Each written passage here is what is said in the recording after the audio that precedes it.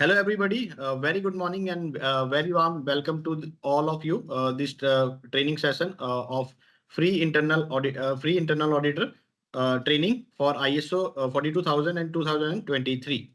This training session is powered by Quality Asia Certification Private Limited, and the tagline of for this training session to get certified for to get certified for internal auditor for the standard AIMS, that is ISO 42001 2023. Sagar, next slide, please. So in this slide, it is shown that structure of this course, but we will be having during the training session further. So firstly, we will start with the introduction of the standard, then followed by the revision and history of the standard, then important concept about the standard. Then next, we will start with the clauses 1 to 4. It includes basically structure, scope, definitions, context of the organization. Then followed by clause number 5, that is leadership. Then we will be explaining the clause number 6, that is planning. Then clause number 7, that is called support. Clause number 8, that is operation. Clause number 9, that is performance evaluation. Followed by the clause number 10, that is improvement. Then annexure A, that is SOA, system of applicability. So that is controls. Then impact on the organization and auditors. And lastly, followed by the internal auditing. Definitions and concepts and how the internal audit is being conducted. Sagar, next slide, please. Thank you. Objective of this course. So basically, what are the objectives of this course? Firstly, gain a clear understanding about the clauses and AI specific requirement of ISO 42001-2023 standard. Then interpret AIMS requirement and apply them within the organization's AI lifecycle and its context. Then next, understanding how the assess of effectiveness of an AIMS in managing AI risk, ethics, and impacts. Learn auditing principle, techniques, and practices based on ISO 19011, 2018, tailored for the AI system. Support the organization in ensuring responsible, transparent, and continual improvement in its AI systems. Next slide. So basically, today's trainer today's trainer is Mr. Atul Suri sir. He is B in electrical and MBA. He is a certified lead auditor for following standards: ISO 9001, ISO 14001, ISO 45001, 50001, 22000, 27000, 13485, and 26000. He is BEE, Bureau of Energy Efficiency, a certified energy auditor. About his professional experience, he has 30 plus years experience in the industry with a strong foundation in engineering and management. Also have 20 plus years of experience as a seasonal management system auditor and trainer, and delivering his expertise across multiple sectors. He also worked with various top-notch certification body as a lead auditor and reviewer like Quality Asia, Intertech, Apave, Moody International, IRQS, and etc. Next. About the Quality Asia. The mission of the Quality Asia is to empower the organization with world-class quality standard and sustainable practices. The vision is to be the leading provider of quality assurance and certification solutions in India. We are NABCB accredited. Quality Asia is accredited from NABCB, that is National Board of Certification Body, which means that our certifications are recognized internationally. We are providing ethical certifications. We are committed to provide 100% audit and compliance services, ensuring transparency, integrity in every certifications we issue. Comprehensive expertise. We have comprehensive expertise. We specialize in ISO 27001, ISO 9001, ISO 14001, and even more ISO standards, offering a full spectrum of certification services tailored with the organization needs. We are also providing free ISO internal auditor trainings like we are providing today. We empower our team with a free internal training, helping you to build internal expertise and maintain a compliance with the international standards. Also, Quality Asia have a global reach with local desk, serving clients across the multiple Indian cities and international locations. We combine global expertise in a personalized local service. We are committed to excellence. Our mission is to support business in achieving and maintaining their certification, unlocking new opportunities, and improving the operational efficiency. Next. About a free live internal auditor training program. Basically, we are providing monthly training programs. Once in a month, we offer a focused training session on a different ISO standard each month, ensuring continuous learning and up-to-date knowledge for the team. Also about the flexible learning options. If anyone of us if anyone misses the training session, so don't bother about it. Our training programs are also available later, viewing through the Quality Asia School on our website, which allows you to learn your own pace. Log on to a Quality Asia website. I'll be explaining how you can access those training videos or training sessions recorded on the website. And about our mission, we are also dedicated to increase awareness about the ISO standards, enhancing internal auditor competence. Our goal is to uplift the industry operational standards by empowering industrial professionals with the knowledge and skills they need to drive the excellence in their organization. Next. So the rise of the AI. So on the date 13th November 2022, that is recognized as a canon event in the world of digital technology. Basically, it's a day when Open AI, that is ChatGPT, was launched, a free chatbot that was present a conversational form of artificial intelligence to the general public. Also, the ability to easily interact with the large language models has appended corporate strategies. I request kindly to mute yourself, dear trainees. Yes, thank you. The ability to easily interact with the large language models appended corporate strategies. Introducing to new business models and threatening existing ones, and had a profound impact on the jobs, entertainment, cybersecurity, and many other sectors of the societies. So basically, these are the effects of rise of AI. Next. Praveen sir, I think the introduction part is over. So Okay. Atul sir will take over this training from All right. here. All right. Noted, Sagar. So now I would like to hand over this training session to our respected Atul Suri sir. I request kindly Atul Suri sir to initiate with the training session. Okay, so good morning to all and welcome you all for attending this training session on ISO 42001 2023. Before formally starting the requirements of the slide, let us first understand how this AI was started. So the rise of AI, so I'll just repeat this slide once again. On 30th November 2022, this was the day when this OpenAI ChatGPT was launched, and it is basically a free chat box which presented a conversational form of artificial intelligence to the general public. And the ability to easily interact with large language models has appended several corporate strategies. So the benefit is introduction of new business models, and at the same time it is also threatening the existing ones.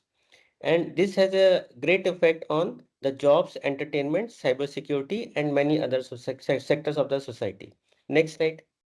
Okay, before starting this ISO 42001 standard, just a recap that we have been conducting this monthly internal auditor training. So as of now, we have already conducted training on ISO 9001, ISO 14001, ISO 45001, ISO 22000, ISO 27001, ISO 26000, and ISO 50001. So in this series, today we are discussing the requirements and understanding of the standard ISO 42001, though this standard, particularly since it was published recently, December 23, so I would say it is still at a very initial beginning stage. Very few organizations worldwide, they are actually, as of now, I would say there are no accredited standards for ISO 42001, because certification bodies or accreditation board are still making the norms for them. So the process has started recently. So, but what is the recognition and how this standard was born?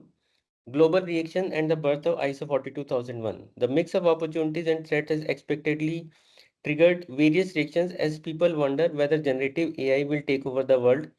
And this so there are legal requirements applicable for this standard also as they are applicable for other standards.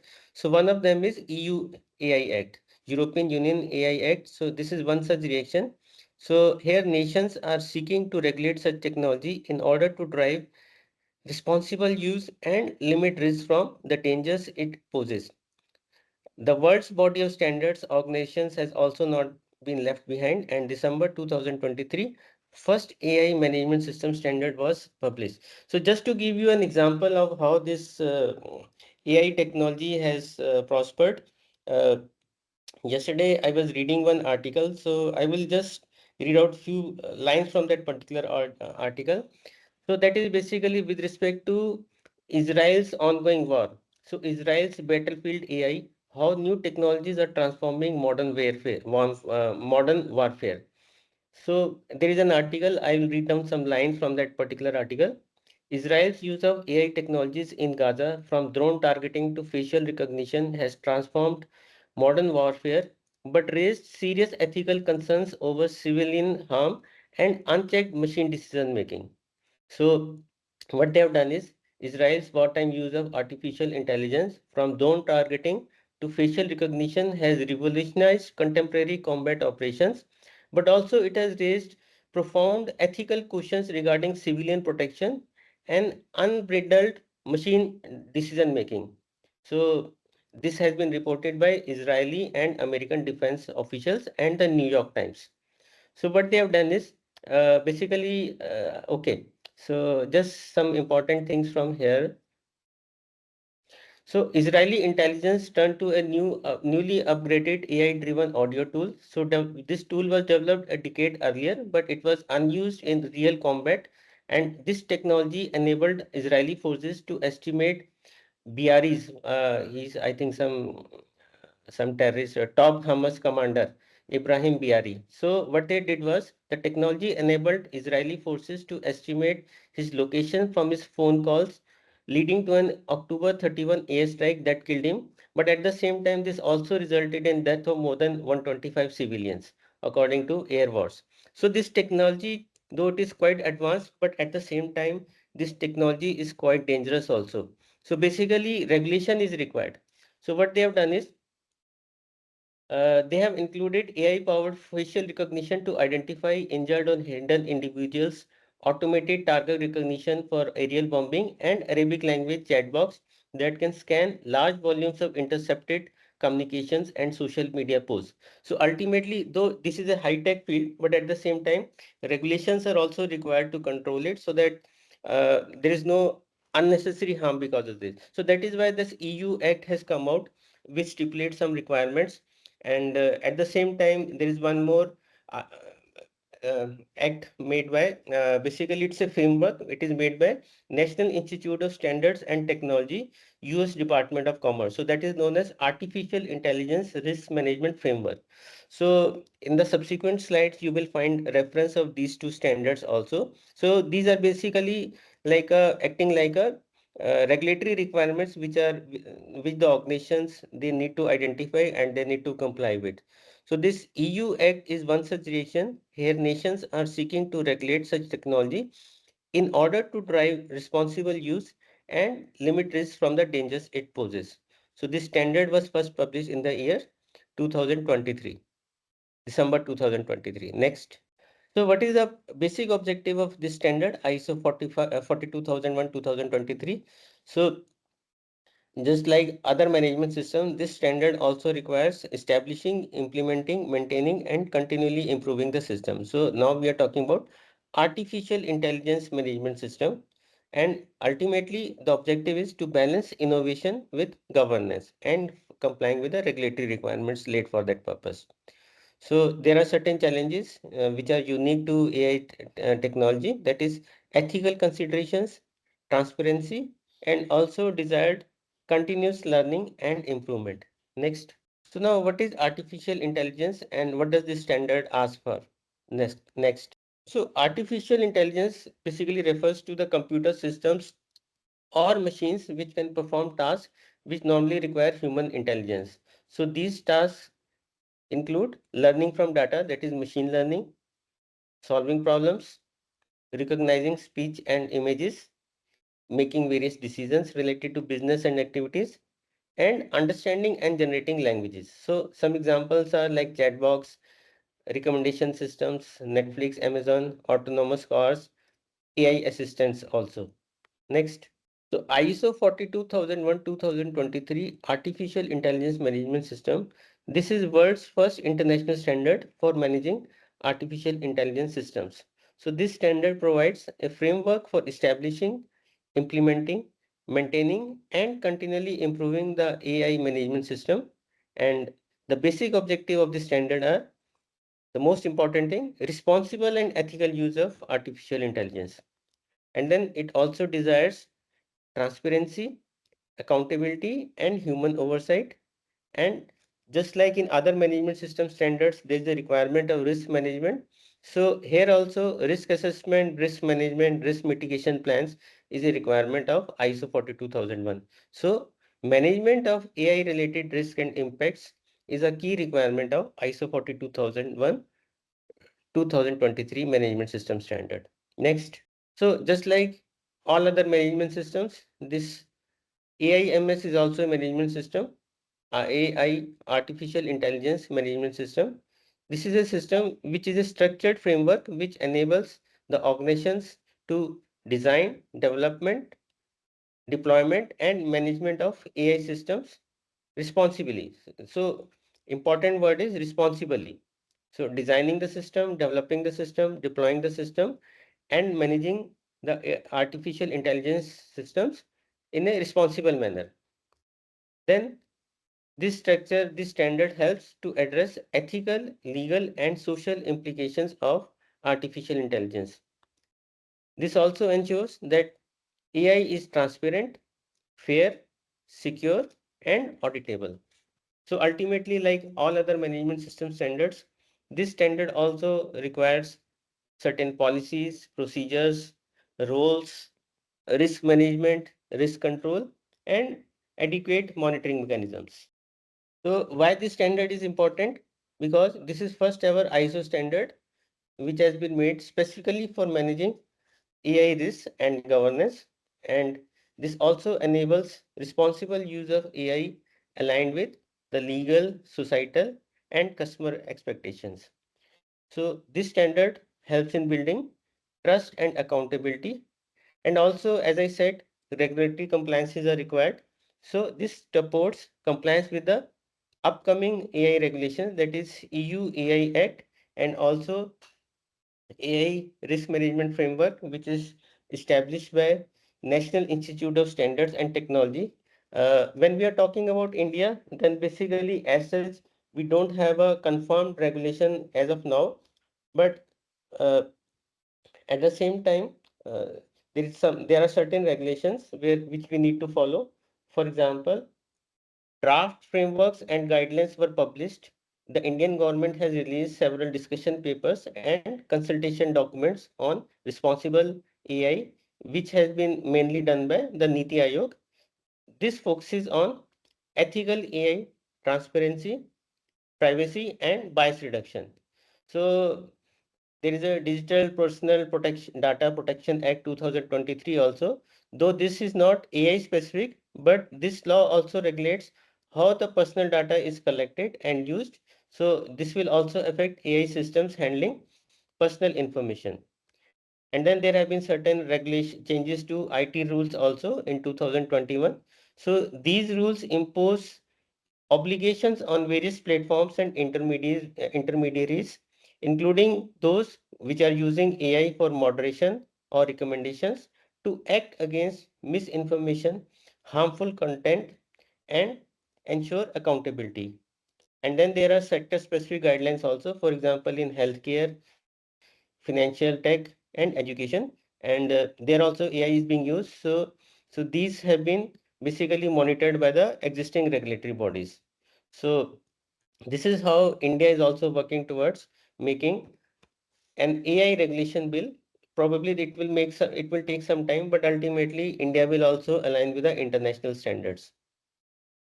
So when you are implementing ISO 42001-2023 in your organization, you need to identify what are the regulatory requirements. Certain regulatory requirements may be upcoming also, but at the same time, you have to ensure that those regulations are identified, or even upcoming regulations are identified, so that your AI management system is based on that. And ultimately, like all other management system standards, this also standard asks for and promotes continual improvement of the management system. Next. So what are the roles of organizations in an AI ecosystem? So there are different roles, because there are, if you see the hierarchy, there are AI providers also, there are AI producers, there are customers, there are partners, there are different regulatory bodies also. So each individual or each role provider has got a unique role and responsibility. So what are these roles and types? Let us take some examples. So there are AI providers. So these are the organizations which supply AI systems or platforms to others. For example, AI SaaS providers and platform vendors. Then there are AI producers. So these are individuals or teams which are involved in design development, testing, deployment, and maintenance of AI systems. So which includes various developers, designers, operators, evaluators, various human factor professionals, various impact assessors, and also government professionals. And then ultimately there are users also, customers, organizations or individuals which are using these AI platforms in their business operations, products and services, and they are responsible for proper use, monitoring and human oversight. Then there are system integrators also, AI partners, which are system integrators, cloud hosts, data providers, Notion vendors, and these are the entities which support the AI systems indirectly. Then there are AI specific topics also, subjects.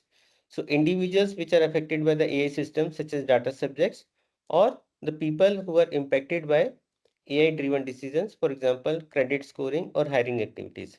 And then there are relevant authorities also. These authorities are policymakers, regulators, statutory bodies which are overseeing these AI compliances, ethics, or legal frameworks. So when we talk about the role, there are different roles. AI providers are there, AI producers are there, customers and users are there, AI partners are there, AI subjects are there, and there are different monitoring bodies, regulatory bodies also. So sometimes an organization can take on multiple roles also simultaneously. For example, a company may be a producer also and user at the same time.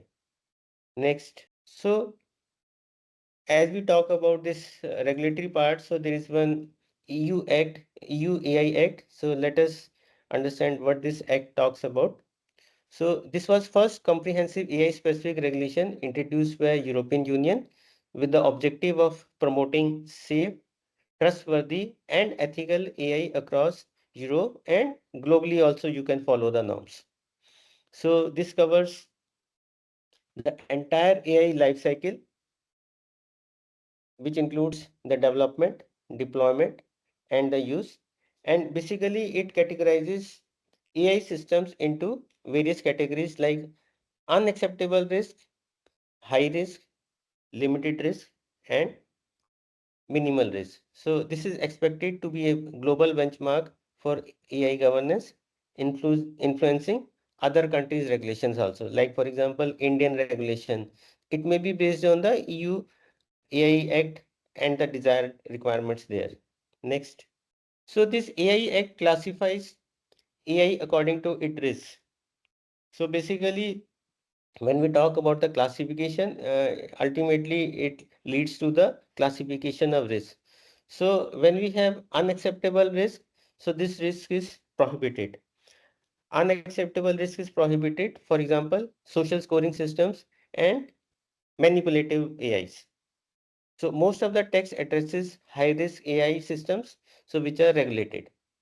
And a smaller section handles limited AI risk subject to lighter transparency obligations, and developers and deployers must ensure that end users are aware that they are interacting with AI chat box, and deepfakes. So this is very important that the end users are aware that they are interacting with the AI, that is chat box and deepfakes.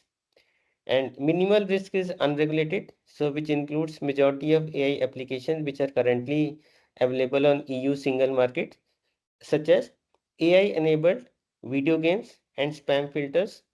So, and this all is with the passage of time, it is also changing. So, if you see the Act's requirements, the majority of these obligations fall on the developers or the providers of high-risk AI systems. So those that intend to place on the market or put into service high-risk AI systems in the EU, regardless of whether they are based in EU or they are in some other country. And also these country providers where high-risk AI systems output is used in the EU. So majority of obligation, it is on those who are developers or the providers of high-risk AI systems. Next. So these deployers are natural or legal persons which deploy an AI system in a professional capacity and not affected end users. So deployers of high AI risk systems have certain obligations, though they have lesser than the providers, that is the developers. And this applies to deployers located in European Union as well as third country users where AI system output is used in the European Union. Then general purpose AI. So all general purpose AI model providers must provide technical documentation, instructions for use, complying with copyright directive, and they should also publish a summary about the content which is used for training. And free and open license general purpose AI models providers only need to comply with the copyright and publish the training data summary unless they present a systemic risk.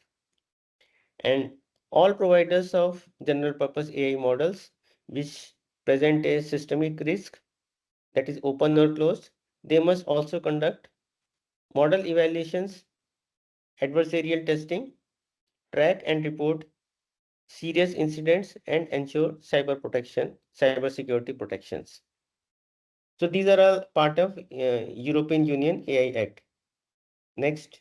So there are certain examples of prohibited AI systems which are mentioned in Article 5 of the Act. So basically AI systems, those which are deploying subliminal, manipulative or deceptive techniques to distort behavior and impair informed decision making, which is causing significant harm. So these are prohibited.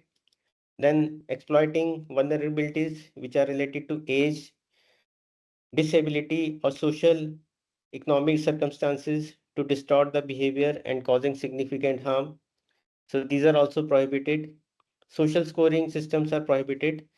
So these systems are basically evaluating or classifying individuals or groups based on social behavior or on personal traits which can cause detrimental or unfavorable treatment of these people. So these are prohibited AI system example. Then assessing the risk of an individual committing criminal offenses solely based on profiling or personality traits, except when which is used to augment human assessments based on objectives, verifiable acts directly linked to the criminal activity.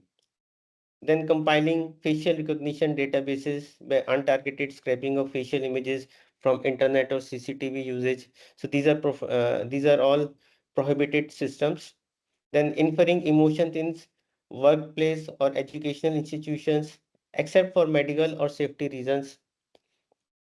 Biometric categorization systems, inferring sensitive attributes, for example, race, political opinions, trade union membership, some religious or philosophical beliefs, or those kind of things, except labeling or filtering of lawfully acquired biometric data sets or when law enforcement categorizes biometric data.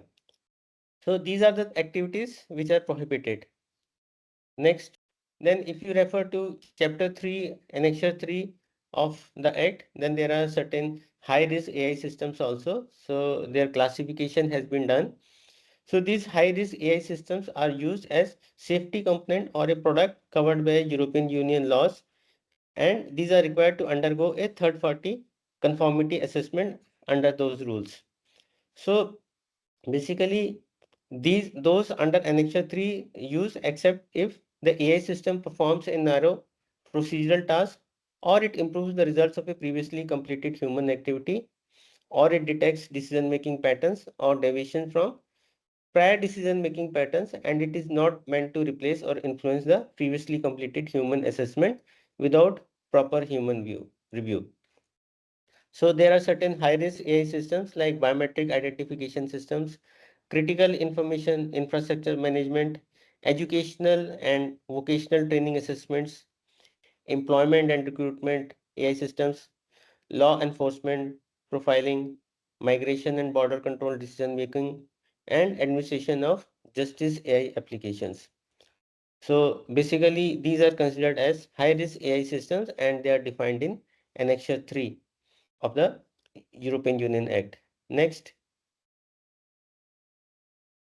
Okay, prior to that, just go to previous slide. So there are certain requirements for high-risk AI providers. So these requirements are mentioned in Article 8 to 17 of the European Union Act, which says that high-risk AI providers, they must establish a risk management system throughout the high-risk AI system's lifecycle. And then they also have to conduct data governance, ensuring that training, validation, and testing data sets are relevant.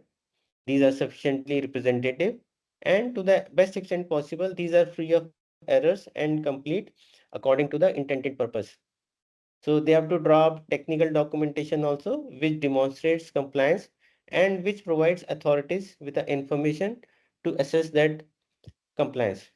And they have to do proper record keeping also. So design their high risk AI systems for record keeping to enable it to automatically record the events relevant for identifying national level risks and substantial modifications throughout the system's life cycle.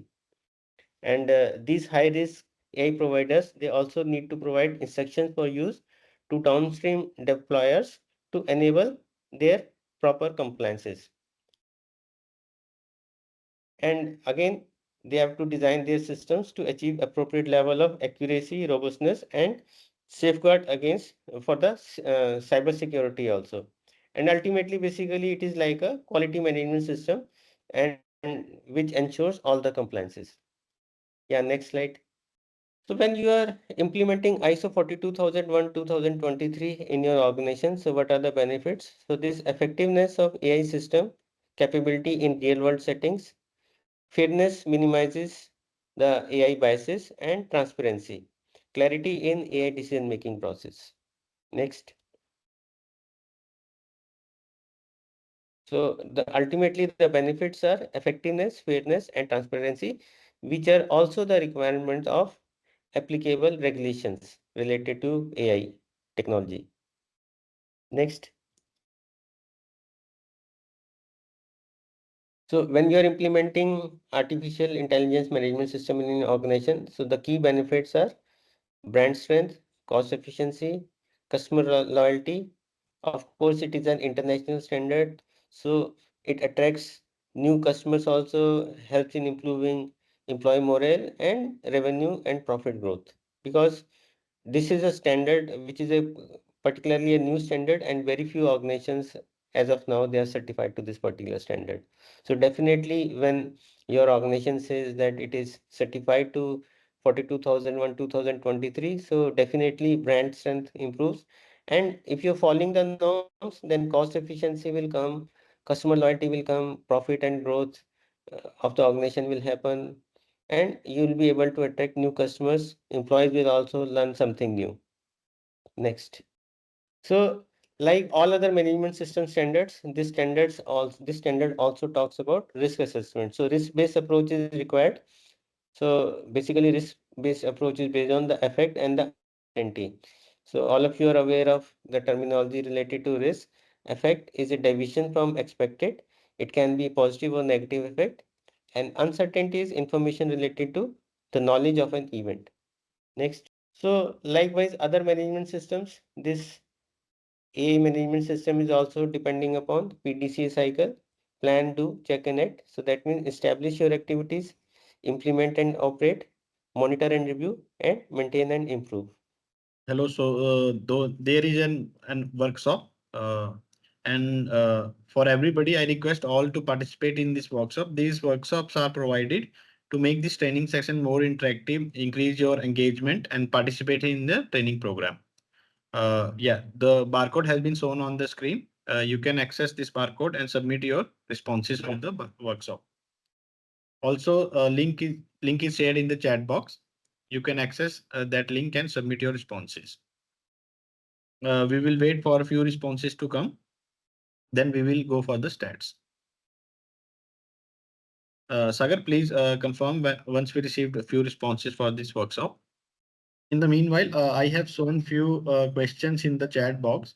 So I just want to let you know that we will be having a question answer session after once we completed this complete training program. Then during that time, we will be answering all your queries. So I request all the trainees and participants to note down your queries or questions regarding this standard or regarding the management system standard 42001.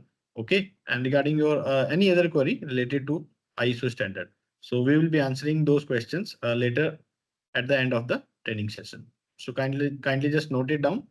We will discuss later. Great. Mr. Rajaswa Kaushik ji had already submitted response. Great, Rajaswa ji. Waiting for me few responses to come. Mr. Devdeep Ghosh submitted. Mr. Sanjay Kumar Rajput ji submitted. Great, Sanjay ji. Great, Devdeep ji. Mr. Rakesh submitted. Great, Rakesh ji. Yeah, so we have received 18 responses. So now we are going with the questions. The first question, what does AIMS stand for? And the answer for this question, correct answer, it is Artificial Intelligence Management System. And 100% responses are the correct ones. So again, congratulations to all who have submitted correct answers. Next, second question, what is the main purpose of an AI management system, AIMS? And the correct answer for this question, to manage the ethical, legal, and operational risks of AI. And also for this question, we have received 100% responses are the correct ones. Again, congratulations to all of them. Question number 3, which international standard provides the framework for AIMS? And the correct answer for this question, it is ISO IEC 42001. Also for this question, we have received 100% answers are the correct ones. Again, congratulations to all. Fourth question, which of the following is a key focus of AIMS? And correct answer for this question, balancing innovation with responsible AI governance. And 85% answers are the correct ones. Again, kudos to all who have submitted the correct answer. Fifth question, which of these challenges is specifically addresses by the AIMS? And the right answer for this question, ethical consideration, transparency, and continuous learning. And for this question also, we have received 100% are the correct answers. So I again congratulate all of them who have submitted their responses and actively participation for the workshops. And during the training session also, we will be having more workshops for the workshop for this training. Now, I would like to hand over the training session to Atul Suri sir to resume this training session. Okay, so let us understand the structure of the standard. Basically, it is also based on high level structure, like all management system standards are based on. So that means there will be total 10 clauses. So there are total 10 clauses, clause number 1 to 10, where 1, 2, and 3 are introductory part, that is the scope, normative reference, and various terms and definitions which are used in the standard. And implementable clauses are clause number 4, 5, 6, 7, 8, 9, and 10. So if you recollect in other management systems also, like 9001, 14001, 45001, 27001, 50,000. So basically all these standards have got 7 implementable clauses starting from clause number 4 to 10. So that means if you want to implement an integrated management system where depending upon the organization, what all system standards certification they have opted for. So this ISO 42001 can also be integrated with their existing management systems for which they are already certified.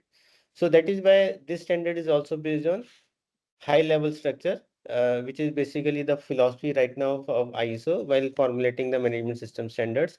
So all ISO management system standards are based on high level structure. So this is also based on that.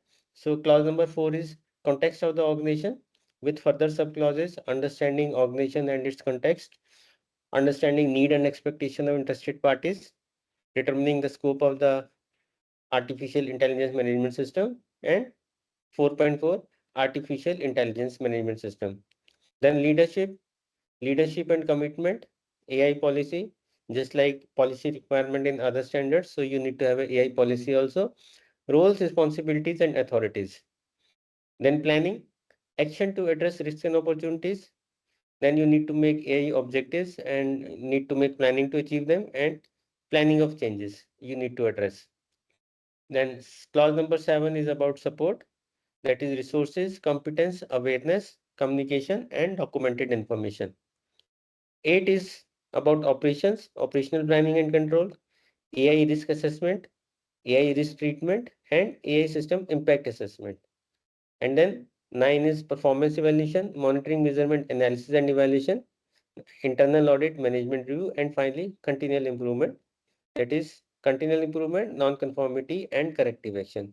So these are the main implementable clauses, clause number 4 to 10. Next.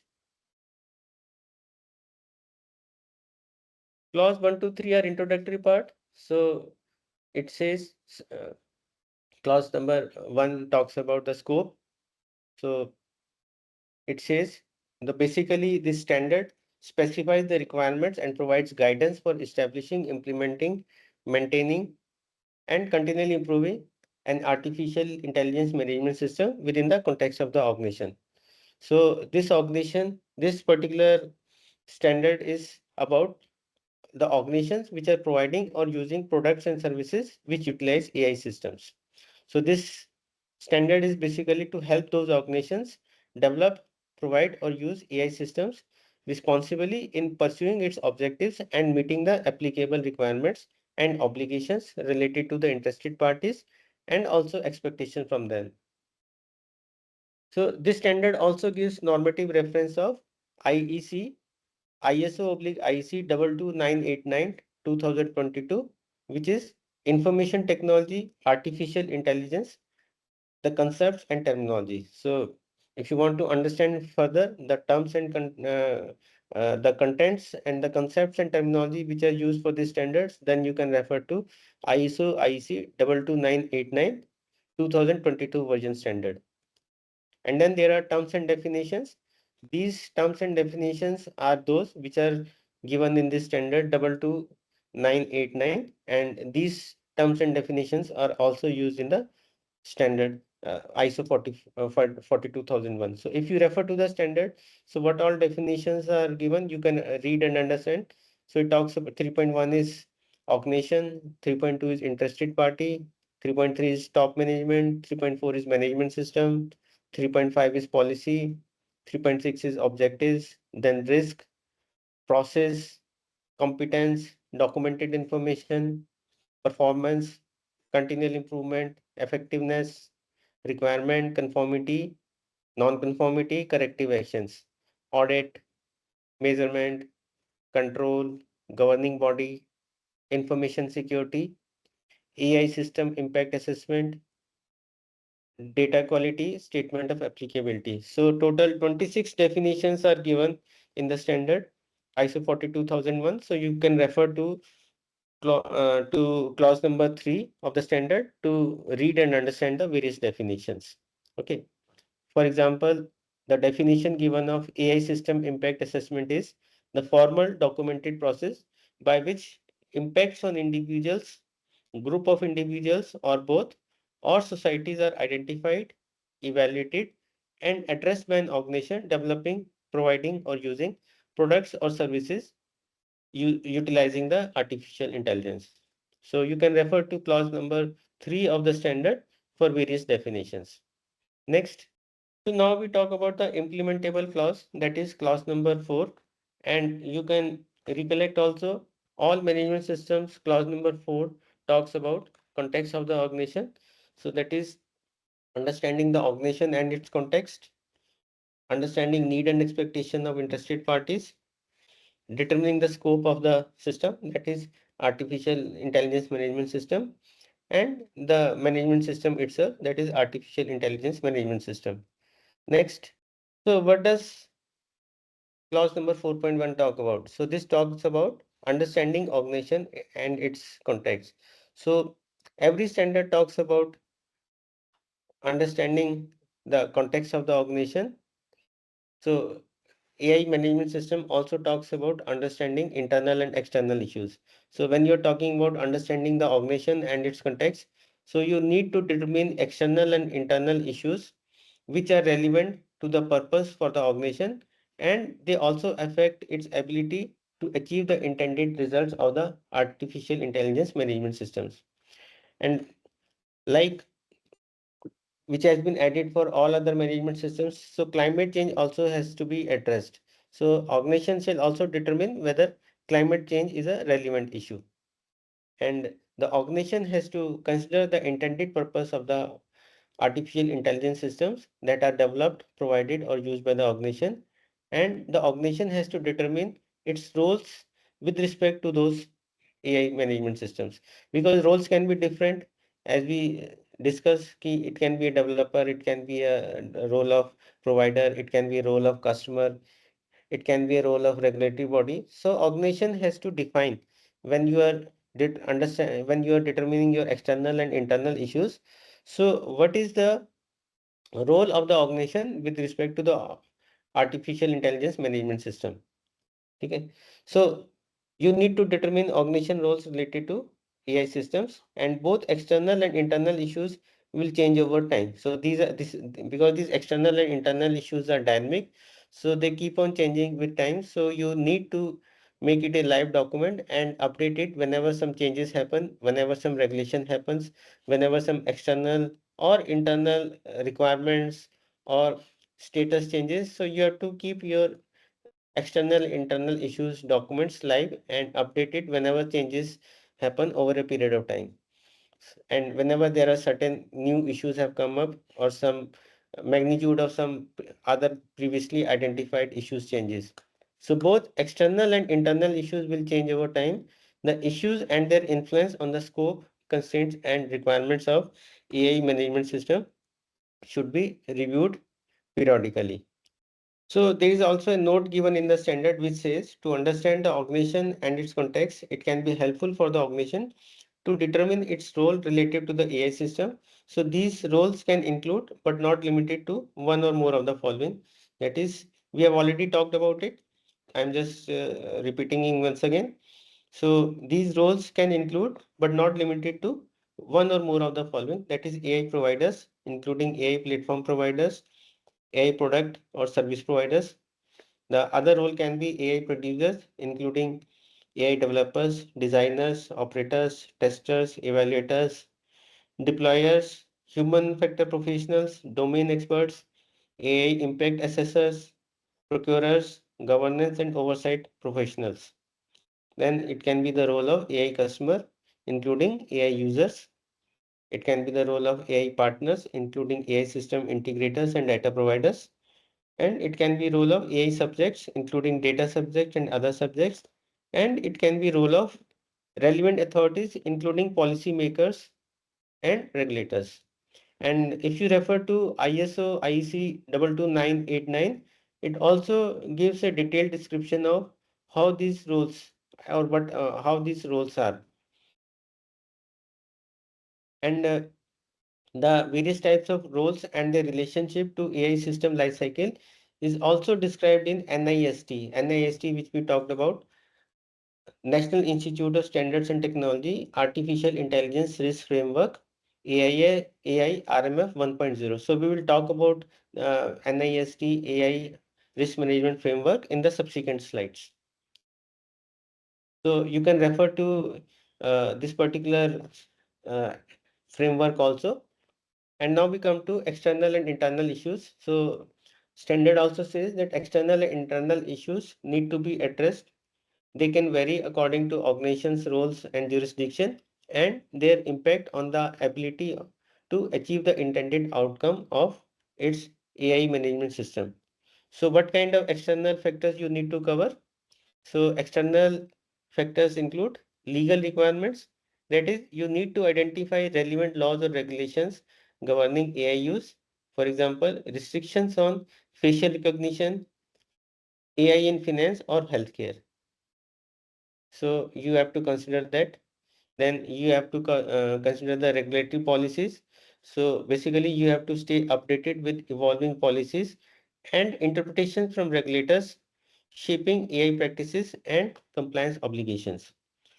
So your external context considerations include applicable legal requirements, including the prohibited use of AI, the policies, guidelines, and decisions from regulators, which can impact on the interpretation or enforcement of legal requirements in development and use of AI system. So first and foremost important thing is that you need to identify the legal requirements, including the prohibited use of AI. And then these regulators also publish time to time certain guidelines, policies, or their decisions. So this can impact your interpretation or your implementation of AI systems. So you have to consider and keep updating your management system accordingly. Next, just 1 minute. So next is ethical and societal norms. So account for fairness, transparency, accountability, and cultural sensitivities in deployment and use of AI and competitive landscape, that is evaluate innovation trends and benchmark against peers to position AI capabilities strategically and responsibly. So one part is the legal requirement, regulatory practice, and then you also have to follow ethical and societal norms, and you have to evaluate your innovation and also what are the competitive landmarks existing in the field. So evaluate innovation trends and benchmark against your peers to position your organization's AI capabilities strategically and responsibly. Next. So like external factors, there are internal factors also to consider. So these factors are based on organizational governance and objectives. So you need to align your AI governance framework, objectives and policies with overall organizational goals to support responsible AI usage. And then there can be certain regulatory requirements also, contractual obligations also, which you have to follow with your customers, vendors or data partners. For example, service level agreements or security or data ethical issues also. And as part of internal factor, you also need to consider intended purpose of the AI system. So define whether this AI is used for internal operations or it is offered externally as a product oblique service, which influences system design, risk, and oversight. For example, if you're booking some ticket from, let us say, Air India app or Air India web, uh, so AI system will try to help you to solve your queries or to make your booking process easy. So this intended purpose of AI system also has to be considered when you are considering the internal factors. So you need to define whether this AI system is used for internal operations or you are offering it for some external help to your customers to ease their process of interaction with your organization or your services. Next. So as I said, climate change action requirement also is to be addressed. So because it's a mandatory requirement now in all management system standards that organization has to determine whether climate change is also a relevant issue and then how you need to implement or address that in your management system. So climate change actions, the requirement of the standard says organization shall determine whether climate change is a relevant issue, and if it is a relevant issue, then how you are going to address it in your internal external issues or need and expectations of interested parties. Next. So the next clause 4.2 is understanding need and expectation of interested parties. So likewise other management system standards Here also you need to identify who your interested parties are, what their need and expectations are, and how you intend to meet or how you monitor their requirements. And this relevant interested parties can also have requirements related to climate change. So what you need to do is determine the interested parties which are relevant to your AI management system, and what are the relevant requirements of these interested parties, that is need and expectations, and how these requirements will be addressed through your AI management systems and how you will do the monitoring. So clause 4.2 is about understanding need and expectation of interested parties, just like for other standards. And you need to identify who your interested parties are, what are their relevant requirements, that is need and expectations, and how you are monitoring, how you are addressing those need and expectations through your AI management system. Next. So as an example, who your interested parties are, your interested parties can be your customers and end users, the various AI subjects, that is data subjects, impacted individual, employees, AI developers, regulatory bodies, legal authorities, your vendors, partners, data providers, society, community, and environmental stakeholders. For example, climate related AI risks. Next.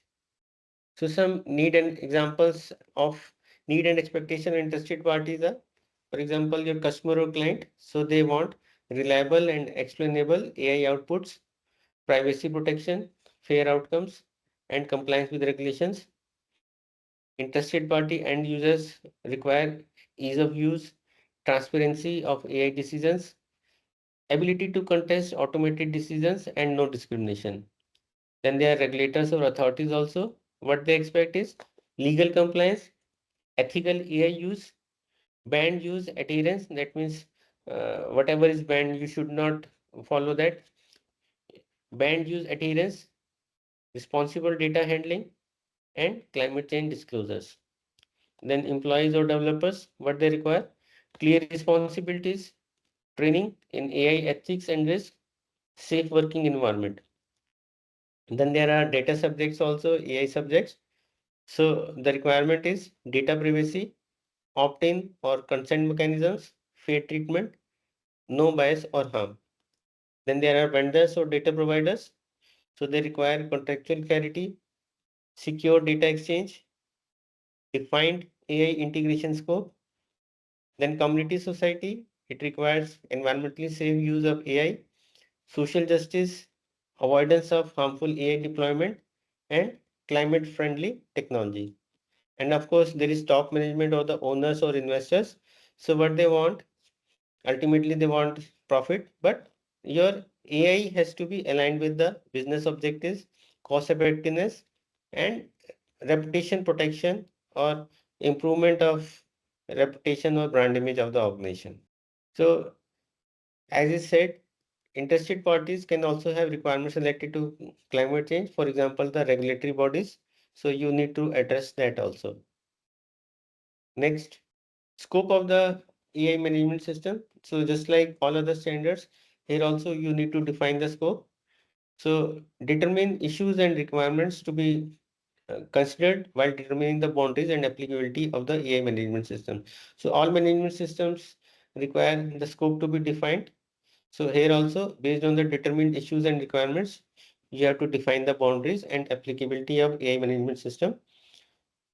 And AI systems, processes, departments, and locations which are covered by the management system, they have to be identified, and what all activities are involved. For example, development, deployment, monitoring of AI system. And this scope has to be available as a documented information. That means the written scope. Next. So one sample is given, sample scope statement. The AI management system of XYZ organization covers. So what is the scope? Development, deployment, and maintenance of AI-based financial decision-making systems across its Bangalore and Pune office. So this addresses risk, ethical use, data protection, and continuous monitoring of AI models. Next. And just like all other management system requirements, you need to develop a AI management system which is explained in or asked for in clause number 4.4, that is establish a management system, implement it, maintain and improve. So organization shall establish, implement, maintain, continually improve and document an AI management system which includes the processes needed and their interactions in accordance with the requirements of the document. Next. So the recap of clause number 4 is basically 4.1, 4.2, 4.3 and 4.4.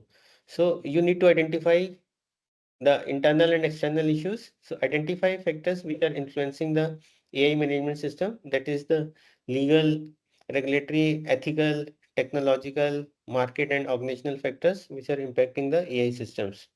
Then 4.2, identify the relevant interested parties, and also you need to address climate change as a requirement. So recognize relevant interested parties, that is the customers, users, employees, regulators, suppliers and society, what their needs and expectations are with respect to AI, because we are talking about AI management system. So here the need and expectations are related to AI. So their AI related needs and expectations, including privacy, transparency, fairness, and compliance. Then, like all other management systems, you need to define the scope and applicability of AI management system. So you need to determine the boundaries considering your internal and external issues, legal requirements, compliance obligations, what AI systems are covered, and stakeholders requirements and the locations, etc. And finally, your commitment to implement the system, establish, implement, maintain, and continually improve the AI management system with the objective of achieving ethical AI objectives, risk management, and societal trust. So next is an exercise. So here there is another workshop. Yes, please show the scanner on the barcode on the screen. Sagar, please share a link in the chat box as well. Thank you. So dear participants, you can just access a barcode on the screen and a link in the chat box to submit your responses for the workshop. We will wait for few responses to come, then go with the stats. Those who have submitted their responses, they can just share message in the chat box. Mr. Bala Subramaniam has already submitted. Great, Mr. Bala Subramaniam ji. Ajay Ranjan ji submitted. Great, Ajay Ranjan ji. Mr. Devdeep Ghosh ji submitted. Great, Mr. Devdeep ji. Sanjay Kumar Rajput ji submitted. Mr. Ramesh Kulandewal submitted. Mr. Bhushan submitted. Great, Mr. Bhushan ji. Mr. Grace Ramesh ji. Mr. Santosh Kumar Anand also submitted. Great, Mr. Santosh ji. Mr. Pintu Raj also submitted. Great, Mr. Pintu ji. Yeah, so we have received 15 responses for this workshop, 16 responses as of now. So we are going with the stats. The first question, what must an organization consider when understanding its context under ISO 42001? And the correct answer for this question, legal regularity and ethical competent factors. And we have received 100% answers are the correct ones. Congratulations to all. Second question, interested parties relevant to AIMS include, and the correct answer, customers, employees, vendors, and society. And also for this question, we have received 100% answers are the correct. Again, congratulations for who have submitted correct answer.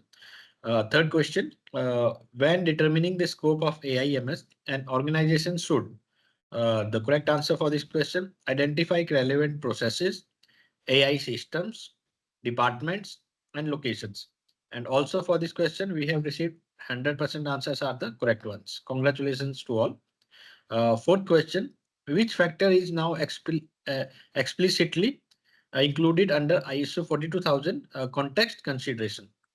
And the right answer for this question, that is climate change as a relevant issue. And for this question, we have received 75% answers are correct ones. Again, congratulations who have submitted their responses correctly. Fifth question, what does clause 4.4 require regarding the AIMS? And for this question, the correct answer is that a documented AI management system is established and continually improved. And for this question, we have received 80% answers are the correct answers. So again, I congratulate all the participants who have actively participated and submitted their responses for this workshop. Thank you. I hand over this training session to Atul Suri sir to resume. Atul Suri sir, please. So now we come to clause number 5, which is leadership. So leadership and commitment, AI policy, rules and responsibilities, and authorities. So these are the 3 requirements in clause number 5.1. In clause number 5. So 5.1 is about leadership and commitment. So leadership and commitment. So basically the top management of the organization, just like in other management systems standards, the top management has to demonstrate leadership and commitment. So with respect to AI management system, what is that leadership and commitment? So that is that ensure that the AI policy and AI objectives are established and they are aligned with the strategic direction of the organization. So top management also has to ensure the integration of AI management system into the organization's core business processes. Then, like any other management system, resources are required for implementation of AIMS also. So top management has to ensure the availability of necessary resources which are required for AI management system implementation. Then top management also has to communicate the importance of effective AI management system. And because see, there are a lot of legal requirements and contractual requirements are also applicable. So within the organization, the top management or the leadership has to communicate the importance of effective AI management system as well as compliance with all applicable requirements. That includes contractual requirements as well as statutory requirements. Then leadership has to ensure that the AI management system which is implemented in the organization, it achieves its intended results. The leadership also has to direct and support individuals working in the organization to contribute to the system's effectiveness. They also have to promote continual improvement and supporting key roles in demonstrating leadership as it applies to, as it is relevant to the responsibilities. So all this is required from the top management, and this is the requirement of clause 5.1, leadership and commitment. Okay, next is AI policy. So like all other management system, there needs to be policy also. So here AI policy is required. So this policy has to be appropriate to the purpose of the organization. And likewise other policies, this policy should provide a framework for setting AI objectives. This policy should also include a commitment of meeting applicable legal requirements, regulatory requirements, and ethical requirements also. And this policy should also include a commitment for continual improvement of the AI management system. So just like other management system standards, this standard also requires an AI policy which is appropriate to the purpose of the organization and which provides framework for setting objectives, which includes commitment for meeting all applicable regulatory requirements, legal requirements, ethical requirements, and which includes a commitment for continual improvement also. Next. So this policy should be documented, so available as documented information, and this policy can be aligned with reference to other organizational policies because you can integrate your AI policy with other policies also like quality policy, environmental policy, occupational health safety policy, ISMS policy, etc. So this policy can be aligned and referred to other organizational policies also. And this policy has to be adequately communicated and understood within the organization. And this policy should also be accessible to interested parties as appropriate. So next is roles and responsibilities, and authorities. So just like other management system standards, here also roles, responsibilities, and authorities are desired to be documented and communicated to the concerned personnel. So top management shall ensure that responsibilities and authorities for relevant AI roles are clearly assigned and properly communicated within the requirement within the organization. So this ensures AI management system conforms to the requirements of the standard. Then reporting on the performance of AI management system to the top management. So your roles and responsibilities have to be adequately defined, and this is the responsibility of top management to ensure that responsibilities and authorities for relevant AI roles are clearly assigned and properly communicated. And then reporting system has to be there on performance of AI management system to the top management, so that the necessary actions, necessary resource provisioning, and other necessary reviews, for example, with respect to the risk assessment or other supporting activities, objectives related to data, achievement of objectives, can be done appropriately. So roles, responsibilities, authorities are also a requirement of ISO 42001 standard. Next. So the recap of clause number 5 is basically 5.1, 5.2, and 5.3. 5.1 talks about leadership and commitment. So top management has to actively promote AI governance, accountability, and responsible AI practices across the organization and provide the necessary resources. Then there has to be a AI management system policy. So organization need to develop and communicate AIMS policy, which can be aligned with other policies also of the organization, aligned with organization's purpose, ensuring commitment to ethical use, continual improvement, and compliance with AI regulations, and assign organizational roles and responsibilities for ensuring that this AIMS meets its requirements, including the roles for AI risk management, ethics, security, and impact assessment, and ultimately promote accountability and resources, ensure availability of desired resources, competencies, and mechanisms for AI governance, risk management, monitoring, and continual learning. Yes, next exercise. So here is the workshop. Yes. Barker has shown on the screen. Sagar, share the link in the chat box, please. Yeah, dear participants, please access the barcode and link in the chat box and submit your responses for the workshop. This workshop. Mr. Abhishek Tandon has submitted. Mr. Abhishek ji, congratulations. Rajesh Kaushik ji submitted. Great Rajaswa ji. Mr. Ramesh Kulandewal submitted. Great Ramesh ji. Mr. Bala Subramaniam ji submitted. Great Bala Subramaniam ji. Mr. Santosh Kumar ji submitted. Great Santosh ji. Mr. Sanjay Kumar Rajput has submitted. Great Sanjay ji. Looking for a few responses. Yeah, we have received 19 responses. So the first question, who is responsible for demonstrating leadership and commitment for AIMS? And the correct answer for this question, top management, and the percentage for this correct answer is 100%. Congratulations to all who have submitted the right response. Next, please. Second question, what should the AIMS policy include? And the correct answer for this question, commitment to responsible AI uses. And 95% answers, we have received the correct ones. So congratulations who has submitted the correct response. Third question, please. Which of the following is a key leadership uh, responsibility under clause 5? And right answer for this question, defining roles and responsibilities for AIMS. And 100% answers are the correct ones. All the answers we have received are correct ones. Congratulations to all.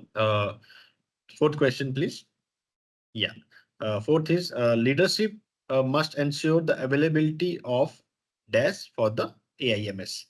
And the correct answer for this question, resource and competence for the AIMS. So 95% answers are correct answers. Congratulations who have submitted a correct answer. Fifth one, last one. Leadership can delegate all accountability for the AI management system to the third party vendors. It is true or false, and basically the answer is false. And 69% participants have submitted their response correctly. So congratulations to all, and also congratulations to all who have actively participating and engaging themselves in these workshops. Thank you. So I would like to hand over this training session to Atul Suri sir to resume. Thank you, sir. So clause 6 is about planning. So again, it has got 3 sub clauses: 6.1, 6.2, and 6.3. So 6.1 is actions to address risks and opportunities. 6.2 is AI objectives and planning to achieve them, and 6.3 is planning of changes.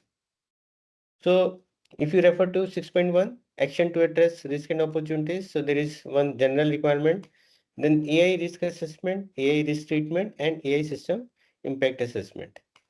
Next. So 6.1 says, help ascertain the risks and opportunities that must be addressed. So guarantee the AIMS meets its intended objectives, mitigate or curb undesired impacts, and foster ongoing improvement.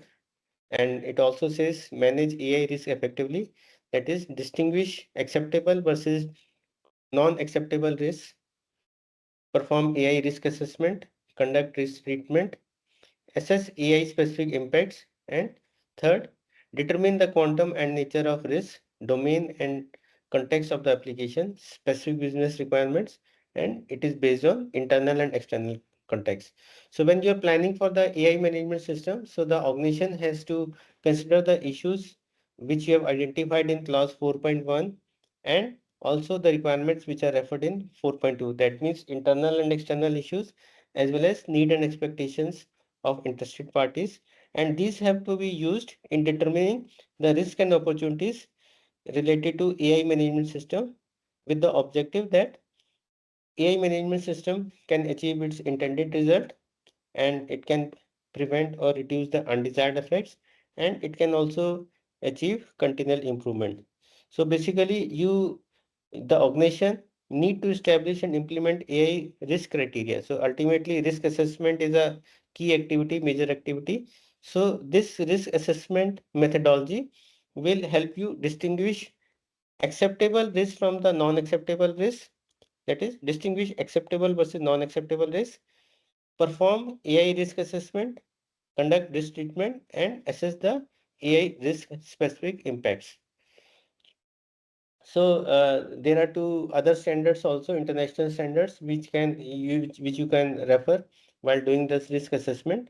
Considerations to determine the amount and type of risk that an organization is willing to pursue or retain. They are provided in two ISO standards, that is ISO IC 38507 and ISO IC 23894. So for further details, you can refer to these standards, and the requirement is that organization has to determine the risk and opportunities according to the domain and application context of an AI system, because role playing of the organization with respect to AI are also different.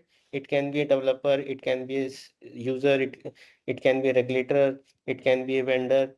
So according to your domain and application context, you need to determine the risk and opportunities and based on the intended use also. And key thing to consider is your internal external issues and need and expectations of your interested parties. So the requirement is determine risk and opportunities and plan actions to address them, and also determine how to integrate these actions into the AI management system processes.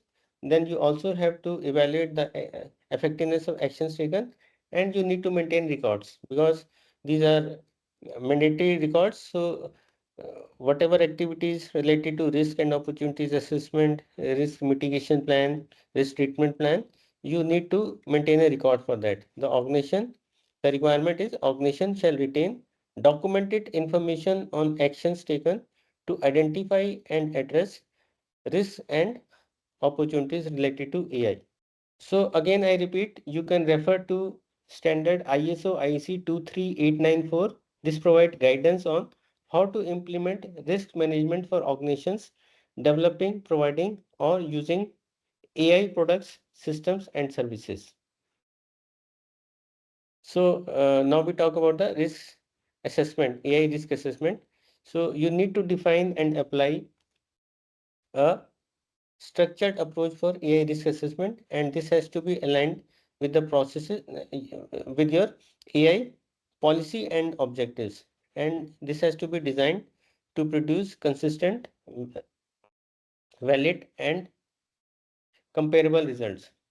So the requirement is that your organization shall define and establish an AI risk assessment process which is informed by and aligned with your AI policy, which you discussed in clause number 5.2, and AI objectives.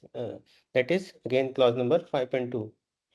And AI objectives which are addressed in the subsequent clause, that is clause number 6.2. So the requirement is that your AI risk assessment process is designed in such a way that repeated AI risk assessment can produce consistent, valid, and comparable results. So basically, the methodology has to be robust because you need to review and update your risk periodically. So the methodology should be such so that whenever you are repeating that AI risk assessment, then you get consistent, valid, and comparable results. And this also includes the identified risk which help in or which prevent achieving its.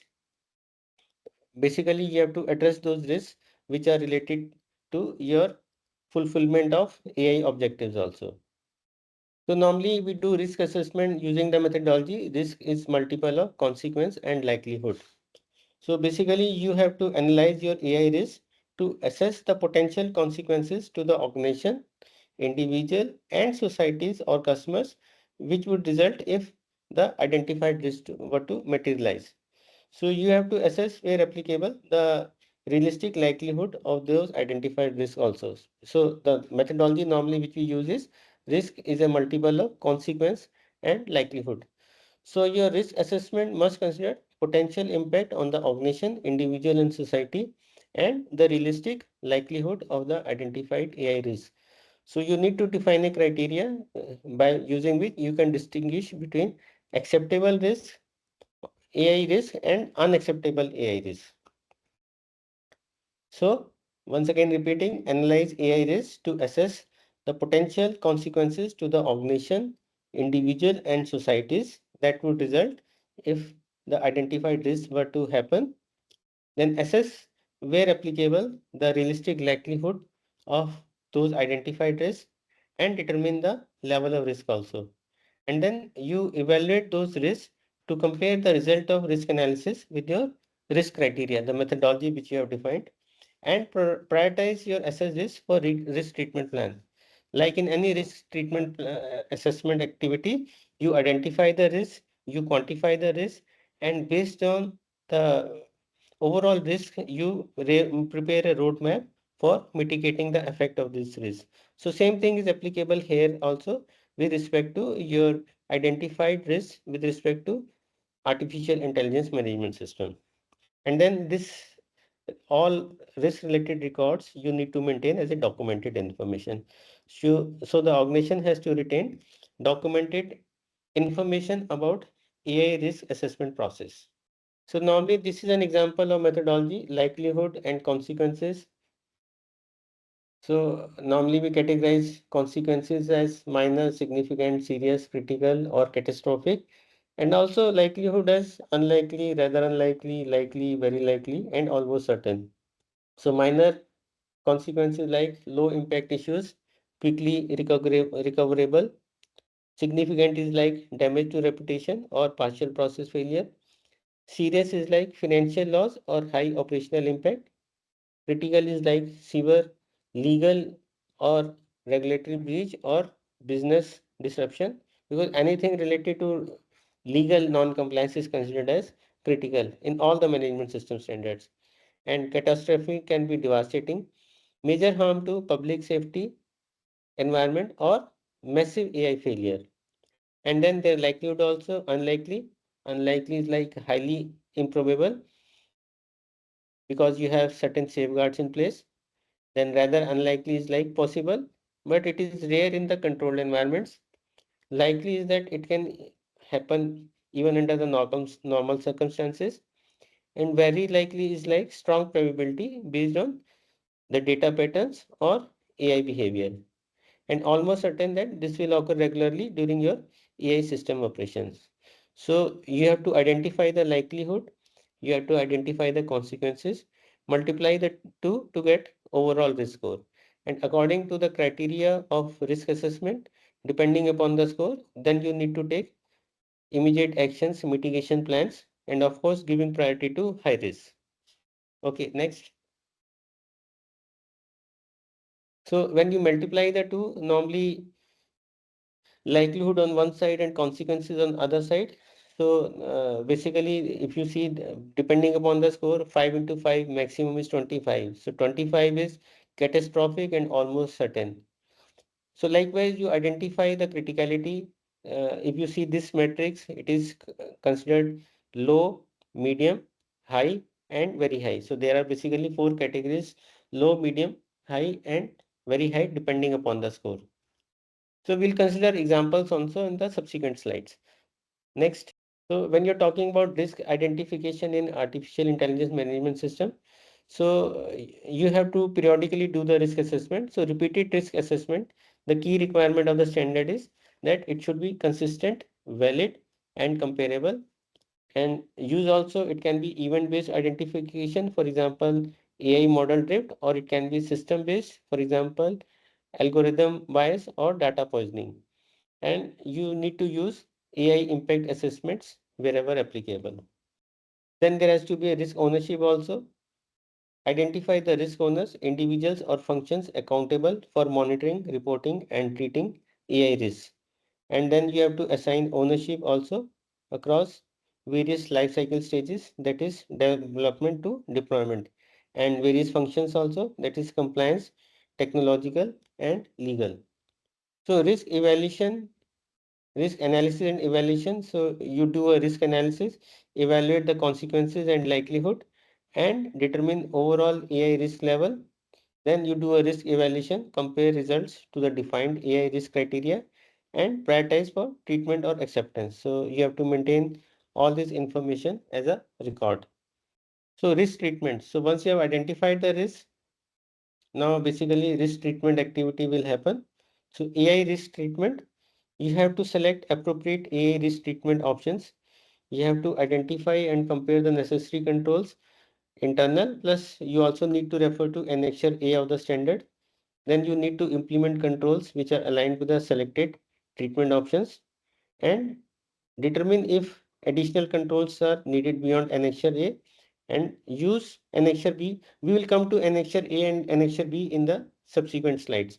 So determine if additional controls are needed beyond Annexure A, and use Annexure B for guidance on implementation of controls.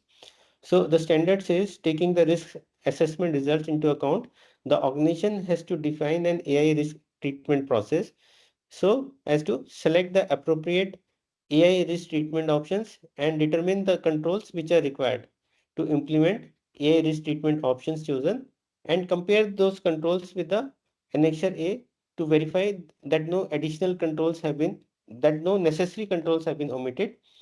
Basically, this Annexure A provides reference controls for meeting organizational objectives and addressing risks related to design and use of AI systems. So basically, you have to consider the controls from Annexure A which are relevant for implementation of AI risk treatment options in your organization. And then you also need to identify if there are certain additional controls are required, which are beyond Annexure A, in order to implement those, because this is basically evolving technology. So there could be some additional controls required which are not even mentioned in Annexure A in order to implement the risk treatment options. And then there is certain guidance given in Annexure B of the standard, so which you need to consider for implementation of the controls which you have identified. So the key point is that the Annexure A controls which are mentioned in Annexure A, so this is not total exhaustive list, and additional control objectives and controls may be required, because again, as I said, this is an evaluating technology. This is a futuristic technology. So certain more controls may be required which are even not addressed in Annexure A. So, but the key thing for you is that organization, if you are implementing some additional controls beyond those mentioned in Annexure A, then you have to design such controls or take them from the existing resources, and you can also basically risk management process can be integrated with other management systems also. For example, you are doing risk assessment in your QMS also, you're doing risk assessment in your information security management system also, you're doing risk assessment for environmental management system, you're doing risk assessment for OSAS also. So wherever you are doing risk assessment, you can even integrate your AI risk management also according to that, because if you are implementing an integrated management system, then your risk assessment may not be a separate document. It can be aligned and merged with other risk treatment or other risk assessment process of the organizations also. And then whatever controls are defined, so you need to, just like in ISO 27001, there is a statement of applicability. So same applicability of statement according to the controls which are given in Annexure A, you have to do it here also. So you need to produce a statement of applicability which contains the necessary controls. And also you have to provide any justification for inclusion and exclusion of controls. So you have to define why such control is applicable or why such control is not applicable for your organization. And this justification for exclusion can also include where these controls are not deemed necessary for the risk assessment and where they are not required by the organization as per the applicable external requirements. So ultimately, you need to formulate an AI risk treatment plan. And again, you have to maintain the related records, and you also have to take approval from the designated management for the risk treatment plan and for acceptance of the AI residual risk. So these controls, they have to be aligned with your objectives, AI objectives. These have to be documented, that is available as a record. And these controls should also be communicated within the organization for awareness and implementation part, and they should also be available to the interested parties as appropriate. So again, some guidelines, risk treatment options. It can be a risk avoidance, it can be risk acceptance, it can be risk reduction or mitigation, it can be risk transfer, or it can be risk increase or risk taking in case that risk is linked with some opportunity also. Next. So as I said, developing the AI risk treatment plan, so you need to consider the controls which are mentioned in Annexure A of the standard for implementing the treatment plans. We will discuss about Annexure A requirements in the subsequent slides. Then consult Annexure B for practical guidance related to implementation. And also make a statement of applicability as you make in case of ISO 27001. So this is a statement of applicability with respect to the requirements of ISO 42001 and includes list of necessary controls and any justification for exclusion and inclusion. So ultimately, you have to make a risk treatment plan, and you have to consider your AI objectives also for that. So the requirement is your AI risk treatment plan has to be aligned with the organizational objectives. So this has to be documented. This has to be adequately communicated within the organization, and this has to be available to the interested parties as appropriate. Next, statement of applicability. So statement of applicability includes documents which includes the controls which are included, and exclusion also if particular control is not applicable, if the risk is not relevant or legal exemptions apply, and these controls can be custom built or taken from other frameworks as we discussed. Next. So this is a sample SOA, but we will discuss about in detail in the when we are actually discussing these controls. So the example is the control A 2.2 talks about AI policy, and the control requirement is the organization shall document a policy for development or use of AI systems. So when we say applicability, non-applicability, we say it is applicable. So the justification is because this policy is required for governance and direction of AI management system, and implementation method is you make a formal AI policy which is approved by the top management, and then this policy has to be adequately communicated and implemented also within the organization. The other control 2.3 talks about alignment with other policies. So organization shall determine where AI intersects with other business policies. So applicability is there because AI may affect data ethics and security policies, information security policies also. So you can cross-reference other policies of the integrated management system, so that can be implemented accordingly. Then the review of policy, AI responsibilities and authorities, reporting of concerns. So these are all different control topics which we will be discussing in subsequent slides. So basically, you have to make a statement of applicability, whether this particular requirement is applicable or not. If it is applicable, for example, here it is written A, then you have to give a justification how it is applicable for your organization, what will be the implementation methodology, and what is the current status. So you have to do a AI system impact assessment also. So for that, you need to define a process. Define a process to assess the potential consequences of AI systems and cover the AI systems deployment, intended use, and foreseeable misuse also. So AI system impact assessment says that the organization has to define a process for assessing the potential consequences for individuals or group of individuals or both and societies which can result from the development, provision or use of AI systems. So basically this AI system impact assessment has to determine the potential consequences this AI systems deployment, intended use, foreseeable, and also you have to consider foreseeable misuse which can have an impact on individuals or group of individuals or both as well as society.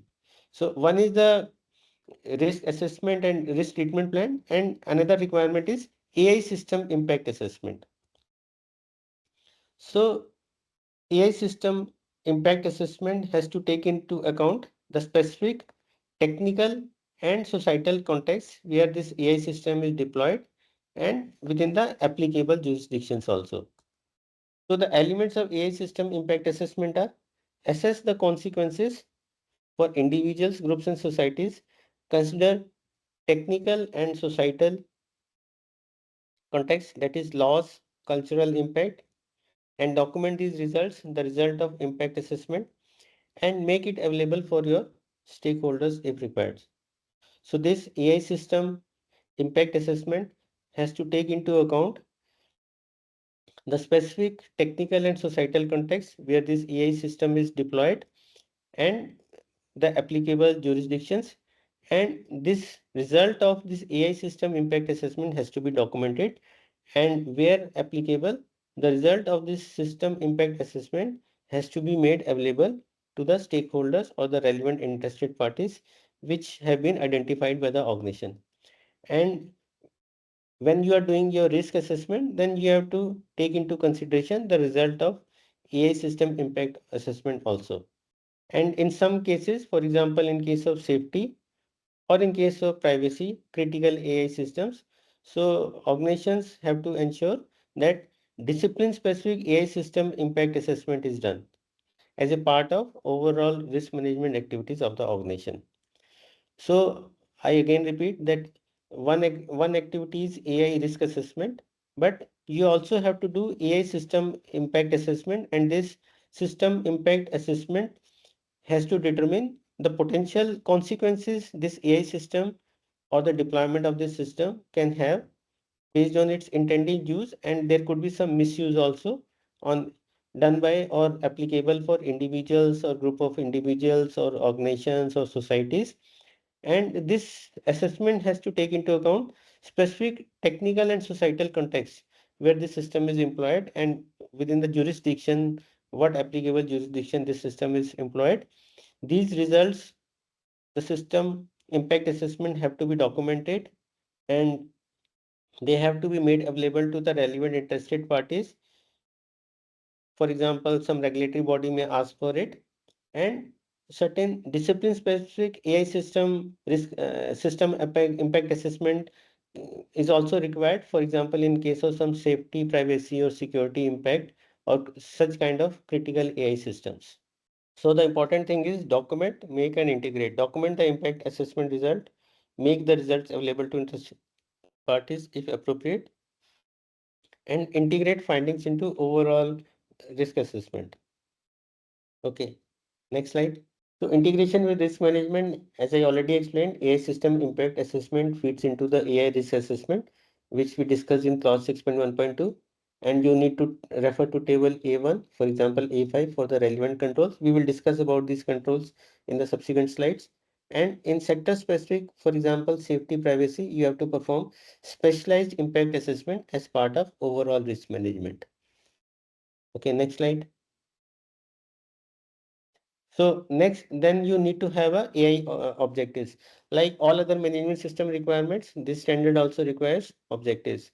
So AI objectives and planning to achieve them. So you need to establish AI objectives and relevant functions and levels, and ensure these objectives are smart. That is consistent with your AI policy. These have to be measurable wherever applicable. These have to be aligned with the applicable requirements. These requirements can be statutory, regulatory, or contractual requirements.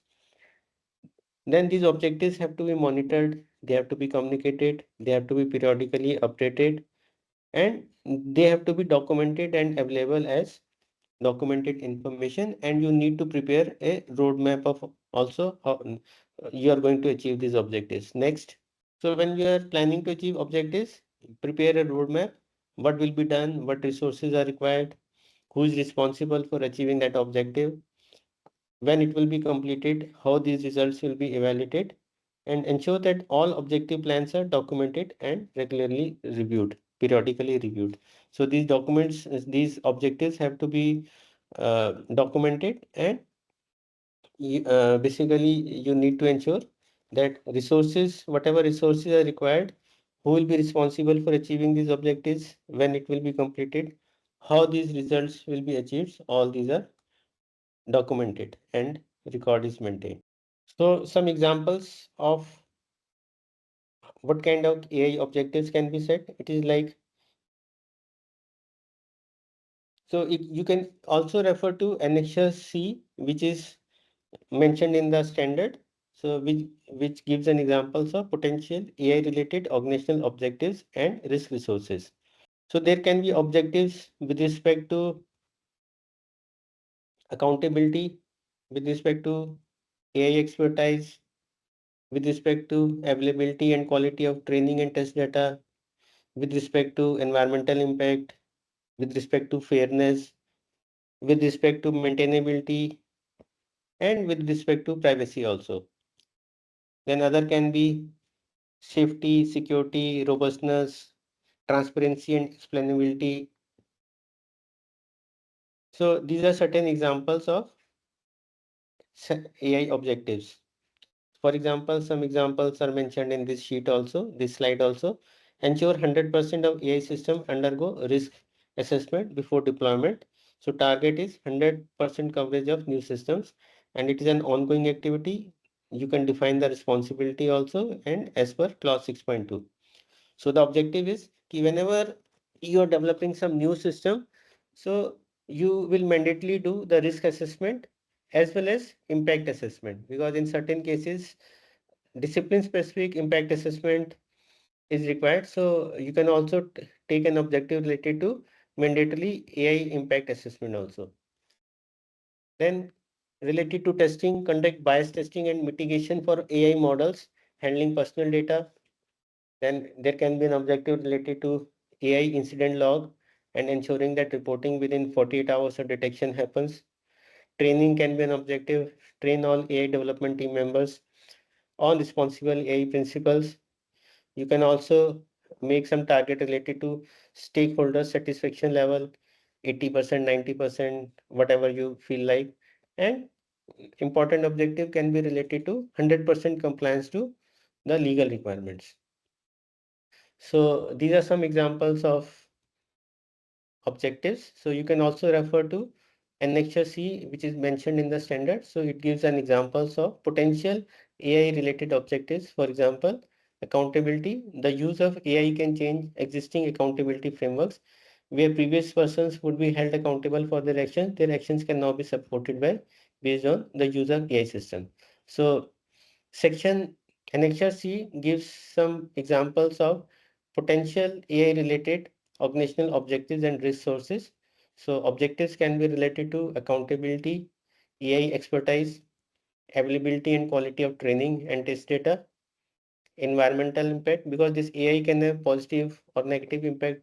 Both kind of impacts are possible on the environment. So some objective related to that can be there. Fairness also, maintainability, privacy. For example, the misuse or disclosure of personal and sensitive data health record can have harmful effect on data subjects. So for maintaining privacy, you can have some objective related to AI. You can have some objective related to robustness and safety also, security also, transparency and explainability also. And then Annexure C also identifies certain risk sources which you can refer to, like for example, complexity of environment. When AI systems operate in complex environments where the range of situation is broad, there can be uncertainty on the performance and therefore a source of risk. For example, complex environment of autonomous driving. Then lack of transparency and explainability is also a resource. So the inability to provide appropriate information to interested parties can be a source of risk. For example, in terms of the trustworthiness and accountability of the organization. So you can refer to clause C, Annexure C of the standard for further details. Next, the planning of changes, as is the requirement of all management system standards, you need to plan for the changes and you need to have a documented management system standard procedure for how you will handle the changes. So changes to the AI management system shall be carried out in a planned manner to avoid unwanted consequences. So this is the requirement of clause 6.3, planning of changes. So planning of changes standard says whenever an organization determines the need for changes to the AI management system, then these changes shall be carried out in a planned manner following your procedure for change management. So recap of clause 6 is, so basically it talks about addressing risk and opportunities, identify risk and opportunities which could impact the achievement of intended outcome of the AI management system and take necessary actions to manage them. Then you need to establish AI objectives. So these objectives have to be measurable, clear and consistent objectives for AIMS, and these have to be aligned with the AIMS policy, your ethical AI principles and compliance requirements. And you can refer to Annexure C of the standard, which gives certain examples of what kind of objectives can be set for AI management system. So you can refer to that. So when you define your objectives, then you need to make an action plan also. So define what will be done, what resources will be required, who will be responsible, what will be the timelines, and how these results will be evaluated to achieve AIMS objectives. Then you need to plan overall AI risk management, conduct AI risk assessment, risk treatment, and impact assessment. So basically, there are three requirements: AI risk assessment, then you have to make a risk treatment plan, and mandatory do impact assessment also, and this can be a discipline specific risk assessment also depending upon the sector in which you are developing the AI use. And you need to maintain documented information for all the risk handling related activities. And last, when you are changing anything in the management system, so you have to prepare for changes, plan and manage changes to the AIMS proactively, ensuring continuity, compliance, and continuous improvement. Okay, next. So now there will be an exercise, and after that exercise, we will have a 15 minutes tea break. All right, sir. It is noted. So yes, so Barcat has shown on the screen for this workshop particularly, and Sagar, please share the link in the chat box.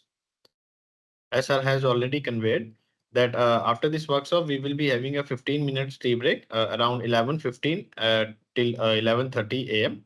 and we will start the training session at sharp at 11:30. So dear participants, please be noted this, and we will wait for few responses to come for this workshop, and we will initiate the stats for the responses. And also for the information, I have seen that many of the participants are asking question in the chat box. So I repeat again for their information that once this training session is been completed in the evening, we will be having a question answer session for all related to your queries. or if you have any chance miss any topic or any subject during the training session, you can ask your queries regarding that particularly topic at the last of the training session. So I again request kindly note down your queries and note down your subjects that you have missed by any chance. We will discuss during the question answer session, particularly. Correctly. So now Mr. Prabhakar ji has submitted. Mr. Rajesh Kaushik ji has already submitted the response. Deep Devdeep ji Ghosh ji submitted. Mr. Balasubramaniam ji submitted. Great Balasubramaniam, great all of them who have submitted the responses. Sanjay Kumar ji submitted. Mr. Abhishek Tandon has submitted. Mr. Bhushan, Ravi Bhushan has already submitted. Mr. Santosh Kumar have submitted. Mr. Ramesh Kulandewal have submitted. So we have received 16 responses, 17 responses for this workshop. So now we are going to the stats. The first question for the workshop: what must organization identify when planning for AIMS? And the correct answer for this particular question: risks and opportunities. And 100% answers are the correct answer. So congratulations to all. Next, please. Which of the following is a part of AIMS objective? And the correct answer for this question: achieving responsible AI uses. And this is the correct answer. And 95% answers are the correct ones. Congratulations to all. Next, please. Third question: AI risk assessment should be performed. And the correct answer for this particular question: at planned intervals during the significant changes. And out of 21 responses, we have received 100% responses are the correct answer for this question. Again, congratulations to all. Next, please. The fourth question: what must an organization plan related to AI objectives? And the correct answer for this question: scope and timeline for achieving them. And 100% answers are the correct answers. Next, please. Congratulations to all. Yeah, fifth and last question for this workshop. Organizations should manage changes to AIMS without planning.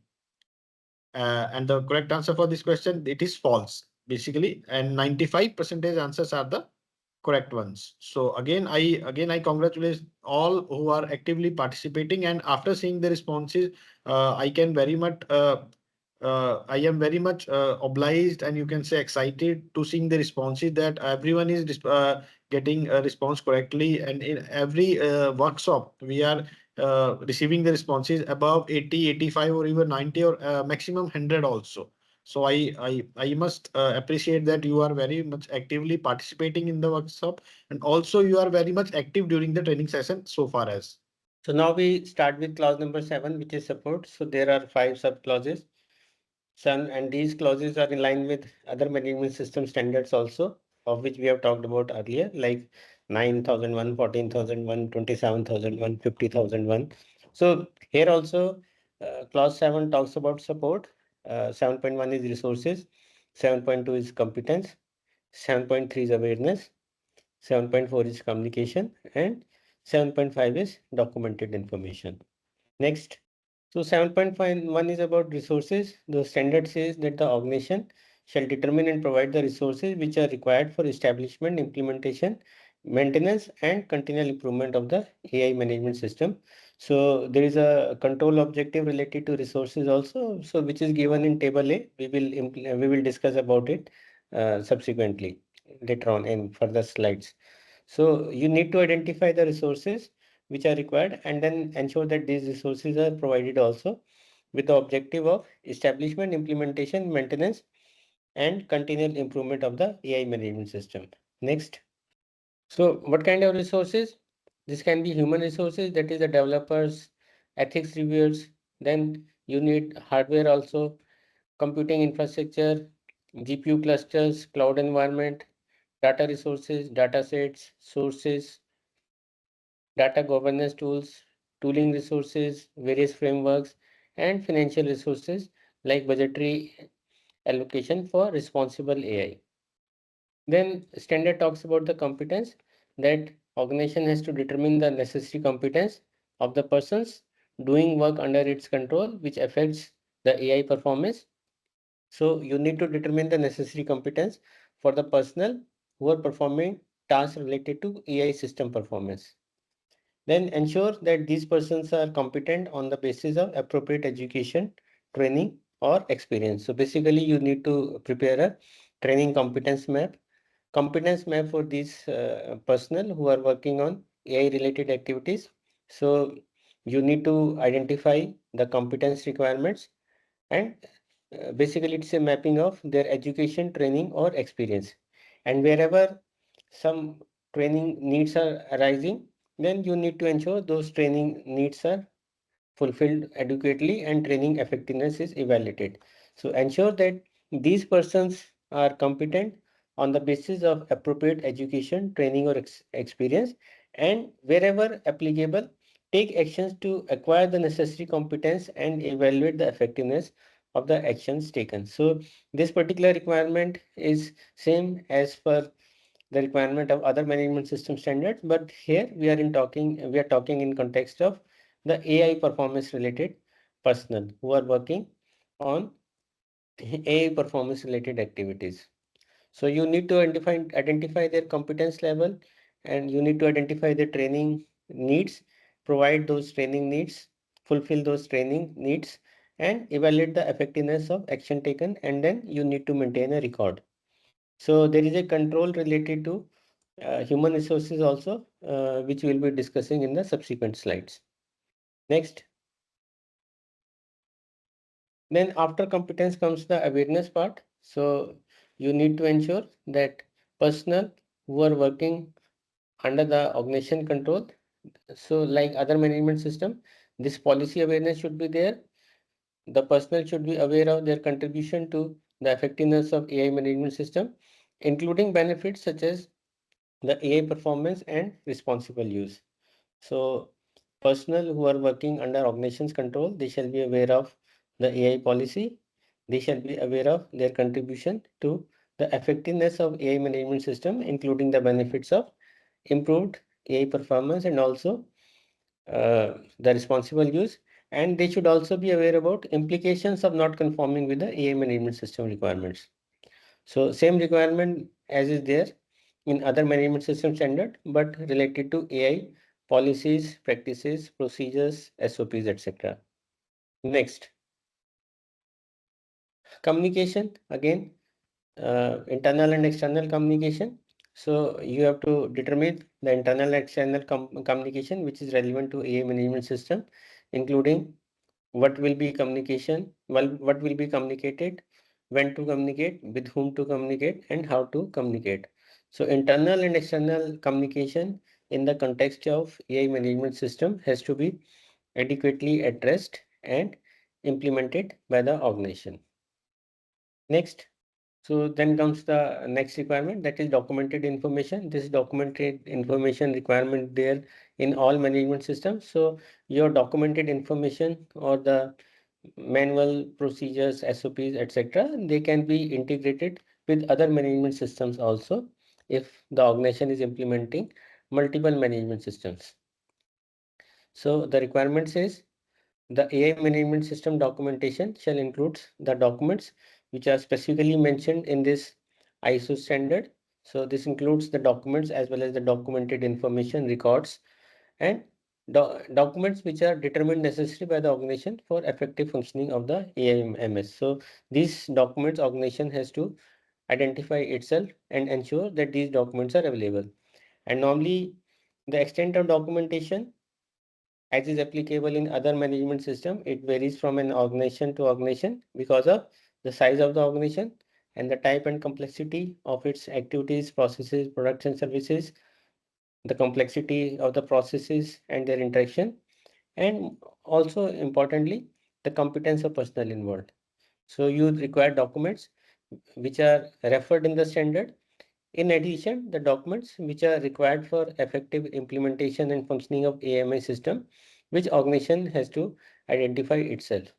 And there is a flexibility in terms of what kind of documentation is required because it depends on the size and complexity of organization, the nature of various activities related to AI, products, activities and services, and also related to the competence of personnel. Next. So likewise, in other management system standards, there has to be a methodology for creating and updating your documented system related to AIMS. So ensure proper creation and maintenance of documents. So that is identification and description in terms of title, date, reference, author, etc. So in terms of formatting and media, so it can be language, it can be software version, graphics, media, paper, electronic, etc.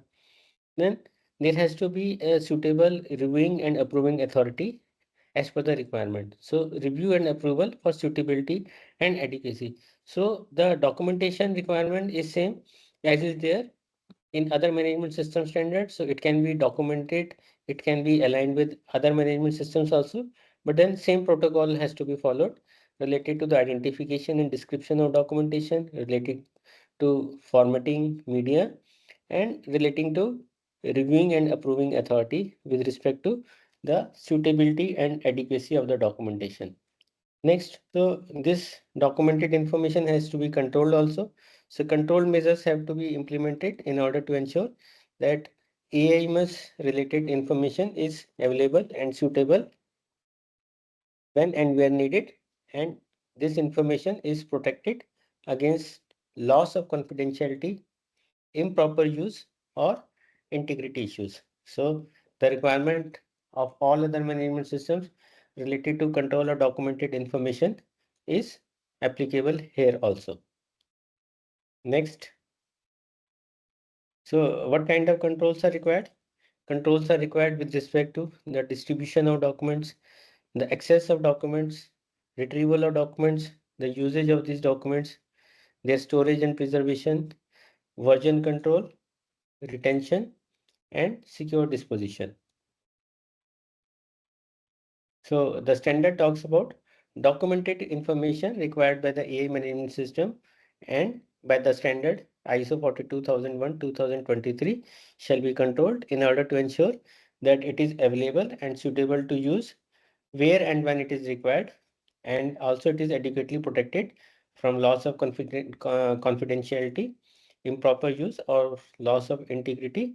And for that, organization has to address as applicable the distribution, access, retrieval, and use of the documentation, the storage and preservation, including the preservation of legibility, the control of changes, that is the version control, the retention and disposition. So like in other management system standards, documents of external origin also need to be identified, like we refer to some ISO IC standards, or this standard itself, it is a document of external origin which is referred by the organization while implementing its AIMS. So as in other standards, you prepare master list of internal documents, master list of external documents and their controls, and then you have a reviewing authority, approving authority for various documentation. You have a version control, issue number control, revision control, whatever system methodology you're following for other management system standards. So same methodology you can follow for this AIMS system also. And then you need to maintain it records also. So important is because you're referring to external origin documents in this case. So you need to identify those external origin documents. These documents can be national or international standards, and also the compliance obligations, national or international, acts and rules related to artificial intelligence, which the organization is following. So all these have to be identified in the list of external origin documents, and their whenever some changes are there to the external origin documents with respect to the standard, or with respect to some amendment, or with respect to some change in the regulatory requirements, so all those things have to be identified, and accordingly you're documented, updated, and you have to ensure proper distribution, access, retrieval, adequate use of these documents. You have to ensure storage and preservation of these documents, including the preservation of legibility, and you have to follow your methodology for retention and disposition of documents, and you need to ensure the control of changes also. Yes, next. So the recap of clause number 7 is basically 5 sub-clauses are there: 7.1, 7.2, 7.3, 7.4, and 7.5. So resource management, determine and provide adequate resources, human resources, infrastructure, technological resources for establishing, implementing, maintaining, and continually improving the AI management system. Then you require the competence also. Ensure that personnel who are involved in AI related tasks are competent based on education, training, and experience. And wherever training gaps exist, training needs are identified, provide additional training, and then evaluate the effectiveness of trainings also. Ensure awareness, that is, the employees are aware of the AIMS policies, objectives, procedures, how they are contributing to its success, and also the consequences of not complying with the policy objectives or the related procedures. Then external and internal communication also be addressed as per the relevance to the AI management system, including what to communicate, when to communicate, with whom to communicate, and how to communicate. And then documented information like your procedures, manual, policy, objectives, SOPs, formats, risk assessment plan, risk treatment plan, AI impact assessment record. So all these are documented information. So you need to maintain necessary documentation which are there to support the AIMS and ensure their appropriate controls like creation, updation, protection, retention, disposal in order to maintain the evidence of operational effectiveness of AI management system. Yes, next there is a exercise. Yes, sir, there is a exercise workshop. Yeah, sir. Sagar, please share a barcode on the screen and also link in the chat box. So I request all participants to submit maximum responses for the workshop. Noted, Sagar. Thank you. We will wait for few responses to receive. Then we will go with the stats of the responses. All right. So we have started with the receiving the responses. Mr. Rajas Kaushik submitted the response. Great, Rajaswiji. Mr. Bala Subramaniam submitted the response. Great, Bala Subramaniam ji. Mr. Devdeep Ghosh submitted the response. Great, Devdeep ji.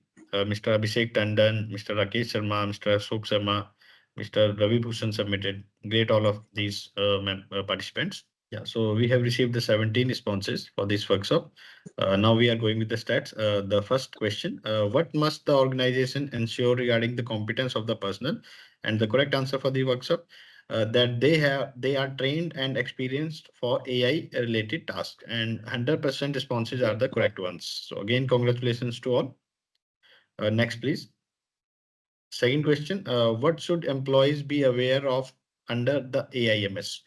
And the correct answer is importance of AI governance and their role. And 100% answer are the correct answers. Again, congratulations to all. Next, please. Third question, what should the organization define for communication? And the correct answer for this question, what to communicate, when, with whom, and how. And 100% answers are the correct answers. Next, please. Congratulations to all once again. Fourth question, what is required to ensure consistency and traceability of AIMS operations? And correct answer for this question is documented information. And again, 100% answers are the correct one answers. Again, congratulations to all. Next, please. Fifth question, AI management system documentation must be controlled to ensure it is updated, protected, and accessible. And this statement is true. And 94% answers are the correct answers. So I again congratulate all the participants who are actively participating and submitting their responses for all of these workshops. Congratulations and thank you all. Now again, request Atul Suri sir to resume the training session. Thank you.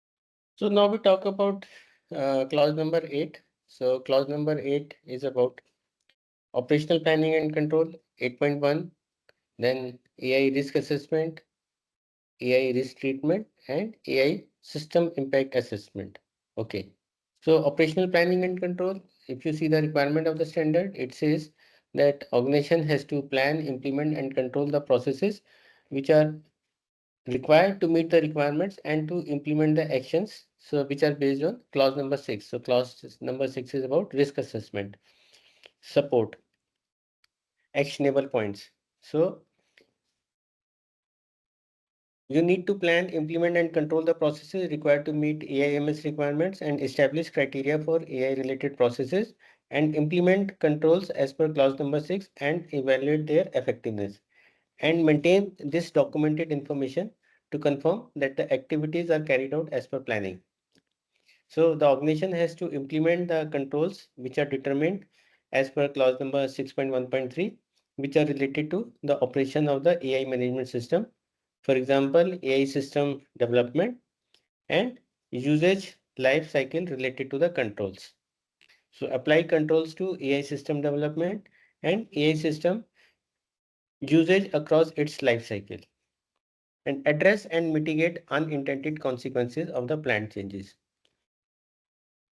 So basically, whenever you are planning some changes, you have to control those planned changes and you have to review the consequences of unintended changes also and take action to mitigate any adverse effects as per the requirement. So these controls externally, you also need to control externally provided processes. That means if any part of your AI management system or AI development activities, processing activities, products or services relevant to the management system, which you are outsourcing, so you need to have a adequate control also for that. And we will also refer to annexure A and B for what kind of reference controls are there, and there is a implementation methodology also for that. So 8.1 is about operational planning and control.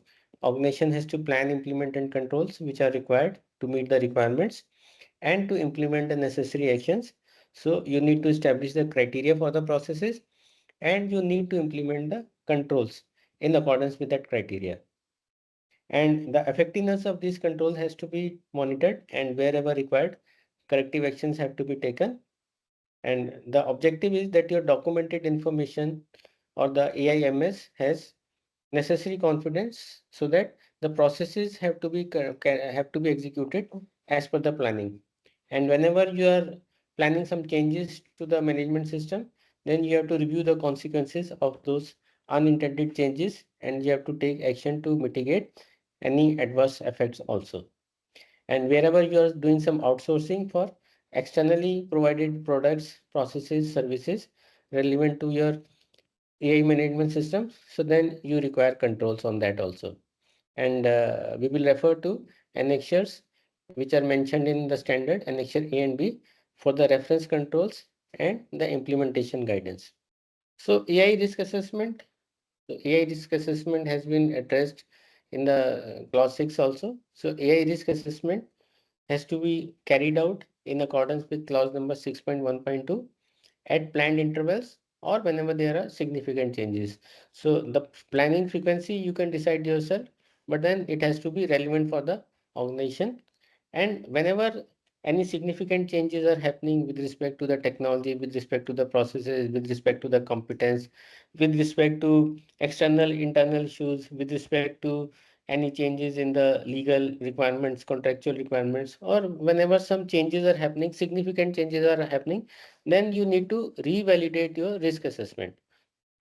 So planned intervals, let us say once in a year, or whenever significant changes are happening, then you need to do the AI risk assessment or revalidate it. So conduct AI risk assessment at planned intervals, for example, annually, and whenever significant changes are proposed or then they occur in the system.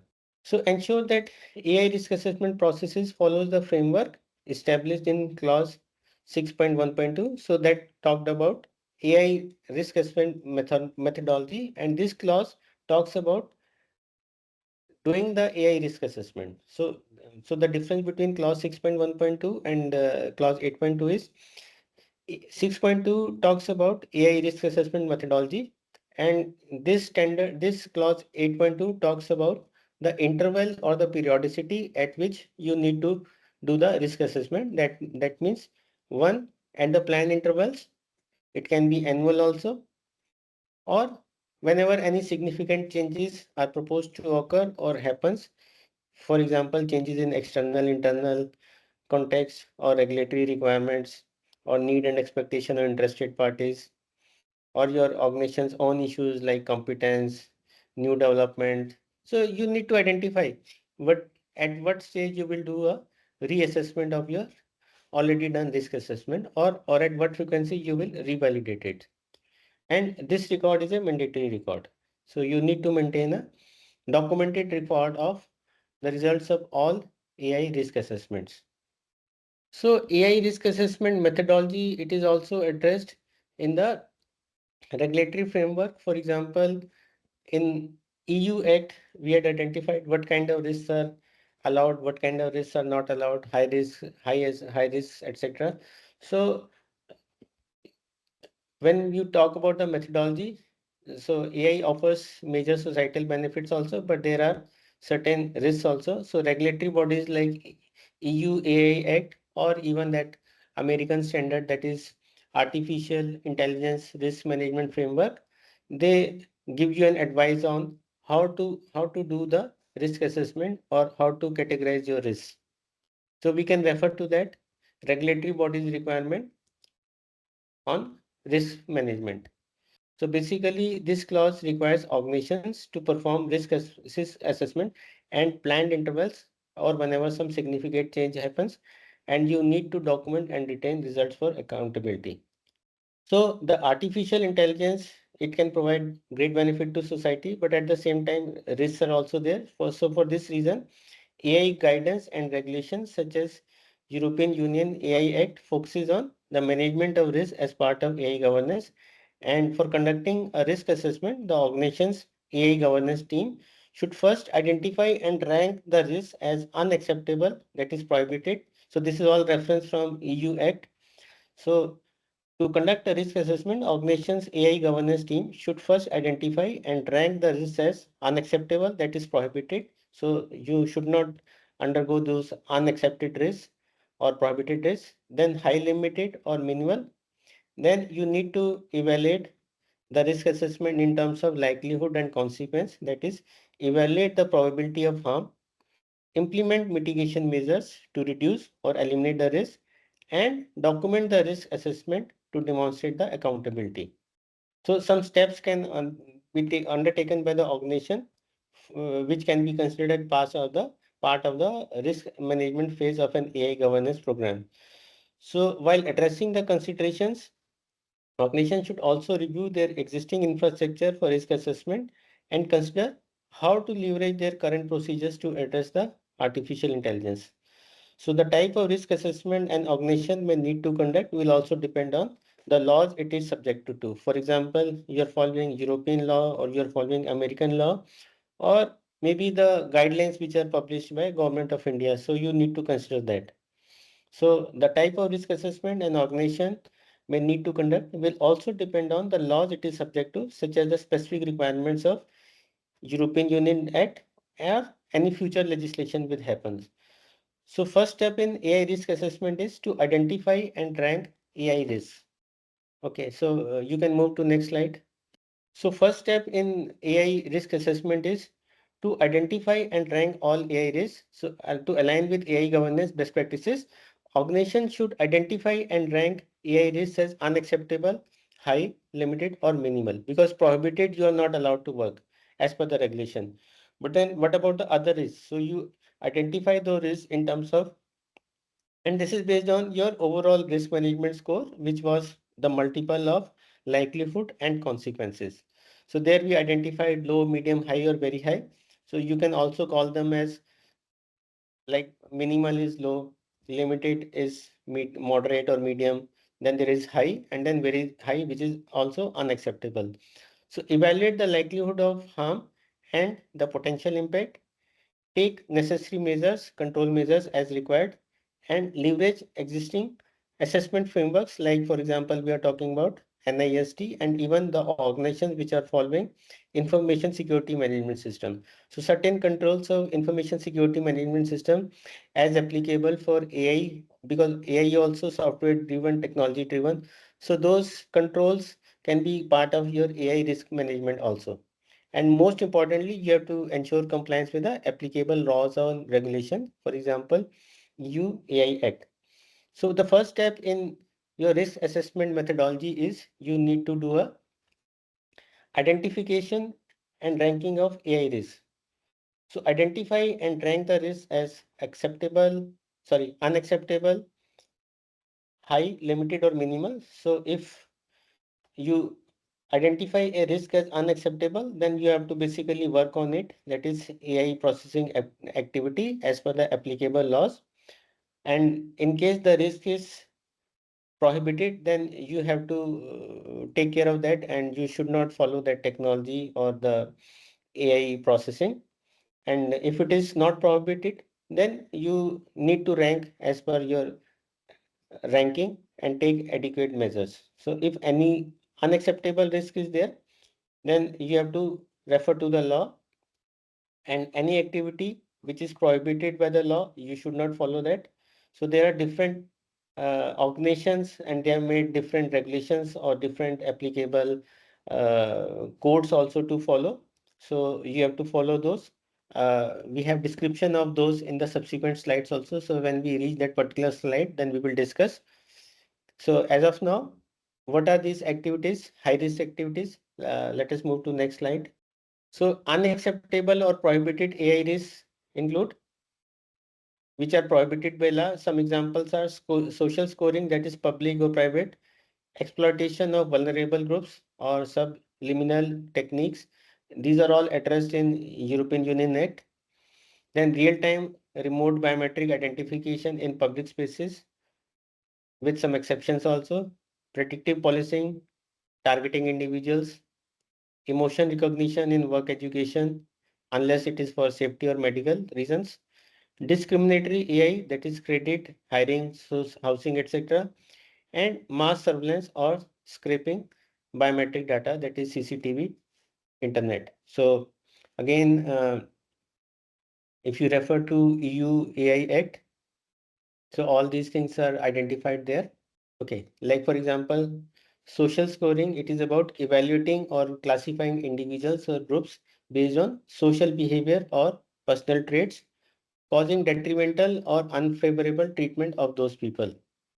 So then, if not prohibited, access if the activity is high risk, for example, in critical infrastructure, medical devices and healthcare AI, biometric surveillance or identification, AI in hiring, lending and education, law enforcement and border control, deepfakes and synthetic content, and financial safety, environmental or. So when you are in the field of say high risk AI systems, so this is referred in Article 8 to 17 of EU Act. So high risk AI providers must establish a risk management system throughout the high risk AI systems lifecycle. Then you need to conduct data governance, ensuring that training, validation, and testing data sets are relevant, sufficiently representative, and to the best extent possible, free of errors and complete according to the intended use. So when you are in high risk AI providers, so you need to have a risk management system and you need to conduct the data governance. And this risk management system has to be established throughout the life cycle of that AI system. And you need to have a technical documentation to demonstrate compliance and provide authorities with the information to access that compliance, because this is subject to regulatory checks also. So you need to provide the regulatory authorities with all the information which they seek with respect to the compliance. And you have to design high risk system for record keeping in order to enable it to automatically record events relevant for identifying national level risk, because certain things can pose national level risks also. So you need to have a proper record keeping also, so that national level risks and substantial modifications which are done to the system life cycle, they can be adequately identified. And you also need to provide instruction for use to downstream deployers to enable the compliance at the latest level. So that means at the user level. And your AI system should also have appropriate levels of accuracy, robustness, and cybersecurity, because nowadays cybersecurity itself, it is a big thing, and basically you have to set protocols, standards, protection mechanisms as you define in your information security management system also. So there should be appropriate level of accuracy, robustness, and cybersecurity also built up into your high level management system. And ultimately, you need to have a proper quality management system which identifies all the processes and which is adequately implemented throughout the organization. So these are the requirements which high level AI providers have to ensure as per the European Union Act. Okay, next. So limited next previous one. So then there can be limited and minimal risk AI also. So these are like chat boxes, but they must inform users that they are interacting with AI. For example, if you book a air ticket, so AI comes into picture and it guides you on what all your queries and questions are. Basically, that is to ease your process. Even banks, they provide services of AI chat box. So this is basically to make it interactive banking and help you to execute your processes in a faster manner. But at the same time, they also inform that you are interacting with the AI.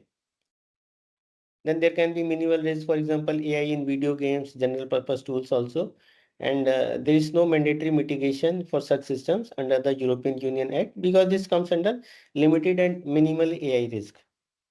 And you can follow voluntary code of conduct and still you can do the risk assessment and contextual risk elevation can be considered. For example, gaming AI used in various competitions.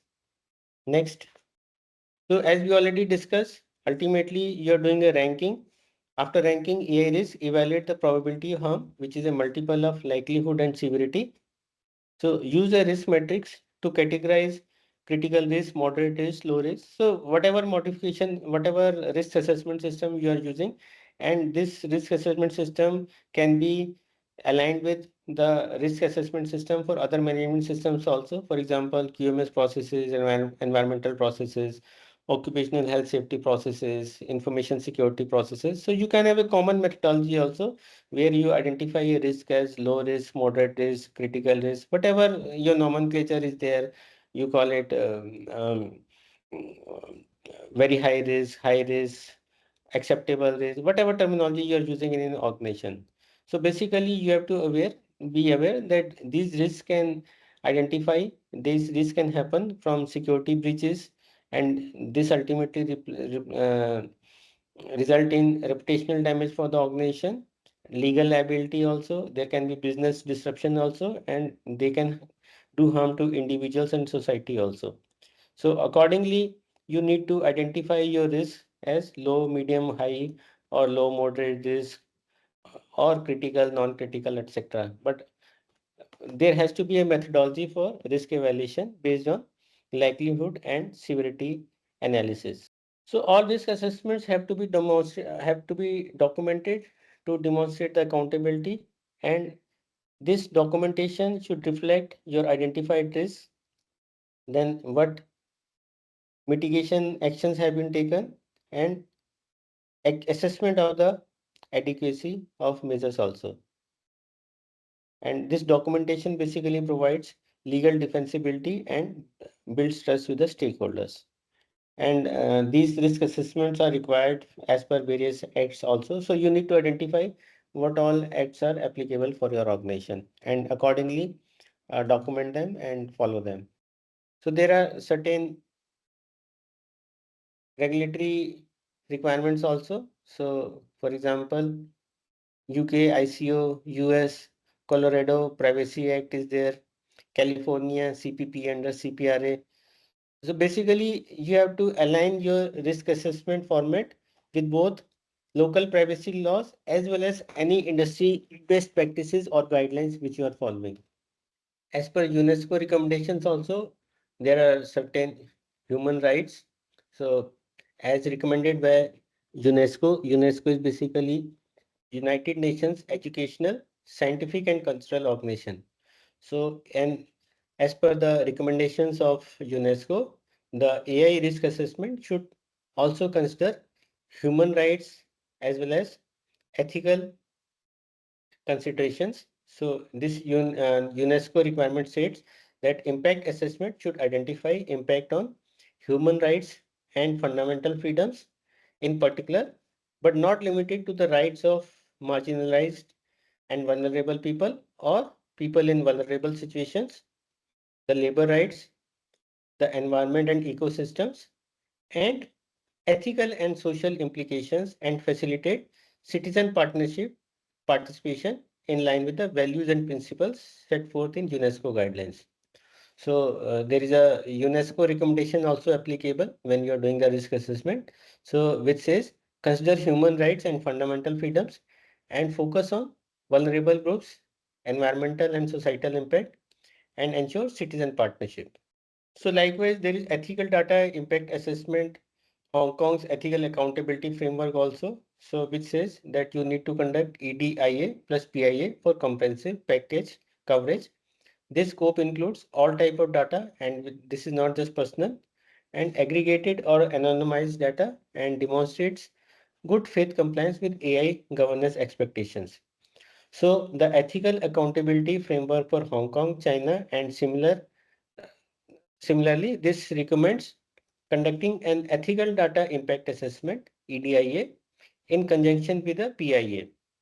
So Hong Kong framework states that the EDIA is broader in scope than the typical PIA because all data are considered in an EDIA and not just personal data. So this includes data in the aggregate non-identifiable form that may be outside the scope of privacy and data protection laws. So Hong Kong's framework further states that by completing both a PIA and EDIA, it will demonstrate an organization's good faith attempt to comply with privacy laws and AI accountability requirements. So basically, different requirements, different regulatory frameworks, country specific. So wherever you're based, wherever you're providing your services, so as per the applicable regulatory requirements or the data impact assessment or the risk management frameworks, you have to ensure that those activities are covered. For example, Hong Kong and China ethical data impact assessment talks about EDIA as well as PIA for a comprehensive coverage. Next, European Union AI Act talks about fundamental right impact assessment. So European Union AI Act includes a requirement to conduct a mandatory fundamental rights impact assessment for high-risk AI processing activities. We have already discussed about it.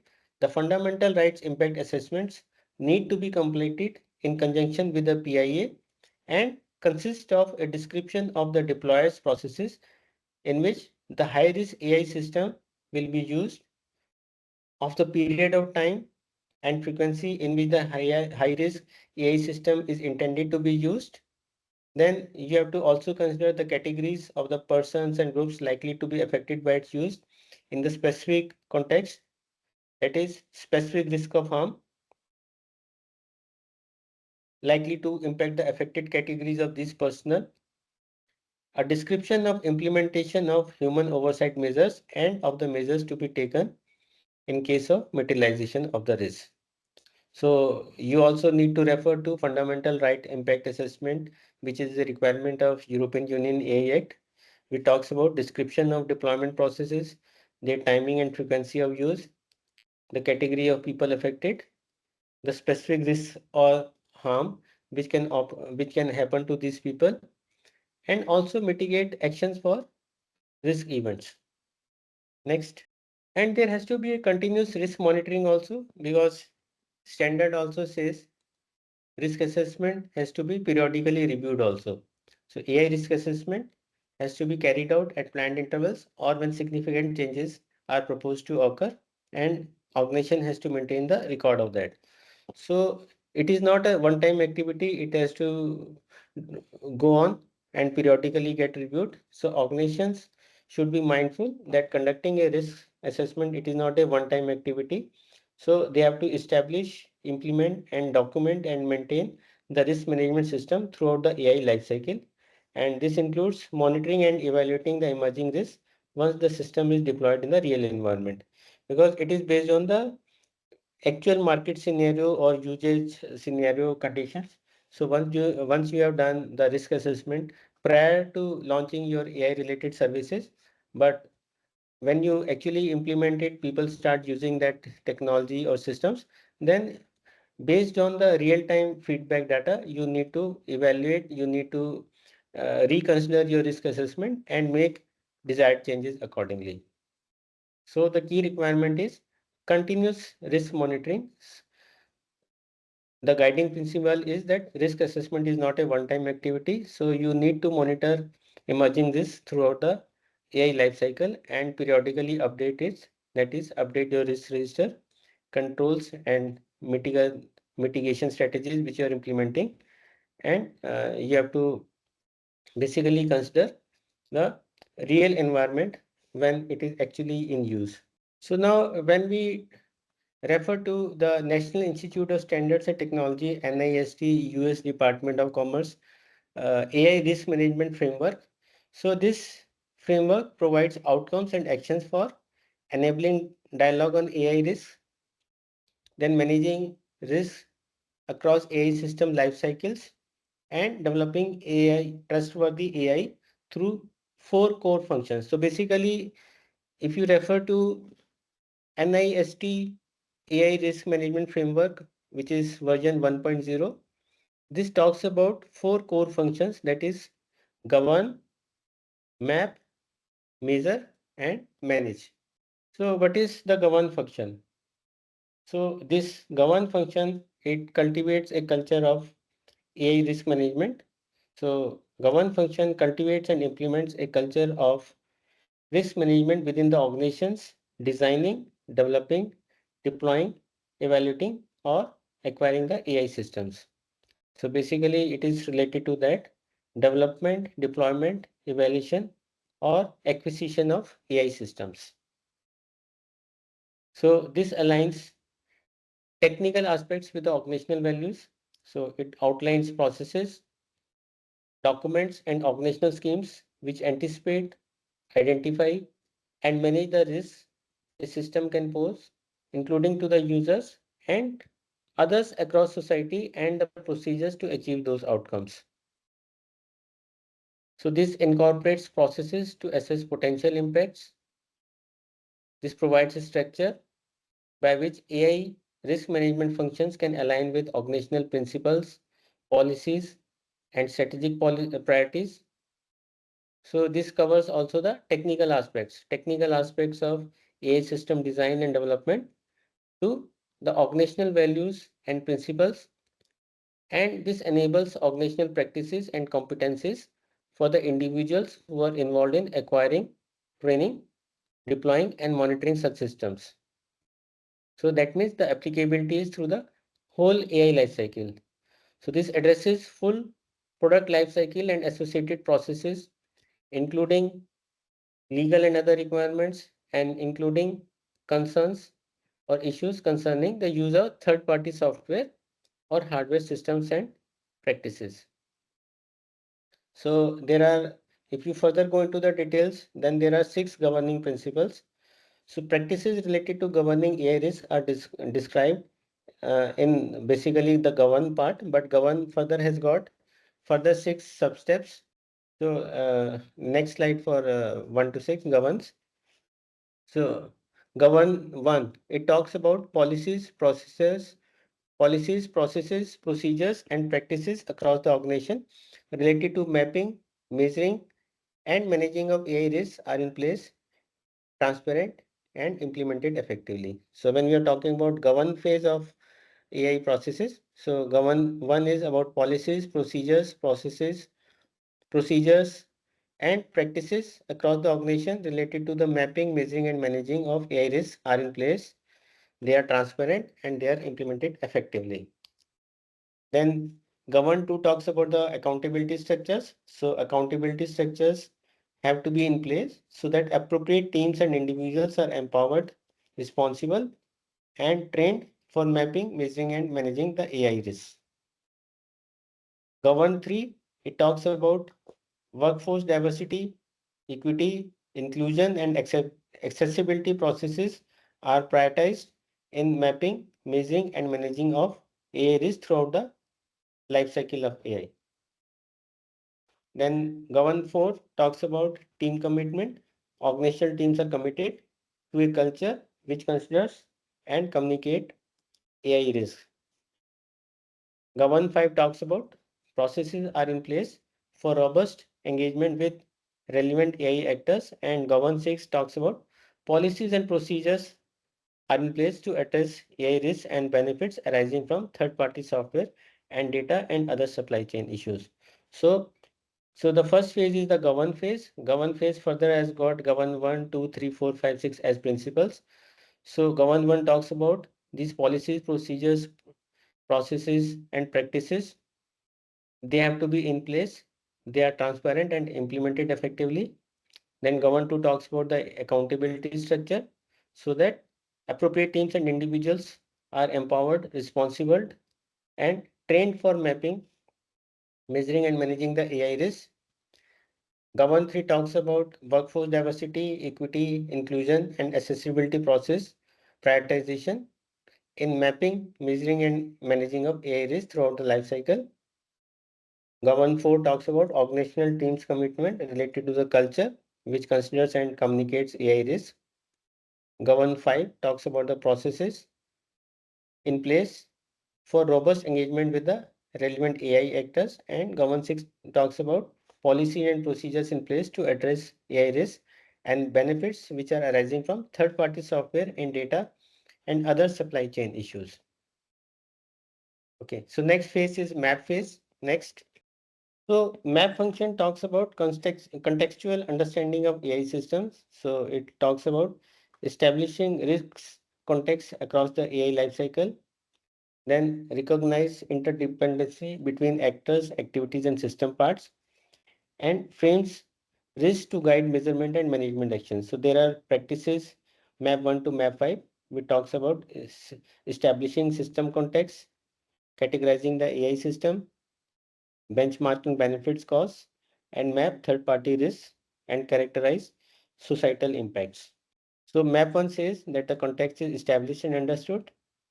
Map 2 says that categorization of AI system is performed. Map 3 talks about AI capabilities, targeted usage, goals and expected benefits, and costs compared with appropriate benchmarks are understood. Map 4 talks about risks and benefits are mapped for all components of AI system, including the third-party software and data. And Map 5 talks about impact to individuals, groups, communities, organizations, and societies are characterized. So govern phase is there, map phase is there. The third phase is measure.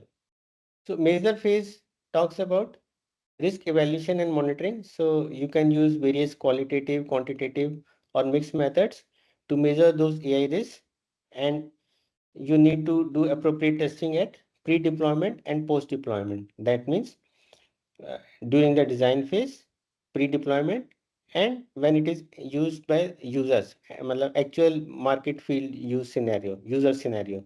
So pre-deployment and post-deployment testing is required, and this focuses on the system trustworthiness, its society, its social impacts, and also on human AI interaction. So there are 4 practices in measure phase, measure 1 to 4. So you need to do is select appropriate metrics, evaluate trustworthy characteristics, and track AI risk over a period of time, and then gather feedback on measurement improvement. So govern phase is there, phase 1, then mapping is there, then measurement is there. So measurement has got 4 phases. So you can move to the next slide. So measure 1 is appropriate methods and metrics are identified and applied. Measure 2 talks about AI systems are evaluated for trustworthy characteristics. Measure 3 is about mechanisms for tracking identified AI risks over time are in place. And measure 4 talks about feedback about efficacy of measurement is gathered and assessed. And the last phase is the manage phase. Next. So govern is there, mapping is there, measurement is there, and management is there. So manage phase, the 4th phase, it talks about risk response and improvement. So allocate risk resources based on the mapped and measured results, and then maintain processes for incident response, recovery, and communication, and focus on continual improvement of AI risk management. So the practices related to management are also manage 1 to 4, that is prioritize and manage AI risk, maximize benefits, minimize harms, manage third-party risks, and monitor risk treatments regularly. So next slide, manage one.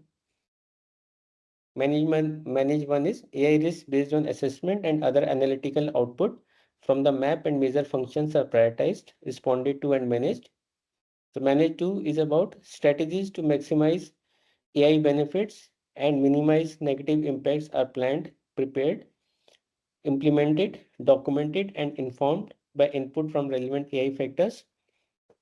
Then manage 3 talks about AI risks and benefits from third-party entities are managed. And manage 4 talks about risk treatment, including response and recovery. And communication plans for the identified and measured AI risks are documented and monitored regularly. So basically, you need to refer to this standard or the NIST AI risk management framework to get further details, because further sub classification is also there, but there is no sufficient time to go into all these details. But I will just tell you about one or two further sub classification. For example, we are in the manage phase. So manage phase, the phase one is AI risks based on assessment and other analytical outputs from map and measure functions are prioritized, responded to, and managed. So further subcategories of this is further subclassification is there. Manage 1.1 to 1.4. So manage 1.1 is determination is made as to whether the AI system achieves its intended purpose and stated objectives and whether its development or deployment should proceed. Then manage 1.2 talks about treatment of documented AI risks is prioritized based on impact, likelihood, and available resources or methods.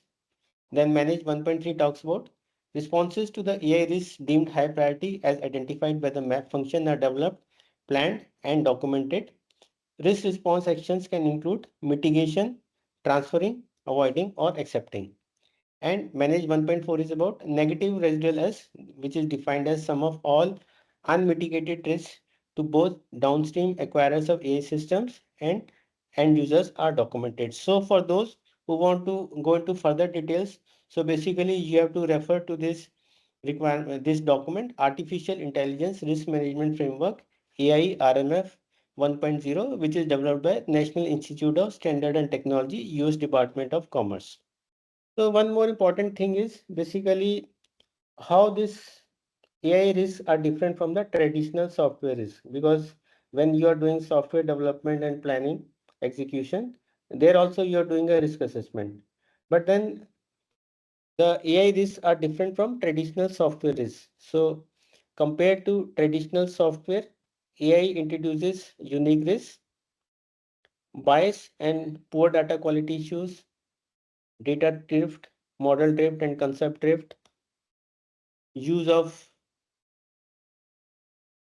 outdated or detached datasets, pre-trained models, increased bias and reproducibility issues, opacity in decision-making, black box AI, higher privacy risk due to engaged data aggregation, frequent need for corrective maintenance, lack of mature testing and documentation standards, high environmental and computational costs, and difficult to predict failure modes and emergent properties. So basically, these are AI related risks which are different from traditional software risks. So compared to traditional software, these AI specific risks which are new or increased include various things like, for example, the data used for building an AI system may not be a true or appropriate representation of the context or the intended use of AI system. So there can be some data inaccuracy also, and the ground truth may either not exist or may not be available. And additionally, harmful bias and other data quality issues can also affect AI system trustworthiness, so which could lead to the negative impact. So first is, so compared to your traditional software risk assessment, so there could be issues related to the context or intended use of the AI system, and there could be some harmful bias or other data quality issues, so which can affect your system trustworthiness, and this could lead to some negative impacts also. And AI system dependency and reliance on data for training tasks combined with increased volume and complexity typically is associated with such data. There could be some intentional or unintentional changes also during the training, so which may fundamentally alter AI system performance. And the data sets which are used to train AI systems may also become detached from their original or intended context, or may become stale or outdated relative to deployment context. So basically the risk assessment for because when you are doing traditional software risk assessment, so basically you are focusing on the design, development, testing, usage of that particular software. But for AI system, basically you're dependent on lot of incoming data, and that incoming data may not be correct. That incoming data may be biased. There could be quality issues related to that, and there could be some opacity in decision making also. So basically, when you are doing risk assessment of AI, you have to consider what can go wrong, what can be the data inaccuracy, which can affect your development phase or testing phase or deployment phase. And these AI systems, because software, when you are using a software for a particular application, so basically it is basically a application driven software. But AI systems, basically, they may require a lot of data changes also happening over a period of time, and they may also require some frequent maintenance and certain triggers for corrective maintenance or changes due to data model, concept, drift, regulatory requirement changes also. So, so your risk assessment for AI risk has to be different from your traditional software risk if you are a software development company. Then coming to clause 8.3 of the standard, so it says that AI risk treatment has to be done. So once you have done a risk assessment process, then you need to take appropriate actions also, that is risk treatment. So standard says that implement the AI risk treatment plan according to clause 6.1.3. So because there also reference was there of AI risk treatment. So you have to make a AI risk treatment plan and you have to implement it, and you have to verify the effectiveness of treatment measures implemented. And whenever some new risks are identified, you need to initiate a AI risk treatment plan again as per the requirement of the standard. And you need to reassess and update the risk treatment plan if controls are ineffective or outdated. And as a part of documented information requirement, you have to retain all the related documentation. So AI risk treatment plan clause 8.3 says that the organization shall implement the AI risk treatment plan according to clause 6.1.3 and verify its effectiveness. And wherever some new risks have been identified that require treatment, so your risk treatment process has to be updated accordingly for those new risks. And whenever you feel like that your risk treatment options, which you have identified in your risk treatment plan, are not effective, then these treatment options have to be reviewed and updated, reviewed and revalidated. And then risk treatment plan also has to be updated, and you need to maintain the record of all AI risk treatment results. Next. And you also need to do a AI system impact assessment. So that was also discussed earlier. So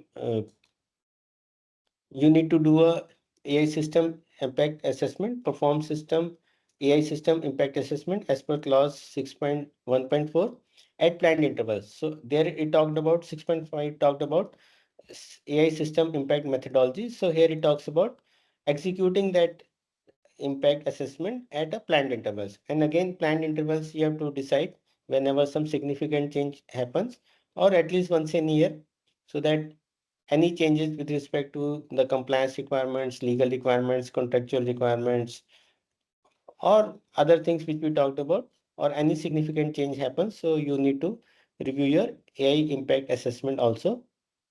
And you also have to assess the potential consequences of AI system deployment, use, or misuse on the individuals, groups, or technology as a whole.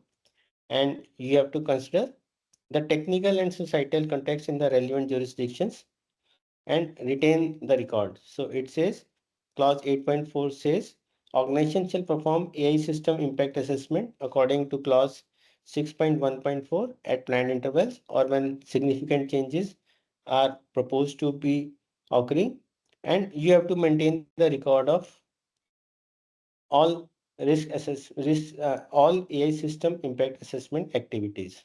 So record has to be maintained. So this is the recap of clause number 8, clause number 8.1, 8.2, 8.3, and 8.4. So operational planning and control. So you need to plan, implement, and control AI system processes which are required to meet AI MS requirements, including the life cycle activities like design, development, deployment, and monitoring. So most importantly, the AI risk assessment and AI risk treatment and AI system impact assessment has to be done. But whenever you are doing it, you need to refer to some national or international regulations or regulatory framework or some acts or legal compliances. So AI risk assessment has to be done. Perform AI specific risk assessment at planned intervals and during significant changes. Retain documented information on risk identification, the ranking, that is prohibited, high, limited, minimal risk, their mitigation actions, and the results. You require a risk treatment plan also.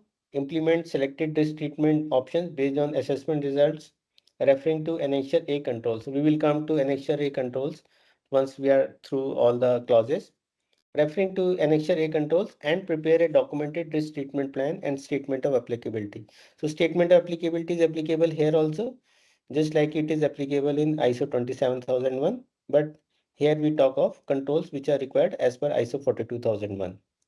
And AI system impact assessment, conduct impact assessment to evaluate consequences for individuals, society, and organizations, and document and integrate findings into the risk assessment process. And then basically the documentation part is there, controls and documentation, apply necessary controls identified through risk treatment, manage changes effectively, and retain documented information for operations, risk management, and system impacts. Okay, next. So you have an exercise now. Yes, sir. So there is another workshop. Sagar, please share the barcode on the screen as well as the link in the chat box. So I request all the participants to kindly access the questions of this workshop from the barcode as well as on the link in the chat box. Yeah, all right. So we are waiting for a few responses to come. Then we will initiate with the stats for the responses. Mr. Prabhakar ji has submitted. Great, Prabhakar ji. Mr. Bala Subramaniam ji submitted. Great, Bala Subramaniam ji. Mr. Rajesh Kaushik ji submitted. Great, Rajesh ji. Mr. Ramesh Kulandewal has submitted. Great, Ramesh ji. Mr. Sanjay Kumar Rajput has already submitted. Great, Sanjay ji. We're waiting for a few responses, more responses. Mr. Santosh Kumar ji submitted. Mr. Ajay submitted. Mr. Rakesh Sharma submitted. Great, all of these. Yeah, so we have submitted 18 responses, received, sorry. Yeah, so first question for this workshop. What should an organization do at planned interval of AI system? And the correct answer for the first question, conduct AI risk assessment, and 100% answer are the correct answers. Congratulations to all of the participants. Next, please. Second question. Excuse me, sir. How to register for this barcode? Ma'am, you can just scan the barcode from your mobile phone. Okay. Yeah. Thank you. Or you can just click on the link that is provided in the chat box. Okay, sir. Thank you. Thank you. Welcome. So the second question for this workshop, what is the purpose of an AI system impact assessment? And the correct answer for this question, to assess consequences of the individuals and societies, for the individual and societies. And 100% answer, we are getting more than 90 and even 100% answers are the correct ones. So I appreciate your dedication, your activeness during the training program. So again, congratulations to all. Next, please. Yeah, third question. What document summarizes implemented controls and exclusions? The correct answer, statement of applicability, that is SOA. And again, we have received 100% answers are correct answers. Again, congratulations to all. Next, please. Yeah, fourth question. What document? Sorry, during AI risk assessment, during the AI risk treatment, what should the organization refer to for selecting controls? And the correct answer, that is Annexure A. And again, 100% answers are the correct answers. Again, congratulations. And responses are overwhelming. Yes, fifth question, please. Fifth question is, AI risk assessment and impact assessment must be documented and retained. And this statement is true. Yes. And we have received again 100% responses for this question. And again, congratulations to all. You are very much actively participating and dedicated and active during the training session as well, because your percentage of responses are showing your activeness and awareness. So again, thank you all, and request Atul Suri sir to resume the training session. Okay, so what we'll do is clause 9 and 10 we will, because these are they will not take much time. So originally we thought of lunch break at 1 o'clock, but what I'm thinking of is, okay, let us complete clause number 9 and 10 also. Maybe it will take up to 1:15, and thereafter we can have a 1 hour's lunch break. So not 1 o'clock, we will continue till clause number 9 and 10 are over. Thereafter we will have a lunch break. So maybe somewhere around 1:10 or 1:15. Fine. Noted, sir. So clause 9 is about performance evaluation, and there are three subclauses. 9.1, monitoring, measurement, analysis and evaluation. 9.2, internal audit. Internal audit we will discuss in detail in the second part of our training post lunch. So, and third is management review, that is 9.3. So if you recollect, all other management system standards also have same three subclauses in clause number 9: monitoring, measurement, analysis and evaluation, internal audit and management review. Next. So monitoring, measurement, analysis and evaluation. So you have to determine what needs to be monitored and measured to evaluate AI performance and system effectiveness. For example, you have set AI objectives and goals, targets. So basically you need to evaluate and measure those goals, objectives, what is the status of achievement, and take appropriate actions wherever you are not able to achieve the results.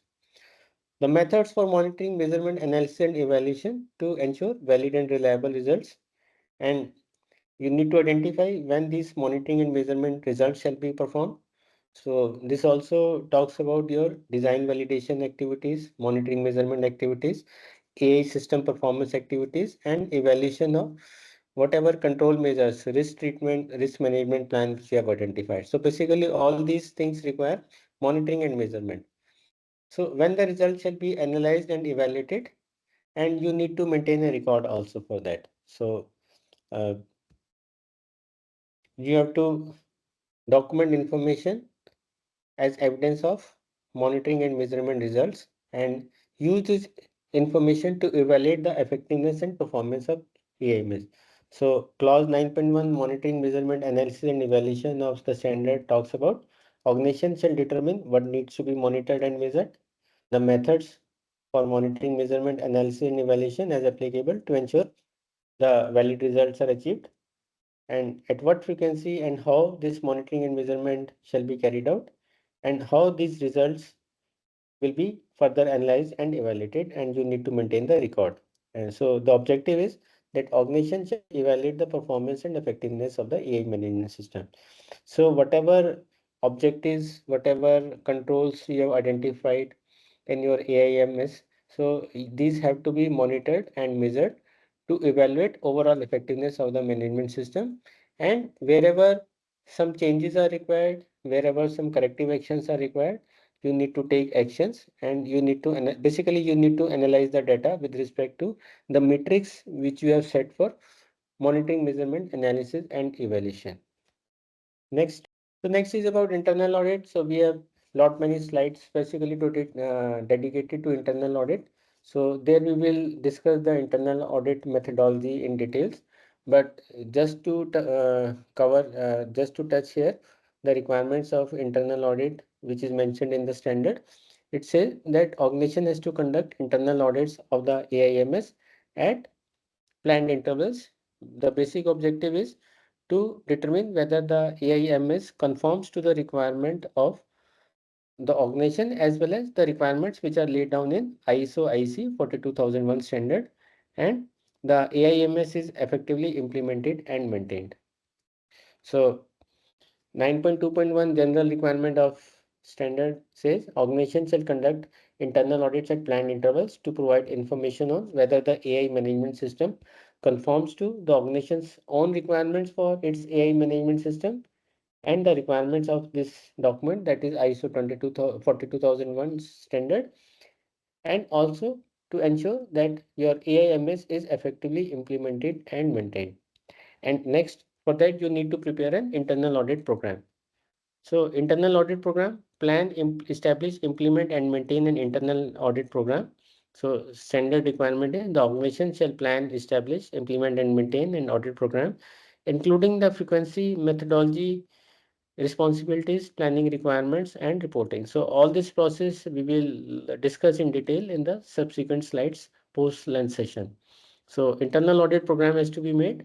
The organization shall plan, establish, implement and maintain an audit program, including the frequency, methods, responsibilities, planning requirements and reporting. So when you are establishing the internal audit program, the organization shall consider the importance of the processes concerned and the result of previous audit. So the importance of processes as well as the results of previous audits have to be considered when you are making an internal audit program. So the organization has to ensure that the objectives of audit are defined, criteria and scope for each audit is documented. Then you need to ensure that the auditors are selected who are competent to conduct the audits, and they conduct audit to ensure objectivity and impartiality of the audit process, and ensure that the results of audits are reported to relevant managers. So all this we will discuss in details in when we are basically discussing about the internal audit methodology. And the documented information shall be available as evidence of implementation of audit program and the audit results. So this is what ISO standard talks about internal audits and internal audit program. Next. So as I said, select objective auditors, elaborate an audit plan and report the results to the relevant management. We'll discuss in details in future slides. Next. So then you need to conduct a management review also. Management review is a requirement of all management system standards. So it is a requirement for AIMS also. Ensure that AIMS remains suitable, adequate and effective by conducting management reviews at planned intervals. So organizations have to conduct management reviews at planned interval. The top management shall review organization's AI management system at planned intervals to ensure its continuing suitability, adequacy, and effectiveness. So what needs to be discussed in MRM? Next. So there are inputs to the management review, which include status of action from previous management reviews, the changes in external and internal issues which are relevant to the AIMS, then the changes in needs and expectations of interested parties, again, which are relevant to the AI management system. Then you need to monitor the performance and provide, and it is to be reviewed by the top management in the management review, the information on AI management system performance, including what kind of non-conformities and corrective actions have been taken. What are the results of monitoring and measurement? So these monitoring measurement results, as we discussed in 9.1, your status of achievement of objectives, your risk treatment plan, mitigation actions, the data related to that. So all these are part of our other AMS testing activities, whatever you're doing with respect to your AI objectives. So that monitoring and measurement results have to be reviewed in the management review and also includes the audit result. When we talk about audit results, so all kind of audits, that is internal audit, supplier audit, regulatory body audit, or third party audit. So audit results, that is first party, second party, and third party audits.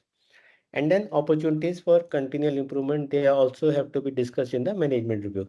So these are the management review inputs. And then there are management review outputs also, which are known as results. Next.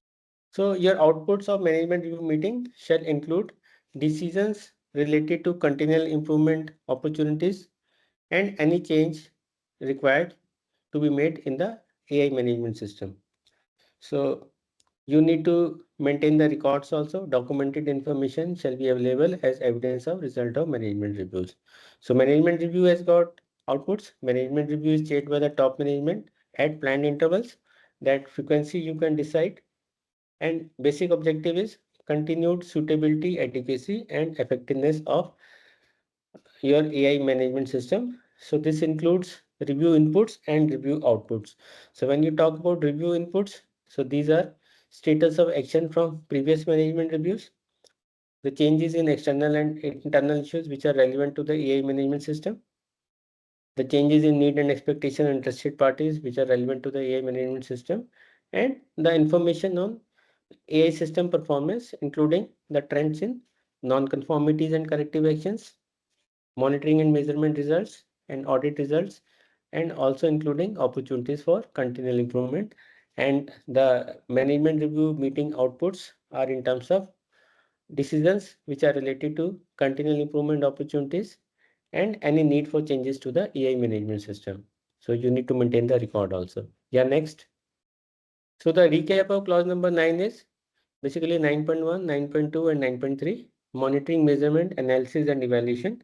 Organizations must define what needs to be monitored and measured regarding the AI management system, how, when, and by whom to evaluate AI performance and effectiveness. Then you need to conduct periodic internal audits at planned intervals to ensure that your AIMS conforms to the requirements of the standard as well as organization own requirements, that the AIMS is effectively implemented and maintained. And audit planning must consider the importance of processes and results of previous audits. Then finally, you need to conduct a management review. Top management must review organization's AIMS at planned intervals to ensure its continuing suitability, adequacy, effectiveness, and alignment with the organization's strategic direction.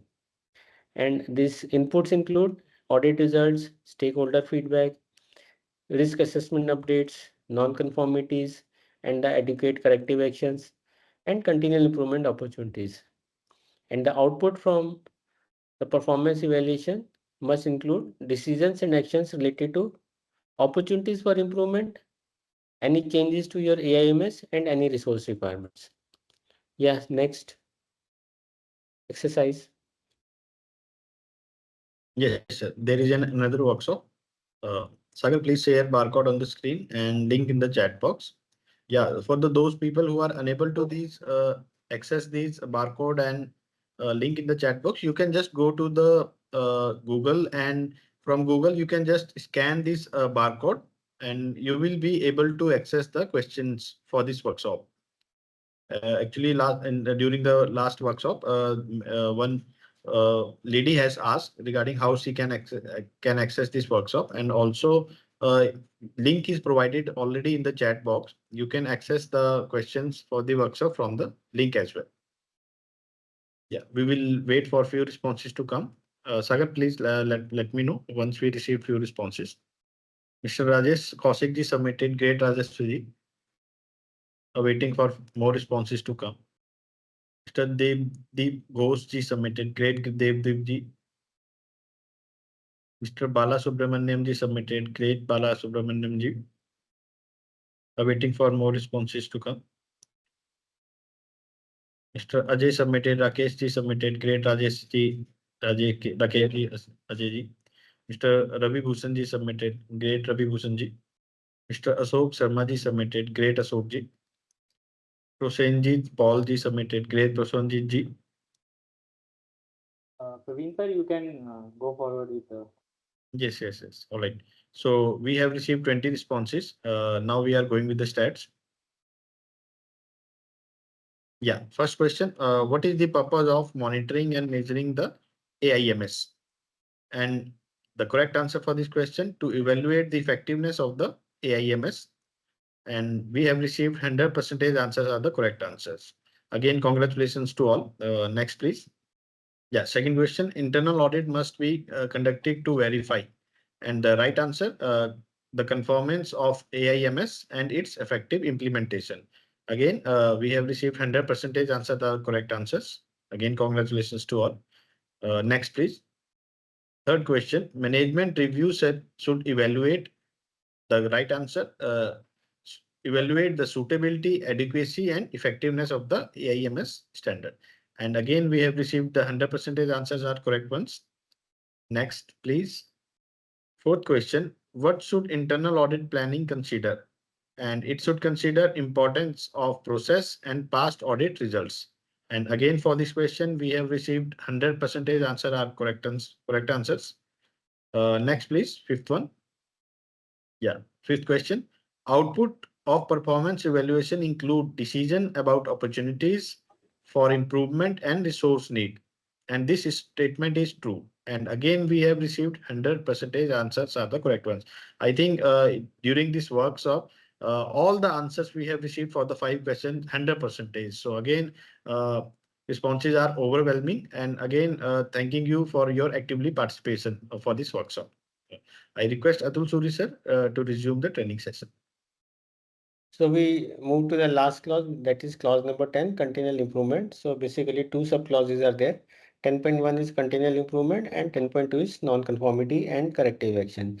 So these two sub clauses are there in all management systems. And if you are implementing an integrated management system, so then whatever procedures, processes you have made for continual improvement or addressing non-conformities and corrective action. So there you can address the non-conformities and corrective actions relevant to AI management system also.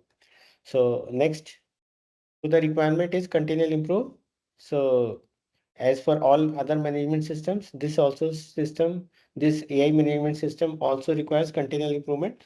So improve continually the suitability, adequacy, and effectiveness of the AI management system. So the requirements is organization shall continually improve the suitability, adequacy, and effectiveness of AI management system. Yeah, next. So how you can achieve continual improvement of AI management system? By properly implementing your internal audits, management reviews, reviewing the data, doing the process internal audits, identify the gaps, and take adequate actions. So this is how continual improvement can be achieved. And more importantly, the evaluation of AI system performance, for which you have made certain benchmarks, you have made your metrics, you have made your objectives, targets, the performance evaluation. So this gives you the suggestions or ideas for continual improvement.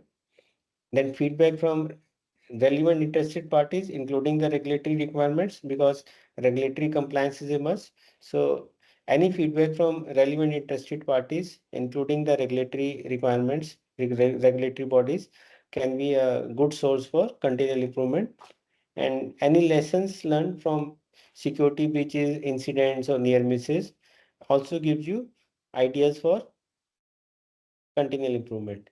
And most importantly, innovation in AI ethics, fairness, safety, and transparency can result in continual improvement. So basically, you have to demonstrate continual improvement to your management system over a period of time. So which can come through your internal audits, management review, decisions and actions, the evaluation of system performance and related actions, the feedback from related interested parties, including the regulatory bodies, any lessons learned, corrective actions taken for incidents or near misses, and most importantly, innovation in AI ethics, fairness, safety, and transparency. Next, then the last clause is 10.2, non-conformity and corrective action. So this says non-conformity and corrective action. What is a non-conformity? Non-conformities non-fulfillment of a requirement related to AI management system. This can be a requirement of the standard or the organization's own documented system. So non-conformity can be non-fulfillment of requirement of this ISO standard or a non-conformity of organization's own documented management system of AI. Next. So again, the same requirements are there, which are mentioned in other management system standards also. Key, you have to take appropriate action. So react, that is take immediate action to control and correct the non-conformity and deal with the consequences. You need to do a proper root cause analysis, investigate, evaluate the need to eliminate the root cause. So review the non-conformity, determine its causes and assess if similar non-conformities exist or could occur. And then take proper implementation action, take and document corrective actions, evaluate, that is review the effectiveness of actions taken, and update, that is make necessary changes to the EAMS wherever required. Next. So again, this is a documented information. So record is required of nature of the non-conformity and what actions have been taken based on the root cause analysis and corrective actions taken. So the next. So the standards requirement with respect to clause number 10.2 is key non-conformity and corrective action. So whenever a non-conformity occurs, the organization has to react to the non-conformity and, as applicable, take actions to control and correct it and deal with the consequences. Then evaluate the need for actions to eliminate the causes of non-conformity so that it does not reoccur or occur elsewhere by review of the non-conformity, determining the causes of the non-conformity, and determining if similar non-conformities exist or can potentially occur. Then you need to implement any actions which are required. Then you need to review the effectiveness of those corrective actions if necessary and make changes to your AI management system wherever required. And these corrective actions have to be appropriate to the effect of non-conformity encountered. And you need to maintain evidence, that is record, documented information shall be available as evidence of nature of non-conformities and subsequent action taken and the result of any corrective action.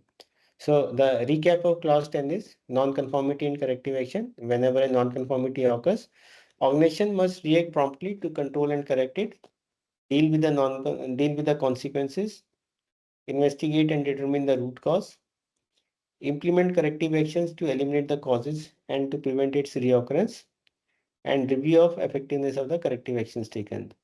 And organization should also aim for continual improvement, that is continually improve the suitability, adequacy and effectiveness of AI management system to enhance AI governance, risk management and responsible AI deployment.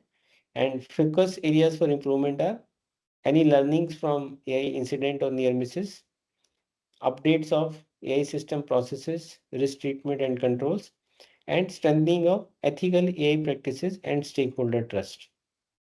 Next. Here is the another workshop after the 10th clause. Sagar, please share scan barcode on the screen and link in the chat box as well. Participant can access the questions for the workshop. Noted. Yeah, so I request all participants to kindly submit maximum responses for this workshop as well. We are awaiting for few responses to come. After that, we will start with the stats. Mr. Prabhakar has already submitted. Great, Prabhakar ji. Fast speed. Mr. Bala Subramaniam ji submitted. Mr. Bala Subramaniam ji always submitting the responses. Every workshop he is submitting responses for every workshop. Mr. Abhishek Tandon submitted. Great, Abhishek ji. Mr. Ajay Ranjan submitted. Sorry. Mr. Ramesh Kulandewal submitted. Mr. Rajesh Kaushik. Yeah, all these names I want to appreciate because these are all submitting each and every workshop during this complete training session. Mr. Rakesh Sharma submitted. Mr. Devdeep Ghosh also. His name is also I want to announce. Mr. Sanjay Kumar Rajput. He is also submitting each and every workshop questions. Yeah, waiting for a few responses. Yeah, we have received 19 responses. So the first question for the workshop, what should an organization do when a when a non-conformity occurs? And the right answer for this question, react, control, correct, and deal with the consequences. And for this question, we have received 100% answers are the correct answers. Congratulations to all. Next, please. Second question, what is the purpose of corrective action? And right answer for this question, to eliminate the cause of non-conformity and prevent reoccurrence. And again, for this question, the correct answers are, all the answers are correct ones, and that is 100% responses. Congratulations again, once again. Next, please. Third question, continual improvement of AIMS aims to. And right answer for this question, enhance AI governance and responsible AI use. And for this question as well, we have received 100% answers, correct ones. Again, congratulations to all. Next, please. Fourth question, what must be reviewed after taking corrective action? And correct answer for this question, the effectiveness of the actions taken. And again, for this question, we have received 90% answers are correct answers. Again, congratulations who have successfully submitted the correct answers. Fifth question, organizations should see continual improvement even if no conformity are found. And this statement is true. And out of 22, all the 20 responses are correct answers. So it means that we have received 100% answer for this question. Correct ones. Again, congratulations to all who have actively participating and submitting the correct answer. So now we discuss the controls which are mentioned in Annexure A of the standard. So basically these controls are divided in 9 themes, that is policies related to AI, internal organization, resources for AI systems, assessing impact of AI systems, AI system lifecycle, data for AI systems, information for interested parties of AI systems, use of AI systems, third party and customer relationship. So policies related to AI, basically 3 policies are there, which is mentioned in the standard. A 2.2 AI policy, A 2.3 alignment with other organizational policies, and A 2.4 review of AI policy. Next, so the first one is AI policy. So the requirement says organization shall document a policy for development or use of AI systems. So the requirement is that organization shall develop a comprehensive AI policy which outlines the organization's approach to AI development, deployment, and usage, ensuring alignment with ethical standards and business objectives. So this is the requirement, that you need to develop a policy for AI, for development or use of AI systems. So you need to have a comprehensive AI policy which outlines organization's approach to AI development, deployment, and usage, ensuring alignment with ethical standards and business objectives. So what you need to consider is when you are implementing, so your AI policy should be based on, say, for example, your business strategy.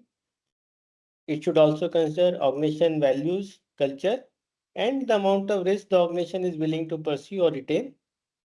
And you need to consider the level of risk which is posed by AI systems, specifically with respect to your own risk assessment and AI impact assessment.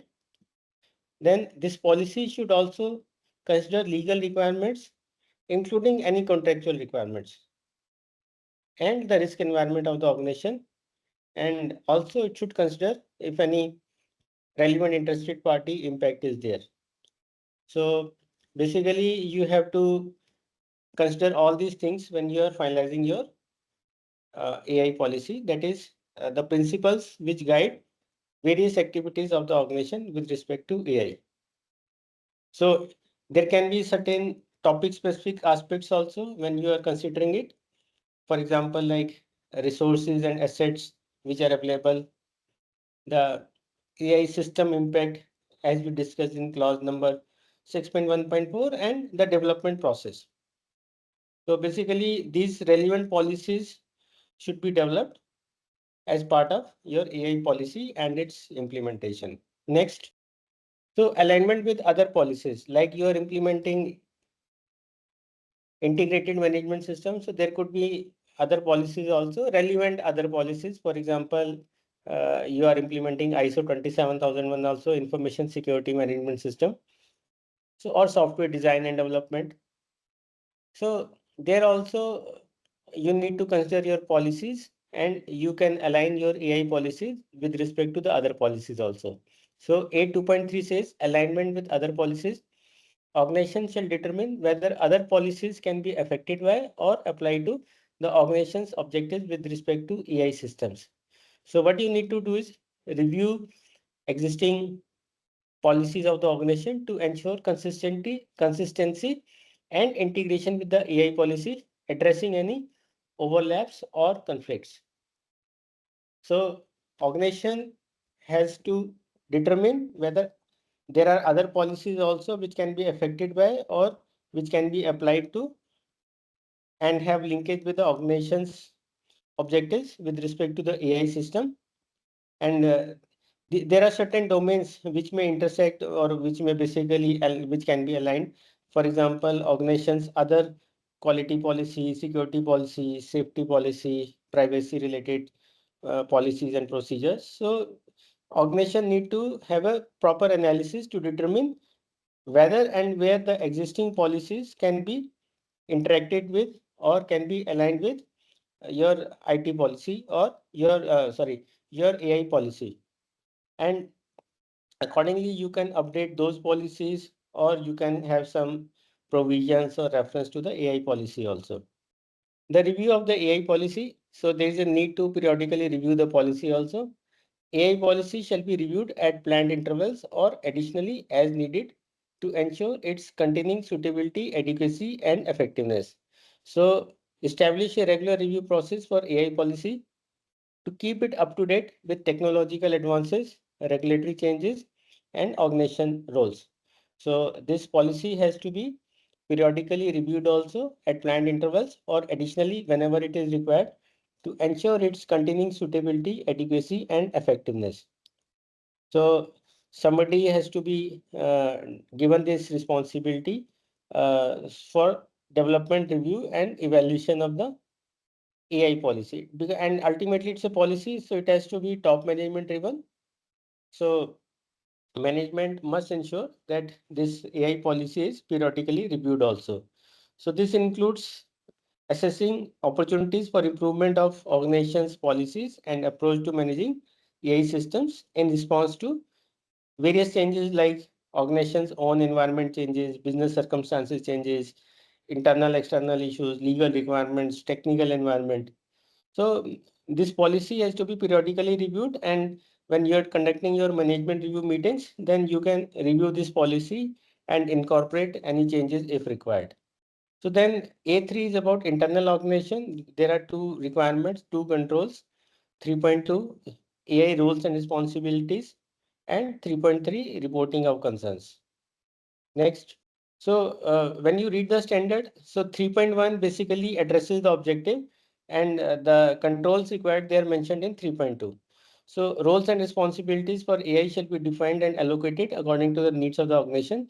So what is required is clearly defined and assigned AI related roles and responsibilities to ensure accountability and effective management of AI systems throughout the life cycles. So desired control is role and responsibilities for AI should be defined and allocated according to the needs of the organization. So when you are basically defining these roles and responsibilities, so what you should do is, so because defining roles and responsibilities is very important for ensuring the accountability throughout the organization for various roles with respect to AI system throughout its life cycle. So what organization should do is it should consider the AI policies, objectives, and identifying risk when you are assigning roles and responsibilities in order to ensure that all relevant areas are covered. And organization can also prioritize how these roles and responsibilities are assigned. And maybe, for example, uh, when you're defining the roles and responsibilities, so you can consider the risk management, the AI impact assessment which has been done, the resources, assets, your safety policy, privacy policy, security policy, the development, performance, supplier relationship, any outsourcing, your organization's ability to meet legal requirements, fulfill legal requirements, and data quality management throughout the whole life cycle. So when you're defining the roles and responsibilities for various verticals or positions within the organization, so you should consider the related responsibilities also. So reporting of concerns, so organization should define and put in place a process to report concerns about the organization's role with respect to AI system throughout its life cycle.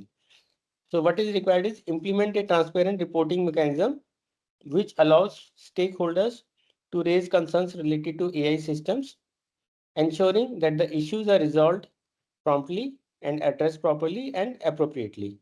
So what is required is your organization need to define and put in place a process to report concerns about the organization's role with respect to AI system throughout its life cycle. So when you are making a reporting mechanism, so you should consider various functions like the options for confidentiality or anonymity or both. So you should ensure that you have a qualified persons to basically implement that control mechanism, and such persons should be provided appropriate investigation and resolution powers also, and there should be a mechanism to report and escalate if required to the higher management in a proper manner. And then these persons who are basically reporting any concerns, etc., there should be adequate protection from these for these people from any reprisals also. So basically, uh, so two things can be considered. One is the confidentiality or anonymous complaint or concern can be raised, and even if the identity of that person should be, even if the identity of that person or individual is known, then there should not be any retaliatory action taken against the person for reporting the concern. So that way organization has to maintain proper confidentiality, and so that people can, in case they want any concern to be raised, they can raise it appropriately, and those issues have to be addressed promptly and appropriately. Then A4 talks about resources for AI systems. So there is A 4.2, 4.3, 4.4, 4.5, and 4.6. So the basic requirement is that organization accounts for the resources, which includes AI system components and assets, in order to fully understand and address the risks and impacts. So what is required is 4.2 resource documentation, 4.3 the data resources, 4.4 the tooling resources, 4.5 addresses system and computing resources, and 4.6 addresses human resources. Next, resource documentation. So the requirement of control is the organization shall identify and document relevant resources which are required for the activities at the given AI system lifecycle stages and other AI related activities relevant for the organization. So what you need to do is maintain detailed records of all resources, including data, tools, and personnel involved in AI system development and operation to ensure traceability and accountability. So when you are considering the resources can include various AI system components, the various data sources, for example, the data which is used at various stages in the AI system lifecycle, any tooling resources, for example, some algorithms or models or tools, then like system and computing resources, for example, the hardware which is being used to develop and run AI models, the requirement for storage for data and tooling resources, and the human resources, that is the human beings personal with the desired competence which who are required for various stages like development, sales, training, operation and maintenance of AI system uh, throughout the organization's AI life cycle. And these resources can be provided either by the organization itself, or it can be provided by the customers or by third party also. So basically the resources have to be there, and proper documentation, detailed record of all these resources has to be there. So the objective is that when you have documentation of resources, so it helps you to identify whether all desired resources are available, and if any other resource is required, then accordingly you can revise your design specification or the system specification module, or you can deploy or arrange the requirements. So data resources is 4.3. So as part of resources identification, so organization shall document information about the data resource which are utilized for the AI system. So ensure comprehensive documentation of data sources, quality and management practices to support data integrity and compliance with the data governance standards. So as a part of this resource identification, so organization also has to document the information about the data resources which are utilized for the AI system. So when you are basically doing the documentation of data, so you can consider like the data, when was the data last updated or modified, for example, when you are doing some version or date tagging, or what category of data are there. So you can refer to another ISO IC standard 19944-1, which can define the categories of data.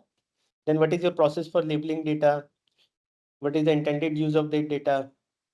And what is the quality of their data? So there are other references to ISO IC standards also. So if you refer to the standard ISO 42001 and the implementation guidance, so it gives the relevant standard also where you can go in the further details. And then when you have this data, so what is the data retention and disposal policy of the organization, or these kind of things you need to consider. Next, tooling resources. So as part of resource identification, organization shall document information about the tooling resources utilized for AI system. So this is also a requirement of documentation part. Keep an inventory of all tools and software used in AI system development and maintenance, which includes version control and also their licensing information. So when you are considering the tooling resources, so because it talks about tools and softwares which you are using for AI system. So what data you require or what record you require it. For example, what kind of algorithm types and machine learning models you are using, or what kind of data conditioning tools or processes you are using, what are their evaluation methods, what are their optimization methods, and how you are basically uh, arranging those resources, tools, and what kind of hardware, software you're using for AI system design, development, and deployment. So again, there is one more standard, ISO IC standard 23053, which provides detailed guidance on the types, methods, and approaches for various tooling resources which are required for machine learning. So A 4.5 is system and computing resources. So the requirement says, as part of resource identification, organization shall document information about the system and computing resources which are utilized for AI systems. So what you need to do is record details of hardware and computing infrastructure supporting AI systems to manage capacity, performance, and scalability effectively. So what information can be included? For example, the resource requirements of the AI system. So whether these and where these systems and computing resources are located. For example, these can be on site, on the premises, there can be cloud computing, etc. And what are the processing resources, which includes your network and storage. And also the impact of hardware used to run the AI system workloads. For example, the impact to the environment, either through use or manufacturing of hardware or cost of using the hardware. So you need to have proper record details of hardware and computing infrastructure also in order to manage capacity, performance, and scalability effectively. So here also you can refer to ISO IC 22918 standard, so which can provide you certain guidelines on that, system resources considerations. So 4.6 is human resources. As part of resource identification, organization shall document information about human resources and their competencies utilized for development, deployment, operation, change management, maintenance, transfer and decommissioning, as well as verification and integration of AI system. So you need to maintain record of personnel who are involved in AI systems, including their role, responsibilities, competence level, to ensure that appropriate expertise is applied throughout the life cycle. So various kind of human resources could be required. So that you have to identify. So basically the expertise, for example, some research scientists or data scientists or some researchers, specialists, and subject specialists, domain specialists, experts who are relevant to the AI systems. And resource requirement also may vary upon depending upon the various stages of the AI system lifecycle. So you need to identify and document and maintain record of the personnel who are involved in AI systems, including their role responsibilities and competency levels. At appropriate objective is to ensure appropriate expertise is applied throughout the AI lifecycle. Next, no, I think typing mistake is there. It is not A5, it is B5. So B5.2 AI system impact assessment process. Correct this one before sending this PPT to all the participants. So this is B5, assessing impact of AI systems. So B5.2 AI system impact assessment process. 5.3 documentation of AI system impact assessment. 5.4 assessing AI system impact on individuals or groups. And 5.5 assessing societal impact on AI systems. This you have to correct in all slides. This is all series B, not A. So B5.2 AI system impact assessment process. Organization shall establish a process to assess the potential consequences for individuals or group of individuals or both and societies that can result from the AI system throughout its life cycle. Okay, no, this is fine. B series is for guidance documents. So A5.2 AI system impact assessment process, because there are two annexures. Annexure A is the requirement of control and annexure B is the guidance. So here it is fine. This is A series only, A5.2. Okay, sir. So AI system impact assessment process, organization shall establish a process to assess the potential consequences for individuals or group of individuals or both and societies that can result from the AI system throughout its life cycle. So develop a structured methodology for evaluating the potential impact of AI systems, considering ethical, legal, and social implications. So what organization has to do is to establish a process to assess the potential consequences for individuals or group of individuals or both and societies that can result from AI system throughout its life cycle. Because what happens is that these AI systems potentially generate significant impact on individuals or group of individuals or the society. So organization which provides and uses such systems, based on the intended purpose and use of these systems, they have to assess the potential impact of these systems on these individuals or groups or society. So because for that, organization has to consider whether this AI system affects any legal position or life opportunities of the individuals, or any physical or psychological well-beings of individuals, or basically it affects some human rights or societies. So for that, organization need to have a system impact assessment, because that was the requirement in clause 6.1.4 also.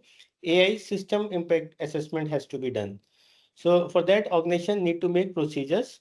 So these procedures include, you have to consider the circumstances under which this AI system impact assessment will be carried out, and which includes, you have to consider the criticality of the intended purpose and the context in which this AI system is used, or any significant changes to these are addressed. And then you also have to consider complexity of AI technology and the level of automation of AI systems, or any significant changes to that.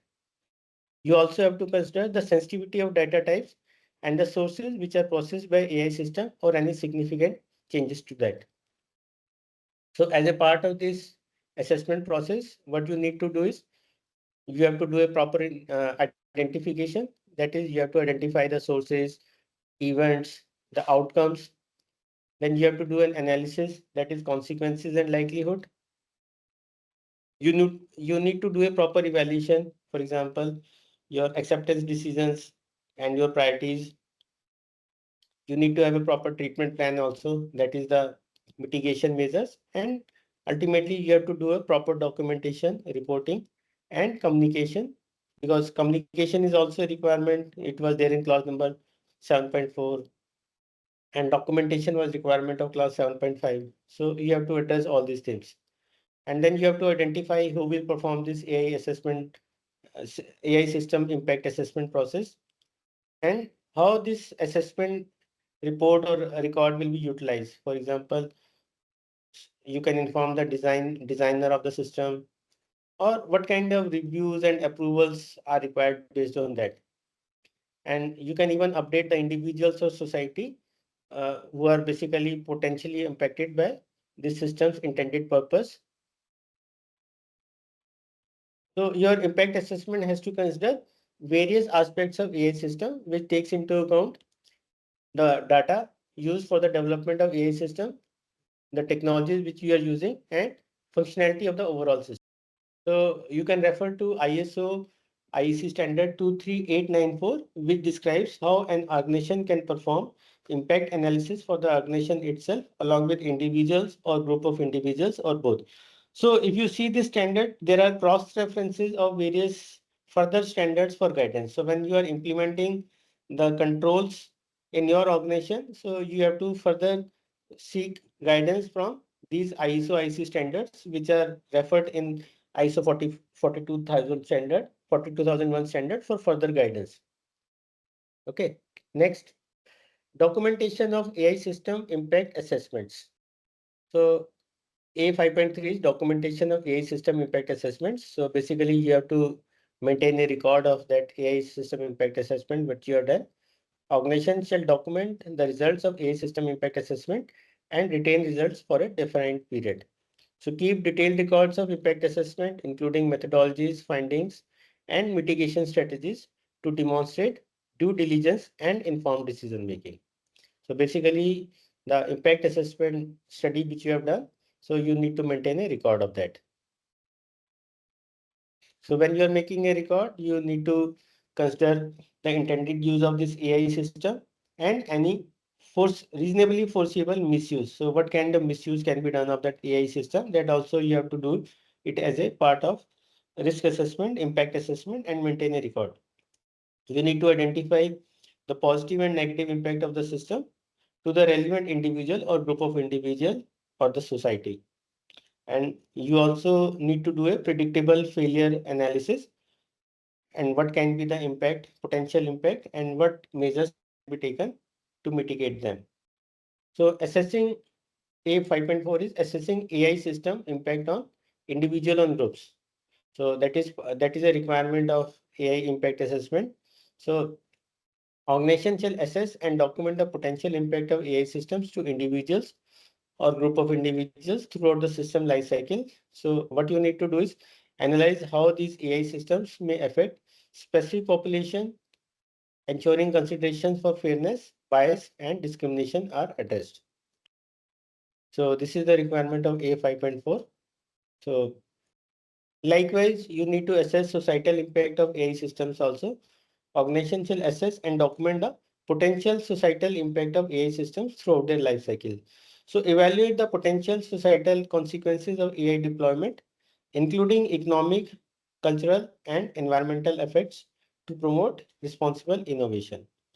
So because your AI systems can impact the society also, so the organization has to assess and document the potential impact on the society of AI systems throughout their life cycle, because these impacts can also vary depending upon the organization's context and the type of AI systems.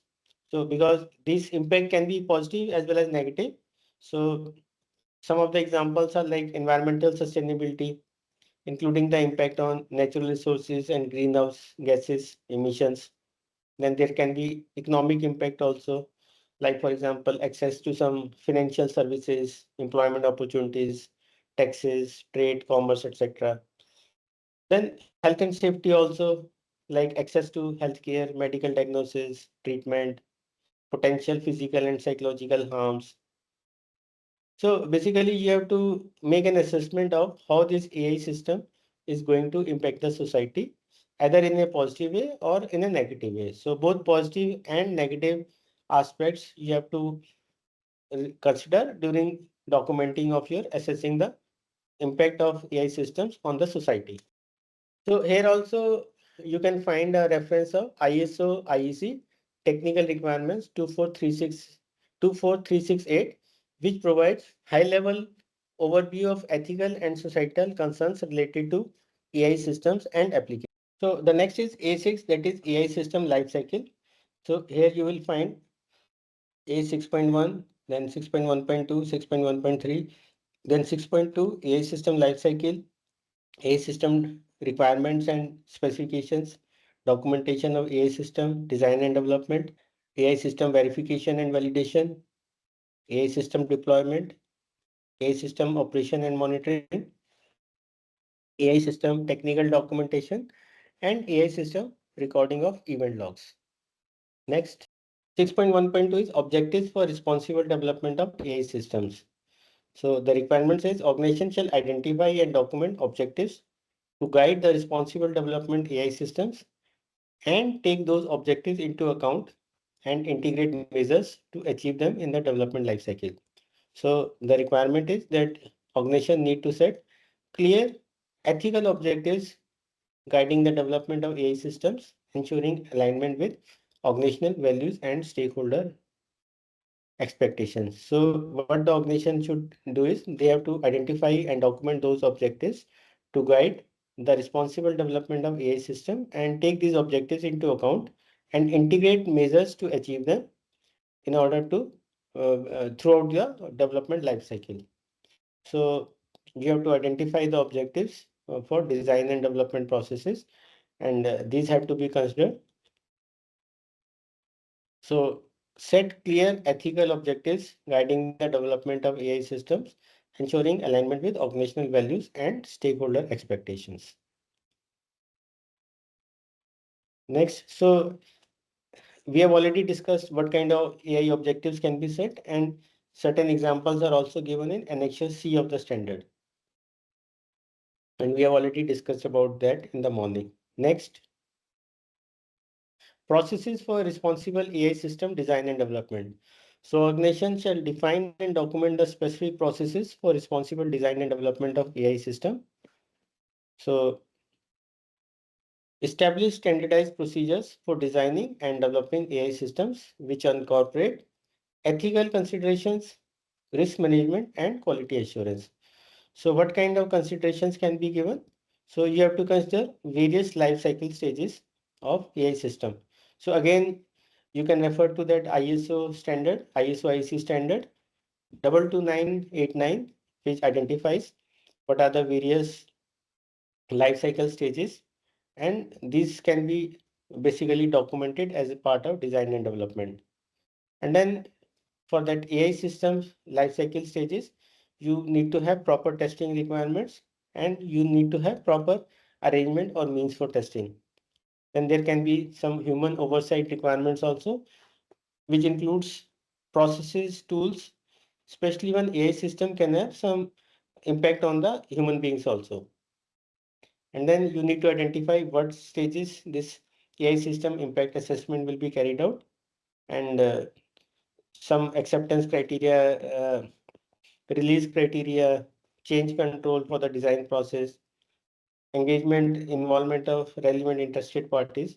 So all these have to be documented as part of your responsible AI system design and development process. So basically, the design and development phases, even which are there in ISO 9001 standard quality management system, because ultimately you are designing a system. So those requirements of QMS can also be considered.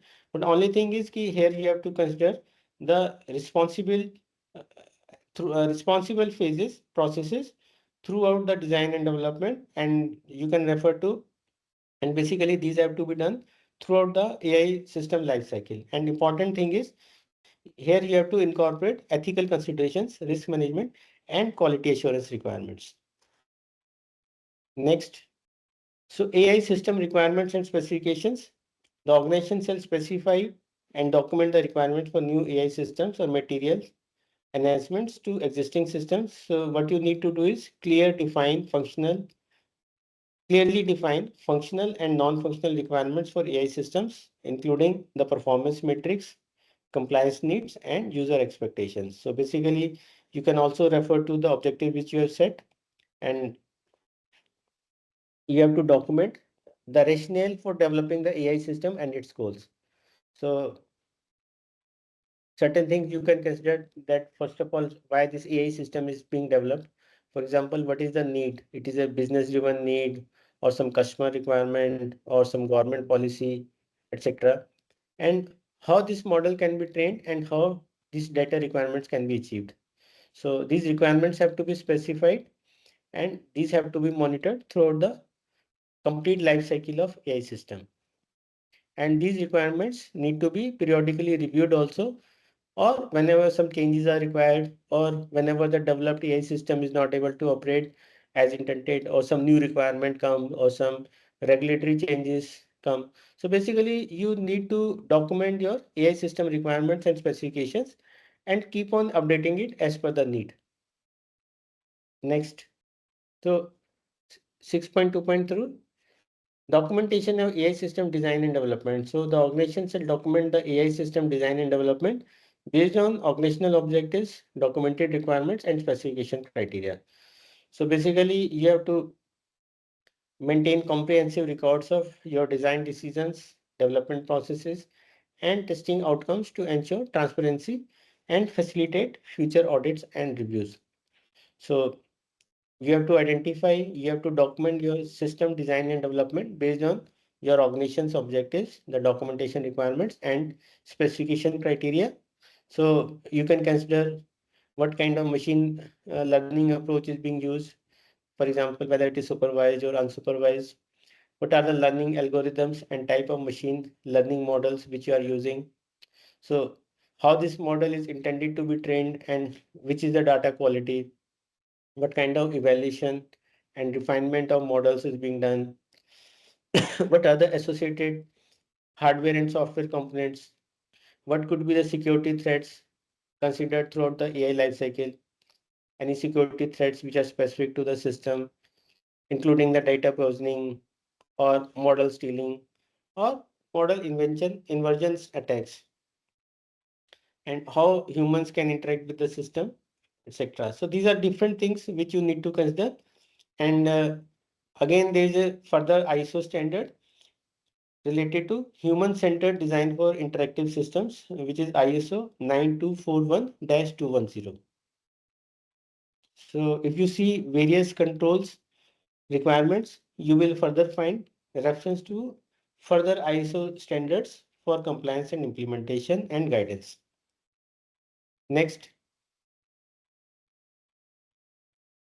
AI system verification and validation. So organizations shall define and document verification and validation measures for AI system and specify criteria for their use.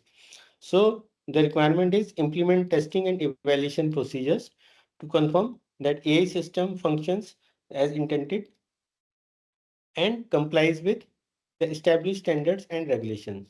So what you need to ensure, define and document verification and validation measures for the AI system and specify criteria for their use. So what you can consider is some testing methodologies and the tools, the selection of test data, and the representation of the intended domain of use, or what are the release criteria requirements. So basically you have to document all those things. So what you can do is you can make a plan to evaluate various systems of AI system, various components of AI systems and the whole AI system for risk related to their impact on individuals or group of individuals or both or societies. And you can also consider, for example, reliability and safety requirements of your AI system, including acceptable error rates for the AI system performance. So basically what you need to do is you have to evaluate your AI system against the established norms, documented criteria for evaluation so that verification and validation activities are carried out. And then you need to maintain the records. Next, AI system deployment. So the organization can document a deployment plan and ensure that appropriate requirements are met prior to deployment.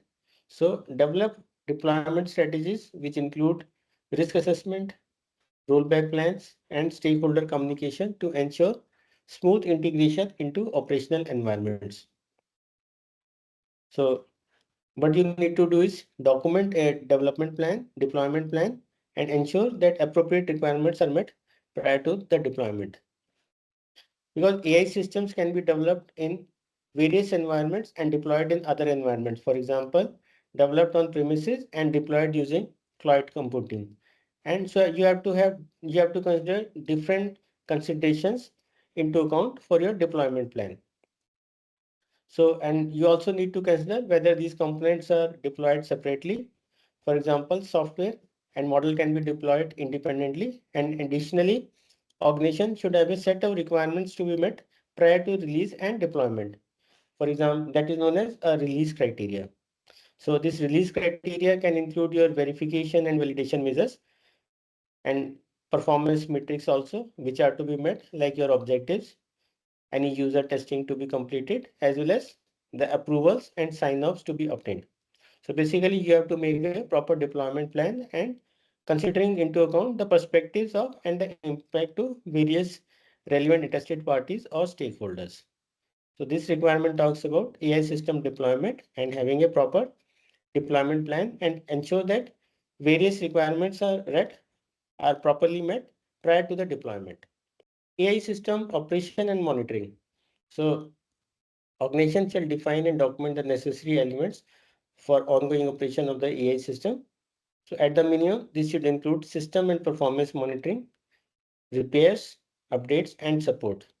So establish monitoring mechanisms to track AI system performance, detect anomalies, and implement corrective actions wherever required. So what is required is organization should define and document the necessary elements for the ongoing operations of the AI system, and they should include system and performance monitoring, repairs, updates, and support wherever it is required. So this system and performance monitoring can also include monitoring for general errors and failures, as well as for whether the system is performance as expected or there are certain issues. So technical performance criteria has to be documented, which can include the success rate in resolving the problems or achieving the desired task or the confidence raise. So you can have some other criteria also related to meeting commitments or expectations or needs of interested parties. For example, your ongoing monitoring to ensure compliance with customer requirements or applicable legal requirements. So again, there is a quality model based on ISO IEC 25059, which can be referred for defining the performance criteria. So AI system technical documentation. So this is requirement 6.2.7. Organization shall determine what AI system technical documentation is needed for each relevant category or interested parties, such as the users, partners, supervisory authorities, and provide the technical documentation to them in the appropriate form. So what is required is create and update technical manuals, user guides, and system specifications to support maintenance, user training, and regulatory compliance. So the organization should determine what AI system technical documentation is required for various relevant categories of interested parties, like for example, users, partners, supervisory authorities, and you have to provide them the desired technical information or documentation in the appropriate form. So what kind of technical documentation can be there? Like some documentation related to the description of AI system, including its intended purpose or usage instructions or the technical assumptions which have been considered about the deployment and operation. For example, runtime environment, related software, hardware capabilities, assumptions made on data, etc. Then maybe the technical limitations also. For example, your acceptable error rates, accuracy, reliability, robustness of the system, monitoring capabilities and functions which allow users or operators to influence the system. So these elements you can basically the documentation can include various design and system architecture specification, the design choices which are made and quality measures taken during the system development process, or the information about the data which is used during system development, any assumptions which are made on quality measures on the data quality, for example, some statistical distribution, some management activities, for example, risk management, which has been undertaken during development or operations of the system, and related verification and validation records. So all this is part of AI system technical documentation. So organization need to create and update technical manuals, user guides, system specifications to support maintenance, user training, and regulatory compliance. AI system recording of event logs. So organization shall determine at which phases of the AI system lifecycle record keeping of event logs should be enabled, but at the minimum when the AI system is in use. So what is required is implement logging practices which capture relevant events and system activities, facilitating troubleshooting, security analysis, and accountability. So what is to be done is organization should determine at which phases of AI system lifecycle this record keeping of event log should be done, and but at the bare minimum it is to be done when the AI system is in use. So organization should ensure logging for AI system it deploys to automatically collect and record event logs related to certain events which occur during operation. And for example, the traceability of AI systems functionality to ensure that the system is operating as intended, and detection of AI system performance outside of this AI system intended operating conditions, which can result in some undesirable performance on production data or impacts to the relevant interested parties through monitoring and operation of the AI systems. So this information log system can include information such as the date and time when this activity or the AI system is used, the production data on which this AI system operates, then the output which fall out of the range of the intended operation, etc. So basically event logs have to be created, and these have to be kept as long as required for the intended use of AI system and within the data retention policies of the organization. And then you also have to consider the applicable legal requirements which are there with respect to the data retention. So data for AI systems, data for development and enhancement of AI systems, acquisition of data, quality of data for AI systems, data provenance, and data preparation. So these are five further requirements related to data for AI systems. Next. So 7.2 is about data for development and enhancement of AI systems. Organization shall define, document, and implement data management processes related to the development of AI systems. So what is required is establish data governance processes, define responsible roles, document procedures for sourcing, curating, storing, and validating data which is used in AI development. So the organization should define, document, and implement data management processes with respect to the development of AI systems. And this can include information like privacy and security implications due to the use of this data. And some of these can be some sensitive also in nature, and any security and safety threats which can arise from data dependent AI system development, and accuracy and integrity of data also. So again, you can refer to ISO IEC 22989, so which can provide uh, further details on the AI system lifecycle and data management concepts. So the requirement is establish data governance processes, define responsible roles, documented procedures for sourcing, curating, storing, and validating data which is used in AI development. Next, acquisition of data. The organization shall determine and document details about the acquisition and selection of data which is used in AI systems. So identify data sources, establish acquisition criteria, document agreements or licensing, and ensure traceability of data collection processes. So the organization should determine and document details about the acquisition and selection of data used in AI systems. So basically what you need to consider is the details for data acquisition can include information like what category of data is required for the AI system, what quantity of data is required, then what are these data sources like internal, purchased, shared, open data, or what are the characteristics of this data source, whether it is system generated, machine generated, and what are these data subject demographic and characteristics, for example, known or potential biases or some other systematic errors, and any information related to prior handling of data, for example, some previous use of this data, or conformity with privacy and security requirements. So you also consider like any data rights are there, some copyright. So this information you need to consider, and these data characteristics and category structure of data use you can find in another ISO standard, which is ISO IEC 19944-1.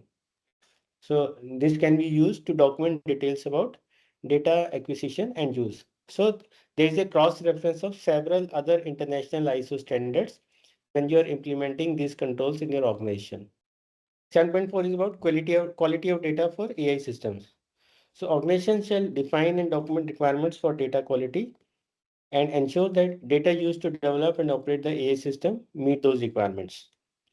So what you need to do is you need to define quality parameters, that is accuracy, completeness, consistency, then set quality thresholds and regularly review and validate this data against these standards.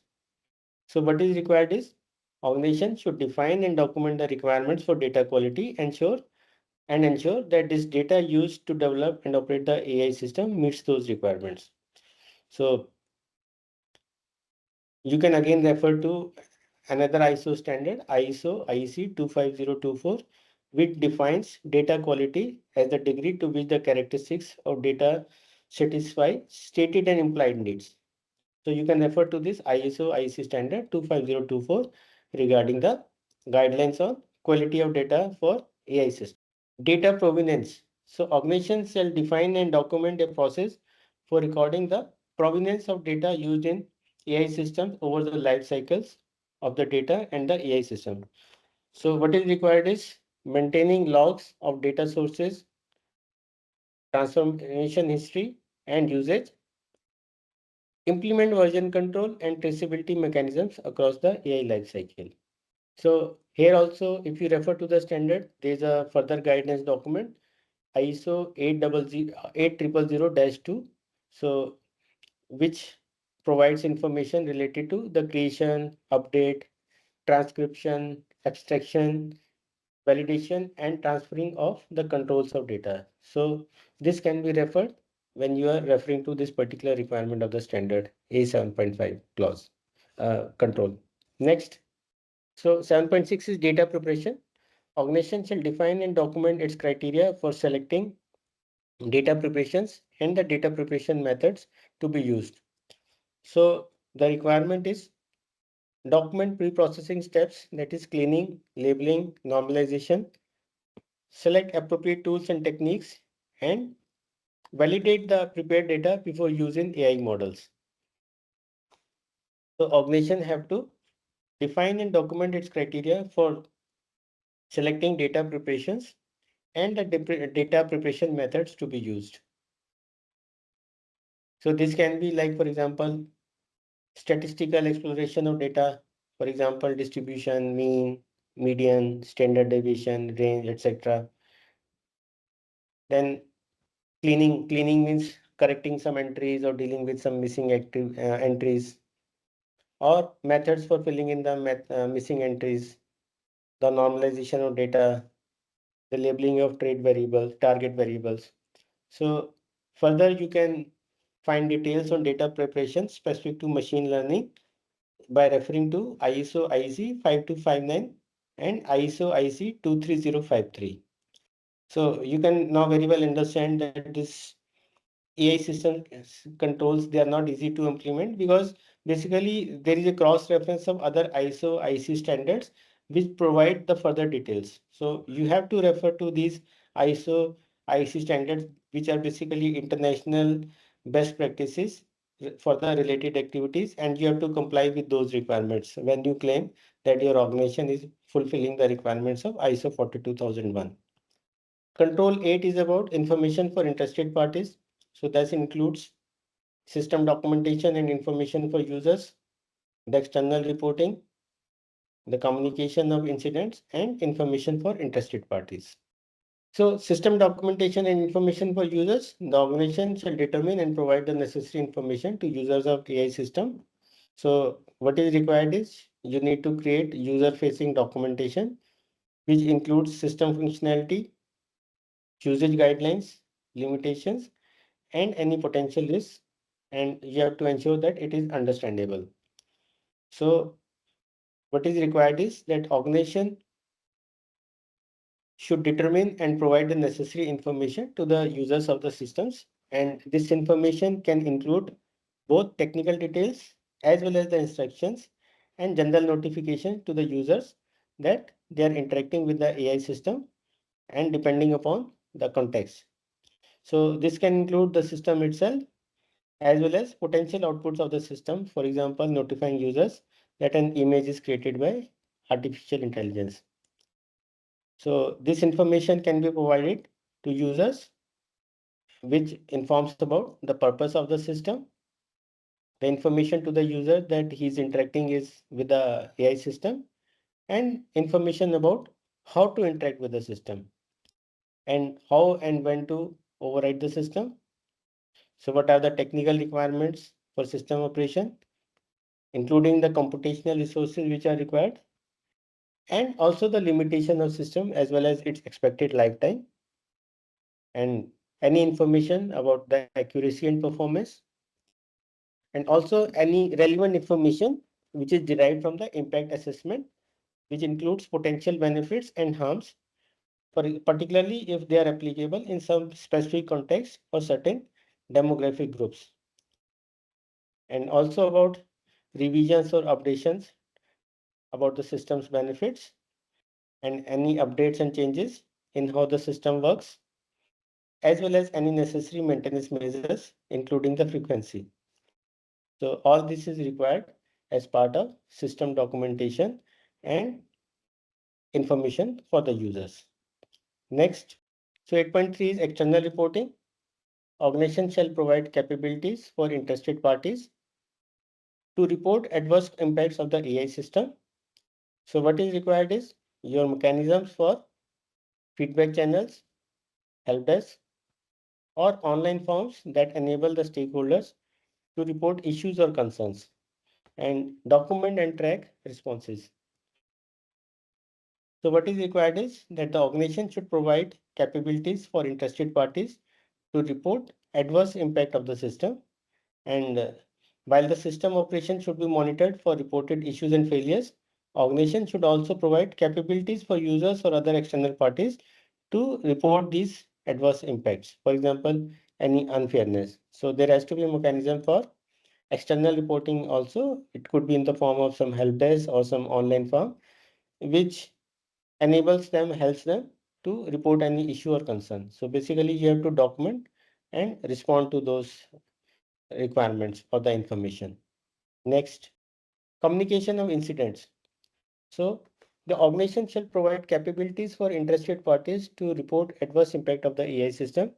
So you need to develop a communication protocol for incident disclosure, which includes CVT-based messaging, timeliness, and responsible personnel for external reporting. So there has to be mechanism so to communicate incidents to the users of the system. So these incidents related to AI system can be specific to this system which is being used or related to an information about security or privacy, for example, some data breach. So, and certain things they are considered as part of legal requirements also. So organization should understand its obligations about notifying the users and any other interested party about these incidents and depending upon the context in which the system operates. For example, if an incident is there with an AI component, which is part of a product, which affects systems safety, then it will have different notification requirements than any other type of system. And legal requirements or any contractual requirements also have to be considered while communication of incidents. So the type of incidents have to be communicated. There has to be some timeline for notification. And you also need to consider whether regulatory bodies or some relevant authorities are to be notified or not, and what details are required to be communicated. So there is a those companies which are following ISO 27001 Information Security Management System. So there is already a requirement in 27001 about incident management for security and privacy. So you can refer to that also, and you can make it a part of your ISO 42001 system. No, पीछे वाला 8.5. Information for interested parties. So organization shall provide capabilities for interested parties to report adverse impacts of the AI system. So identify legal, contractual, and ethical obligations and define the type of information such as risk, capabilities, changes, etc., and the reporting mechanism. So what is required is that the organization should determine and document its obligations with respect to reporting information about the AI system to the interested parties. So what kind of information can be shared? So this can include like technical system documentation and any requirement for training, validation, testing, as well as some algorithmic choices, any justification, verification, validation record, information about the related risks related to the system, the result of impact assessment, and any logs and other system related records. So this should also include any obligation with respect to reporting to the regulatory bodies or the concerned authorities.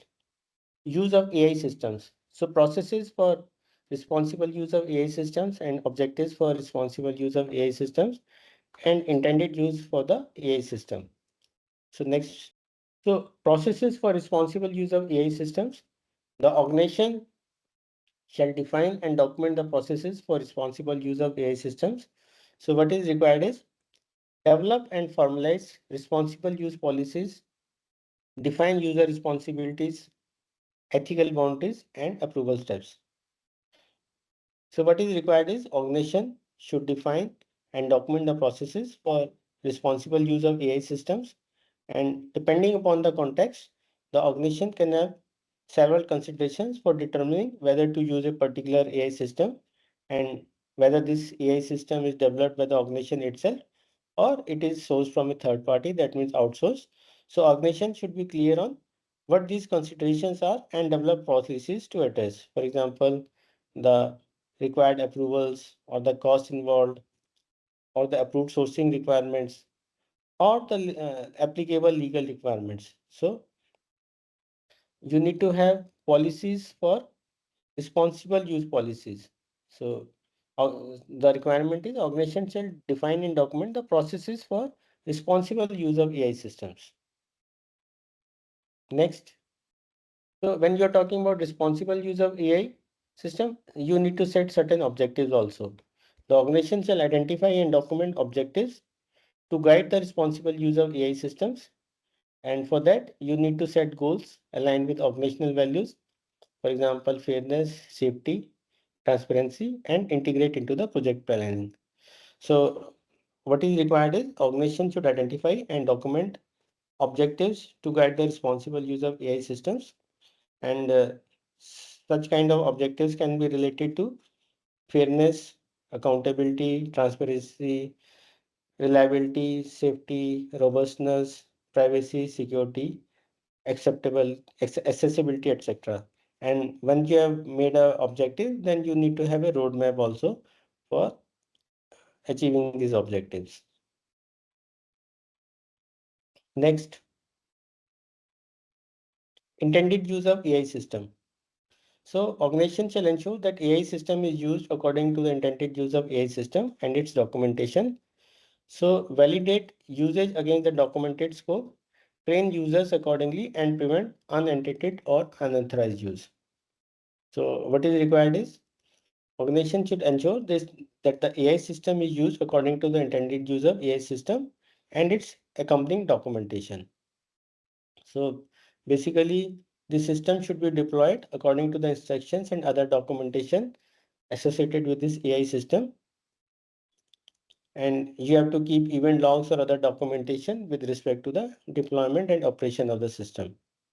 So 10 is about third party and customer relationship, allocating responsibilities, suppliers and customers. So it says organization shall ensure responsibilities within the AI lifecycle are allocated between the organization, partners and third parties. So what you need to do is define and document roles clearly in contracts or agreements. Use RECI charts if needed for AI system lifecycle stages. So what is required is organization should ensure that responsibilities within their AI system lifecycle are allocated between the organization, the partners, suppliers, contractors, and third parties. So basically you need to have, because sometimes organization use a third party also, some contractual parts are also there. So defined clear responsibilities have to be defined for various stakeholders, that is the organization, the partners, suppliers, customers, and third parties. Suppliers. So third party and customer relationship. The organization shall establish a process to ensure supplier usage aligns with responsible development and use of AI systems. So what is required is you need to conduct your supplier evaluations, align procurement with AI policy and ethics, and include responsible use clauses in the contracts. So what the organizations are required, they are to establish a process to ensure that its usage of services, products and materials which are provided by suppliers, they are aligned with organizations' approach to responsible development and use of AI systems. So, so there can be different type of suppliers. So some provide the services, some may be providing some hardware, software, etc. So basically you have to document and you need to have a proper process to ensure that your supplier usage is also aligned with the responsible development and use of AI policies. So the last is controls is customers. 10.4, organization shall ensure its responsible approach to AI considers customer expectation and needs. So what you need to do is capture customer feedback, reflect AI usage risks, and safeguard in documentation or user agreements. So what is required is organization should ensure that its responsible approach to the development and use of AI systems also considers customer need and expectations and the feedback. So you need to have a mechanism of obtaining customer feedback, and accordingly you need to review your processes and any changes which are required in your processes based on customer need and expectation should be done. Okay, next. So now we come to the auditing part. That is internal audits. So audits, definition, principles and types. So what is an audit? Audit is a systematic, independent and documented process for obtaining audit evidence and evaluating it objectively to determine the extent to which audit criteria are fulfilled. So basically audit is a systematic activity. It's an independent activity. It's a documented process for obtaining evidence and evaluating that evidence to determine to what extent the norms or the criteria are fulfilled. So alternate definitions are it's a impartial documented activity. Sometimes you also follow a written checklist and documentation, and it uses examination of audit evidence to determine the existence of the audit evidence, objective evidence. So basic objective is to verify that applicable processes of AI management system have been identified and are effectively controlled. Next.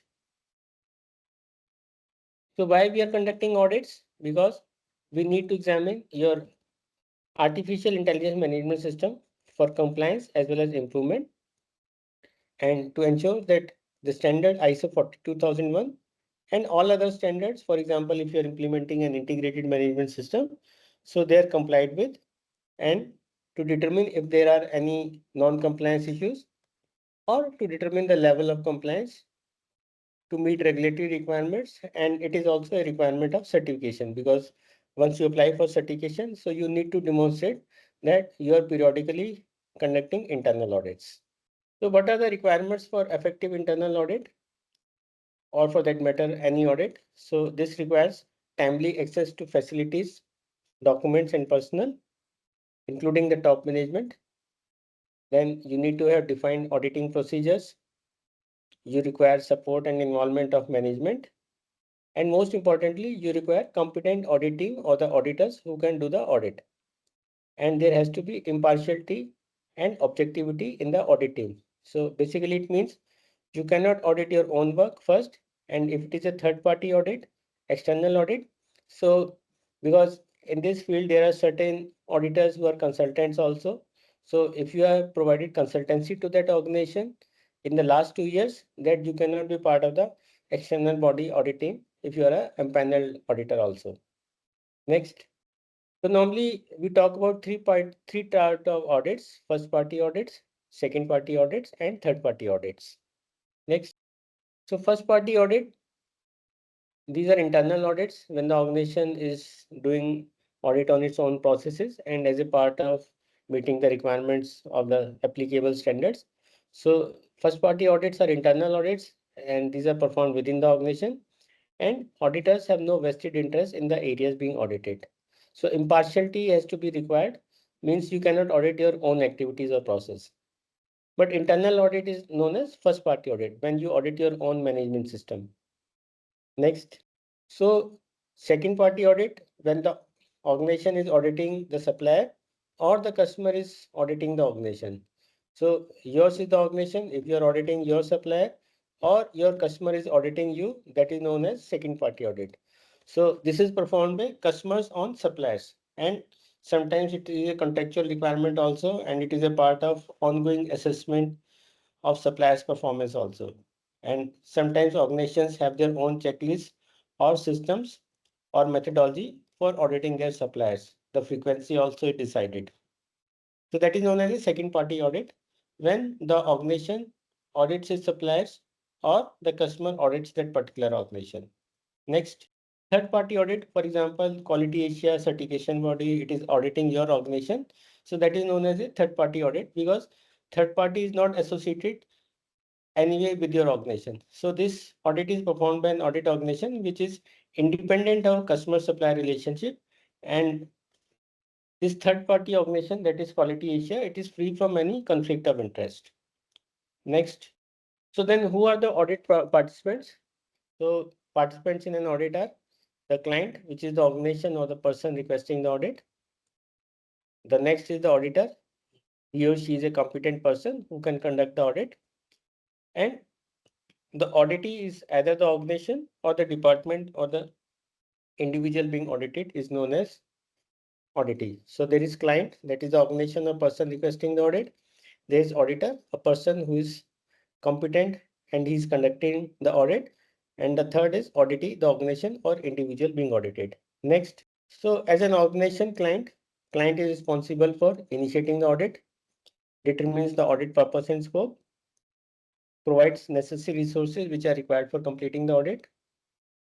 The client receives the audit report from the auditor or the lead auditor or the certification body or your customer who has done the supplier audit.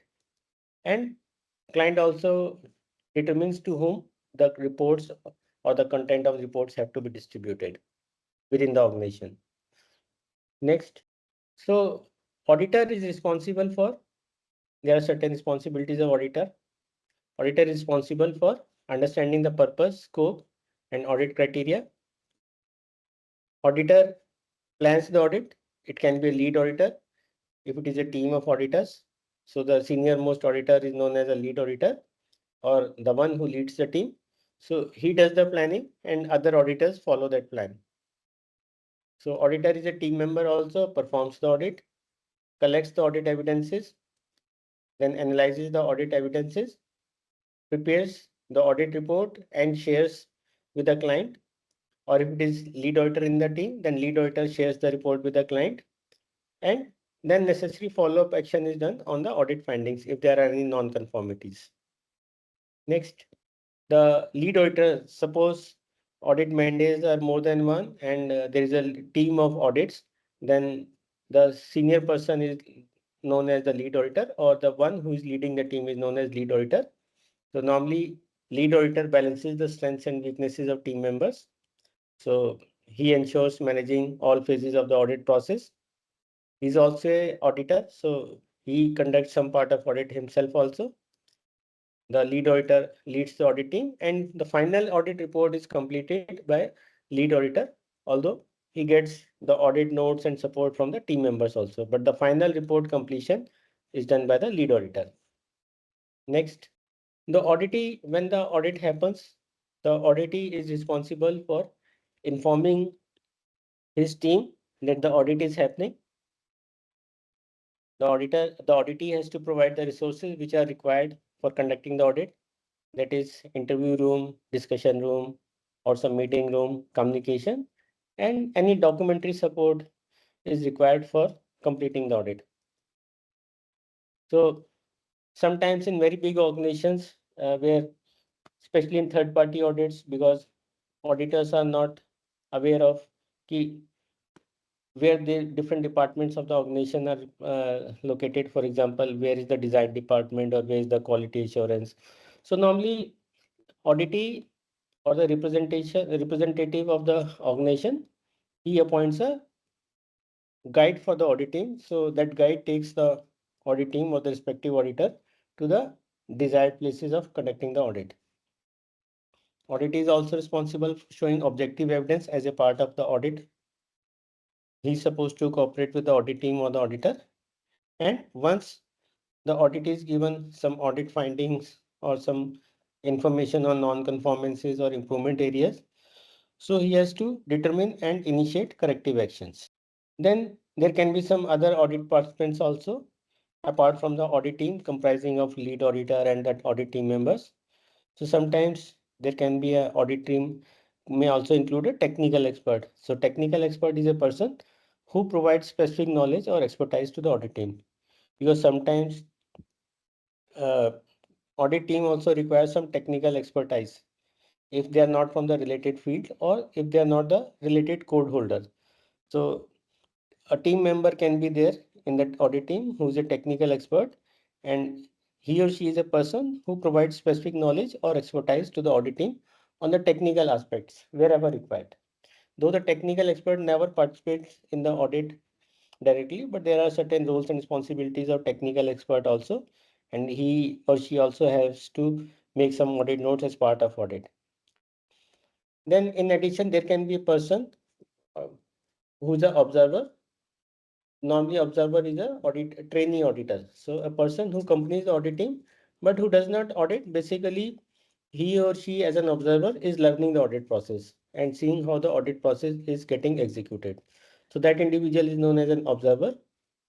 And there can be guide nominated by the auditee also for a person appointed by the auditee to assist the auditing, basically taking the auditing to the respective departments or processes, or liaising with the various auditees or the departments, because audit team coming to the organization first time may not be aware of who are the department in charges, where are these departments located, where are the resources located for completing the audit. So basically, the guide is a person who is appointed by the auditee to assist the auditee in interaction with various auditees and the departments.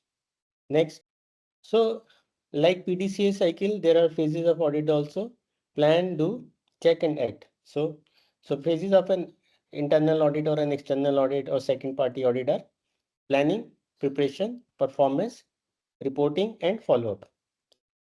So there are different stages with respect to planning also, like frequency, timing, responsibility, criteria, scope, method, duration. So that we will discuss in the subsequent slide. Next. So when you're planning internal audits, So there has to be frequency and timing depending upon the status and importance of the various activities. Then you need to nominate some competent auditor who has the desired knowledge to audit that particular process. The audit criteria should be clear to the auditor. So it can be organization's own procedures, specifications, documents, internal standard, external standard. For example, you're following ISO 42000 2023. So that becomes a criteria. And additionally, organization own procedures, processes, specifications, technical information, technical documents, all becomes part of that audit criteria. The scope of the audit, the process being audited, it can be an area of the company or the whole organization. And how much time is to be devoted for internal audit or external audit or second party audit, that depends upon the size and complexity of the process as well as the scope of the audit. So when you're planning second party audit, that is the audit conducted by the organization on its suppliers. So again, frequency and timing can be determined by the organization, or it can be part of contractual agreement also. Like, is it to be done once in 6 months or once in a year? What would be the duration? What would be the audit criteria? Against what standard? So all these things can be decided by the organization and or the supplier jointly or separately also. Not by the supplier, but by the organization. So again, here also you need to nominate a competent auditor with the desired technical knowledge with respect to the audit criteria. For example, if you are auditing only QMS part of client organization, so the competent auditor should have technical knowledge related to the organization's manufacturing processes. But if you are auditing with respect to say ISO 42001 or ISO 14001 or 45001 or any particular standard, so the auditor is qualified and competent for that particular or respective standards also. So the criteria can be a contractual application, the organization's management system, ISO 42001 or any other agreed standard. And again, scope can be the entire facility or a limited area, for example, a product line. And how much time to be spent on the audit? It depends on the size of the scope or the agreed terms. Next. So when you're planning third-party audit, for example, Quality Asia auditing your organization, then frequency and timing, normally certification bodies also have to follow. So they have to follow ISO 17021. So there are procedures or guidelines based on the accreditation guidelines. So certification body follows those procedures to calculate the frequency and timing, the audit duration, etc. So here the responsibility is given to qualified or competent auditor with the desired technical knowledge and experience. And auditing criteria can be the respective ISO standard for which organization is seeking certification. So like here we are talking about ISO 42001. So criteria is ISO 42001 or integrated management system or an individual standard for which the organization has sought the certification. And scope also it is decided. So normally certification body have their own guidelines for certification. So stage 1 audit, stage 2 audit, and then periodic audits, etc. So these will be explained to you towards the end of this session. So scope can be entire organization or the management system operations as defined by the applicable standard. And as I said, audit duration, the audit mandates, they are calculated based on number of guidelines which are applicable for the certification body. So certification body following and referring to those guidelines or standards calculate the duration of the audit, primarily the audit mandates. So audit procedures, so normally external audits are usually agreed in advance with the auditee and carefully planned. However, sometimes there can be unannounced audits also by the certification body if it is part of the requirement or if it is part of the contractual agreement or if it is part of accreditation procedure norms also with respect to particular standards or customers or their representatives as a policy or when there is some justification for such an audit. So primarily these external audits are usually agreed in advance with the respective auditee or the organization and they are planned as per the procedures and guidelines. So there are certain activities which are done prior to conducting an audit, like the auditor or the respective auditor or the certification body, they create an audit program and audit plan and notify the audit in advance. So audit process happens, related travel, logistics, things are arranged, and auditors follow as per their own guidelines, which are given to them by the certification body. Sometimes audit checklists are also used. If it is mandated by certification body as a part of their auditing documentation, then they follow that checklist. Otherwise, there is no mandate. So different certification bodies have different criteria, but all is based on the documented procedures of the certification body, keeping the accreditation requirements in view. Next. So as a part of audit preparation, it is always an advance intimation to the department or the organization being audited. So notify the person or the organization to be audited and agree to a date and time. So if required, you prepare your documents, review, prepare, update checklists, etc. And when you're conducting the audit, so basically you have to review the documents, procedures, forms, reports. So there are different protocols for the auditors. So this is all part of audit preparation and briefing the audit or auditor oblique the audit team. Next. So as a part of audit logistics, so these things are considered like travel and accommodation, safety, security considerations, permit, location, PPEs, etc., any requirement for guide, any need for translators, facilities, working area, conference, etc. So basically, those audit logistics have to be arranged in advance so as to conduct the audit timely and as per the plan, audit plan. Next. Sometimes audit checklists are also used. So there are advantages of checklists also, and there are some risks associated with the checklist also. So it depends upon the auditor's experience and the requirement of the particular certification body. So this checklist to be used as a working document and as a record. And this checklist acts as a tool to the audit company processes and not the standard. And it follows the natural process of the organization. The purpose of checklist is it provides guidance to the auditor and ensures that the audit scope is covered, covering all the desired processes and activities, and to reinforce the objectives and scope of the audit, and it also acts as a record. But if you follow that checklist, sometimes you become too focused on a single area and insufficient information included to evaluate conformance in the interviews. And sometimes these checklists are not customized to reflect company's practices.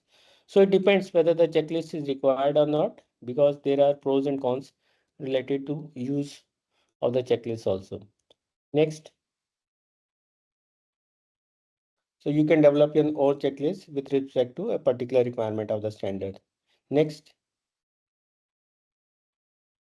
So when you're conducting the audit, especially second party audit, third party audit, so there is an opening meeting, audit is conducted, findings are reviewed, and finally a closing meeting happens.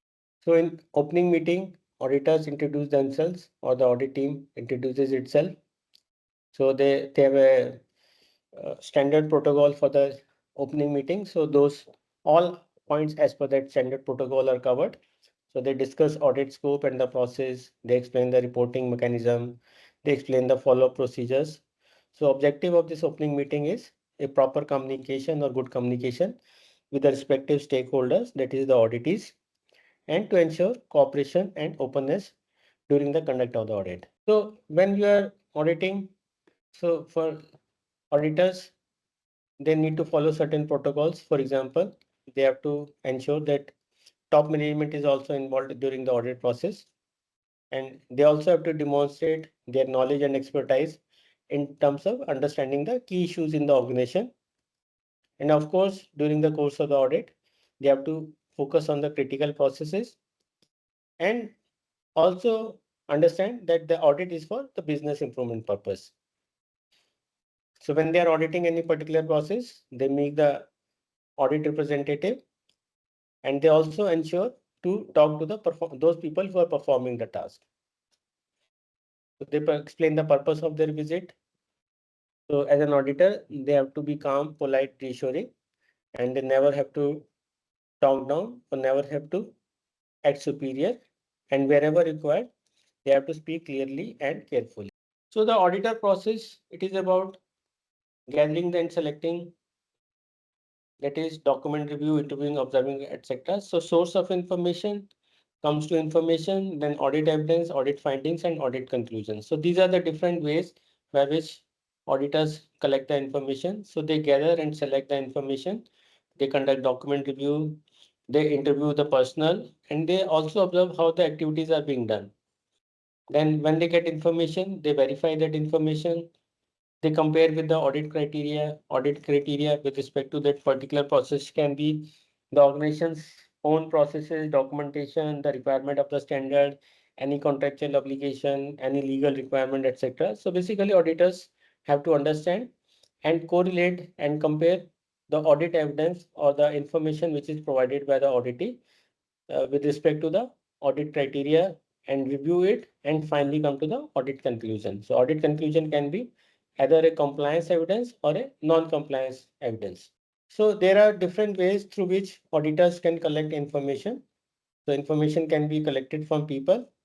For example, interviewing the people, the observation of activities, the interaction between various functions and activities and processes of the organization, how this measurement and monitoring of those activities processes are being done. So documents and records, in fact, they have to refer to what all are the mandatory documents and records and what all other documents and records the organization has made in their documented management system. So auditor can get information after reviewing all this thing and then collect objective evidence related to the, which is also known as audit evidence. There can be data summaries, reports from other sources, customer feedback. And when they're interacting with people, they understand their competence level, what is their understanding related to the systems and documentations, whether they are competent for that particular assignment or the particular requirement of the standard, and also whether they are cooperating during the course of the audit, and also any systematic problems which exist in the organization. So there are different ways and methods by which auditors collect the audit evidence. So the auditors also observe various activities which are being done, and they have some observations related to the efficiency of the processes, how the things are being done, how are the processes interacting with each other, what is the significance of links between different processes, what are the outputs and inputs for the processes which have been identified, how the monitoring measurement activities are being conducted in respect of the capacity of processes, their accuracy, dependability, cycle time, resource utilization, productivity, etc. So the important thing is the audit evidence collected by the auditor should be specific to the respective management system for which you are doing audit. For example, if you are auditing ISO 42001, then all the objective evidence have to be related to various requirements of ISO 42001. If you are auditing against the requirements of ISO 27001, then your findings have to be correlated or they have to be in sync with the particular requirement of that particular management system. If you are auditing an IMS integrated management system, then those requirements have to consider all applicable management system standards as well as the organization's documented system and the related processes, activities, flowcharts, evidences, technical information, etc. So the auditors have to collect the relevant objective evidence and put up in their audit notes or report. Next, so this also includes as a part of document review, the documented information which we discussed in 7.5 related to document control, their issue status, their completeness, their condition, legibility, preservation, storage, identification, approving authority, controls on internal and external documents. So lot many things which we have discussed. And then also based on data analysis like customer feedback, voice of customer, vendor analysis, various stakeholders feedback, any applicable financial measurements, cost of non-conformity, etc., etc. Again, the data summary has to be specific to the requirement of that particular standard. If you are considering 42001, so it has to be relevant to 42001. If you are considering 9001, it has to be relevant to 9001. If you are considering integrated management system, then it has to be relevant to the respective management systems which are part of that IMS. Basically, objective evidence, this collecting the correct objective evidence is the most important activity with respect to the audit conduct, because based on this audit evidence only, the auditor or the team of auditors is concluding whether there is conformity in the system or whether there is non-conformity, or if there is a non-conformity, then what kind of non-conformity it is, whether it is a minor non-conformity or major non-conformity, because ultimately that is also linked with the certification decision. So once you have got the objective evidence, you need to examine also with respect to the completeness, with respect to the accuracy of data, with respect to various aspects as we have discussed. And ultimately, it helps you to establish whether the system is conforming or non-conforming. And if it is a non-conformity which you have identified, so what is the nature of non-conformity? Whether it is a minor one, whether it is a major one, whether it is a legal non-conformity or process-related non-conformity or product-related non-conformity. So you have to identify the nature of non-conformity, and you also have to link that particular non-conformity with a particular requirement of the standard. And very important thing as an auditor is that sample has to be selected by the auditor himself. But how many samples to collect, how many persons to interact, how many reports to review, how many technical data to be checked, it all depends upon the amount and variety of evidence. So that auditor has to take a call. So sometimes checklists are used by auditors. So checklists can be used for recording conformity or non-conformity. And it can be also used to track, to manage time, because especially for external auditors, that's a time-bound audit. So if you are allocated some limited time for that particular auditing a particular process, so you need to observe the time progression also. So sometimes checklists also give you an idea of how to track where you are and to manage the time. So this checklist also helps to control the pace of the audit and manage audit personalities. And if the checklist is carefully drafted or prepared, so it should ensure that all relevant areas are covered. And this checklist also helps you to make notes for follow-up in some other areas. For example, if you want to cross-verify or cross-check some information which is given to you as an auditor in one department, to cross-check in some other department also. And this checklist also helps as a record for future reference.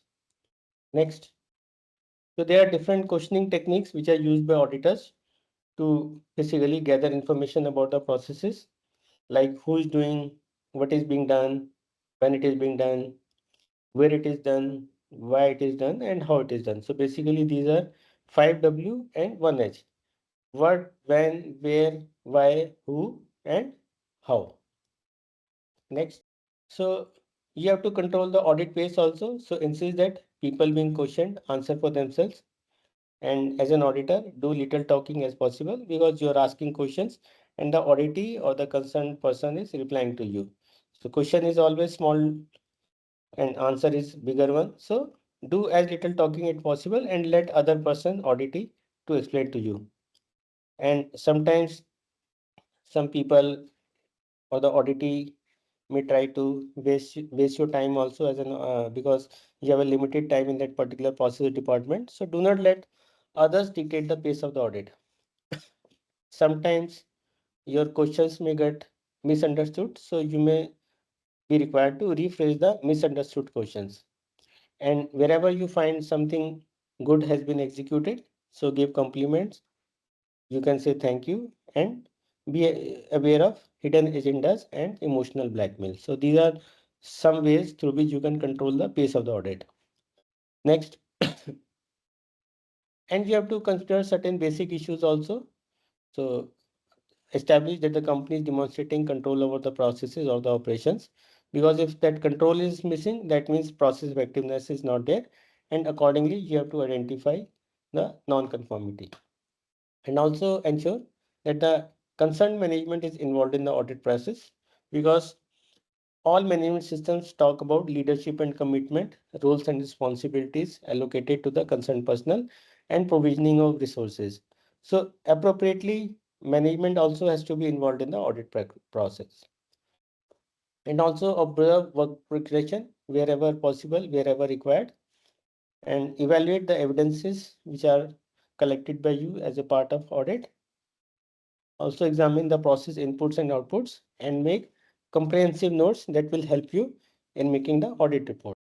Sometimes you need to seek verification also. Do not assume that people will lie, but seek to verify statements if necessary. For example, if you visit some department, some information you have collected as a part of audit, so you may like to re-verify that information, cross-check that information in some other department also. So wherever required, wherever you feel like as an auditor, you need to seek verification, you can do it. But the most important thing is do not accept a pre-prepared sample. And as an auditor, you have to choose your own sample. Because if you give liberty to the auditee to present you any sample, then you'll not be able to do a fair audit. So basically, never accept a pre-prepared sample. Always select sample which you want to verify, and that sample should be decided by the auditor himself. Next. So there are certain general principles of auditing. So you have to follow those principles like integrity, which is the foundation of professionalism. Then fair representation of facts has to be there. That is the obligation to report truthfully and accurately. Due professional care has to be done. That is the application of diligence and judgment in auditing. So you have to ensure confidentiality also, because during the course of the audit, you make audit notes, you interact with the client, you see the processes, you see certain confidential information also. So you have to ensure that the information which has been shared with you by the client during the course of the audit, that information remains confidential, except for the report writing purpose. You are not to use any information of client or any data provided to you by the client elsewhere. Then independence has to be there. So independence is the basis for impartiality of the audit and objectivity of the audit conclusions. And evidence-based approach for auditing has to be there. So this is the rational method for reaching reliable and reproducible audit conclusions in a systematic audit process. Next. So there are certain personal attributes of auditors also which you have to follow. So the auditor has to be ethical, that is fair, truthful, sincere, honest, and discreet. The auditor should be open-minded, that is willing to consider alternative ideas or points of view. Diplomatic, that is tactful in dealing with people, because you're dealing with all kind of people during the course of the audit. You're interacting with the top management also, you're interacting with the middle management also, you're interacting with the shop floor supervisors and workers also. So you must know how to deal with or talk with different people as per their existence in the hierarchy of the organization. So somewhere you have to be diplomatic also. That means tactful in dealing with various people whom you interact with. Then you have to be observant also, actively observing physical surroundings and activities. Perceptive, that is aware of and able to understand situations. Versatile, that is able to readily adapt to different situations. Tenacious, that is persistent and focused on achieving the objectives. Decisive, that is able to reach timely conclusions based on the facts and logical reasoning and analysis. And self-reliant also, that is able to act and function independently while interacting effectively with others. So these are auditors' personal attributes: ethical, open-minded, diplomatic, observant, perceptive, versatile, tenacious, decisive, and self-reliant. Next. So there are certain general knowledge and skills of management system auditors. So they should have knowledge about auditing principles, procedures, methods, and of course they should have knowledge about the relevant management system for which they are doing auditing and the reference standards. So for external certification bodies, third-party audits like Quality Asia, so there detailed procedures and guidelines which are there with respect to the competence of auditors. So like competence is applicable in every field, so it is also applicable in field of auditors. So lead auditor, auditor with respect to various management systems. So their competence requirements as per ISO 17021. So which certification, sorry, which the certification bodies have to comply with. So auditors are qualified based on their competence, education, and experience. Then auditors must also be having adequate knowledge on the organizational context. That means the kind of industry they are auditing and what are the relevant internal and external issues relevant for that particular observation. And most importantly, they should also be aware of applicable legal and contractual requirements and other requirements which apply to the auditee. For example, if I'm as an external auditor, if I'm auditing, okay, I may be aware about the legal and contractual requirements which are applicable in my country. But when I'm auditing some other organization in some other country, it can be in Gulf, it can be in any part of the world. So definitely legal requirements and they vary from country to country. So basically, in that case, auditor has to do some homework. And of course, a lot of information is now available through that websites also.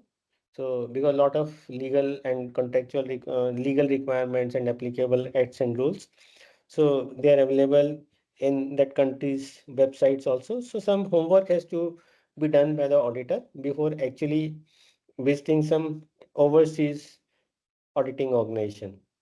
So this is very important because every management system requires meeting, fulfilling the applicable legal and contractual requirements. So which apply to that particular organization. So auditor in that case, especially if you're auditing some organization which is not in your own country, then you need to be doing some homework related to identifying the applicable legal requirements with respect to that particular management system for which you are going to do audit. And auditors are also supposed to have discipline and sector specific knowledge and skills of management system requirements. So these all are the requirements which or the knowledge which auditors must have.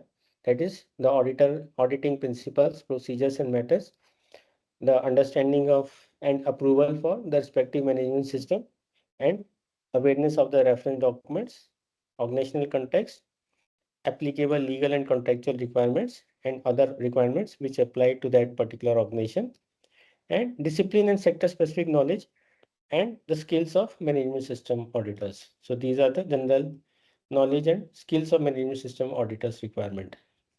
Next, so general knowledge and skills of audit team leader. Audit team leader is the person who is basically leading an audit team when more than one team members are there in the audit team. So lead auditor should be able to balance the strength and weakness of the individual audit team members. Then he or she should be able to develop a harmonious working relationship among various team members.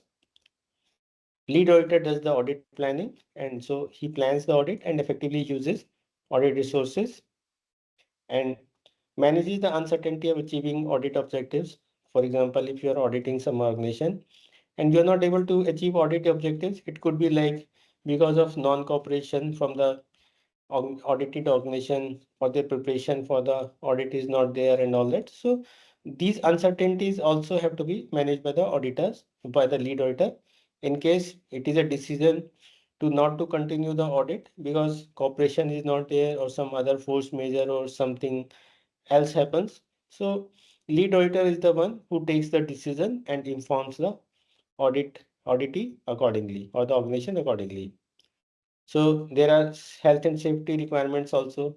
For example, if you are auditing some mine or some hazardous process or chemical industry, so necessary safeguards are there. So lead auditor has to ensure that health and safety of the audit team members, including compliance with the applicable requirements, is done, and all necessary resources are provided to the audit team members also before doing the site visit during the course of the audit. The lead auditor also organizes and directs the audit team members, provides direction and guidance to auditors in training, basically the observers, prevents and resolves conflicts as required. He is also representing the audit team and ultimately leads the audit team to reach the audit conclusion and finally prepares and completes the audit report. Next, so some good practices for auditors are Introduce yourself and on the audit team. Ensure that the audit agenda is understood by the client or the auditee, and focus on the agenda. Keep it to the agenda itself and keep control of the audit and time. Do not do unnecessary arguments during the audit. Listen to what the auditee is saying or the person being interviewed explains. Maintain records and remain polite, calm, and professional. Next.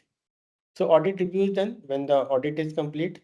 Before concluding or the audit conclusion, normally a review is done.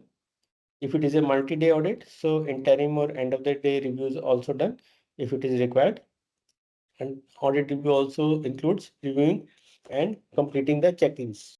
Study and compare the notes of the auditing and list the non-conformities, if any. So analyzing the results, review if there is a deficiency, if that deficiency is an isolated error or a breakdown of the system, and auditee is aware of the problem and the deficiency has been reported before. Because any non-conformity which is identified, it can be a minor or major one. If the deficiency is an isolated error, then it is a minor thing. But if it is a breakdown of a system, then it is a major non-conformity. And this non-conformity, either major or minor, it has to be acknowledged by the auditee also as a part of audit process. So then normally at the end, a closing meeting is done with the auditee or the auditee organization. So in all three type of audits, a closing meeting is done. In internal audits also, second party audit as well as third party audit. So normally in internal audit, sometimes the closing meeting is informal, but objective is if you are able to identify the gaps in your system, then you'll be able to take a constructive approach and you'll be able to do system improvement, and that will help you in successfully clearing your second party audits or third party audits, that is customer audits or external body audits. But when there is a second party audit, sometimes if the performance of the organization with respect to a particular management system or the client requirement is not good, then even contract can be at stake. Especially in automotive sector, the customer uses some checklist and they ask they ask their suppliers to achieve a minimum score. So that score as per checklist, minimum requirement could be 70%, 75%, 80%, as per basically what has been already communicated to the organization. And if that score is not achieved and it is below par or something of that sort, so even supplies from that organization could be suspended. So second party audit is quite if you do the risk assessment of second party audit, so even contract can be at stake if the compliance is not good. And these reports can be used as reference also. And definitely these second party audits uh, relate to more emotional situation as compared to the first party audit meeting. And sometimes there can be challenges also based on the audit report or the audit findings. And when it is a third party audit, so again, third party audit, basically certification decision is there or the continuation of certification is there, depending upon whether some non-conformances are there in the system or not, or how these non-conformances are classified like a minor or major one. And these reports also can be used as a reference because each audit is accompanied by an audit report by the certification body or the respective auditor. So these reports are also used as a future reference. And again, definitely more emotional because it can be a award of certificate or denial of the certificate or suspension of the existing certificate depending upon the audit outcome. So normally in the closing meeting, the auditors, they explain or discuss the findings. So there is a consensus also with the respective auditee, agreement is done. Overall degree of conformity is stated. And normally if during the course of the audit, some positive points are, or rather the points related to the SWOT analysis, strength, weakness, opportunities or threat of the client or the department or the process being audited with respect to the particular management system requirement are also mentioned in the closing meeting. Next. So there can be non-conformances identified in all three management systems, like all three type of audits, first party audit, second party audit or third party audit. So if there are non-conformances in first-party audit, so normally identification is done. Auditors identify non-conformities against organization's own internal procedure or respective ISO standard requirement. Then these non-conformances are documented in the internal audit report, and root cause analysis is done. Corrective action is initiated by the particular or respective auditee or the department so as to prevent the reoccurrence. And then follow-up audit is done for verification of action taken or reviews done to ensure that these actions are implemented effectively. So the main purpose of non-conformances which are there in first party audit is improvement of internal systems, ensure better compliance, and preparation for external audit, which can be a customer audit or which can be a certification body audit also. So when there are non-conformances in second party audit, that is customer audit, again methodology remains the same. It can be non-conformance against the agreed terms, norms, etc. And these issues or non-conformances are communicated to the supplier formally, and the supplier is asked to provide a corrective action plan within a specified timeline, and sometimes it is also linked with the delivery of products or services. So again, in case of any non-conformity, actions include root cause analysis, corrective measures, or any other requirement which is asked by the client or the customer. And follow-up audit or supply reviews are also performed to verify the corrections. Or the organization has to submit corrective action plan and later on the evidence is related to the action taken, and maybe sometimes follow-up audit may also be required. So the basic purpose is ensuring that suppliers meet contractual obligations and the desired standards related to any management system which your organization wants to your suppliers to fulfill. Next, third, non-conformances are identified in the third-party audit because it is related to a certification decision or it is related to a decision related to the continuation of existing certificate. So identification, normally here non-conformities are classified as either minor or major depending upon the non-conformity. So minor is an isolated issue which won't pose significant risk, but major is a systematic failure or high risk non-compliance. So again, these non-conformities are reported in the audit report and these are communicated to the concerned auditees. And auditees have to submit an action plan with root cause analysis, correction, corrective action, and normally a timeline is also set. So there is a timeline for addressing minor non-conformities as well as major non-conformities. And depending upon the nature of non-conformities, that major non-conformity may also require evidence submission and or the re-audit. And minor non-conformities are verified during the next surveillance audit. So the purpose of these non-conformities which are identified in third-party audits are achieve certification, regulatory compliance, or demonstrate conformity to the respective management system.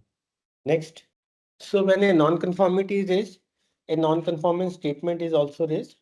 So non-conformance statement is a short statement which describes the non-conformity, including, so it describes what, why, and objective evidence. So what is the issue in question, that is a statement of non-conformity. Why is what the statement is raised against, that is a particular requirement or specific reference to the requirement of the standard. And the third is objective evidence found, that is the objective evidence observed which supports the statement of non-conformity.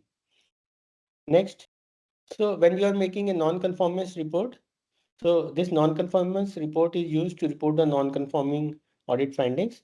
So important thing is that this non-conformity report should be factual and it should be understandable and traceable to a particular requirement of the standard. So these non-conformances or non-compliances are raised on completion of an audit, and as explained, the auditee has to implement necessary corrective action and do the root cause analysis within a particular time frame. And non-conformance report, because it's a third party audit or second party audit, so auditee has to, so auditee is requested to sign signifying that understanding and acceptance of non-compliance. So that wording of non-conformity is very important when you're preparing a non-conformity report.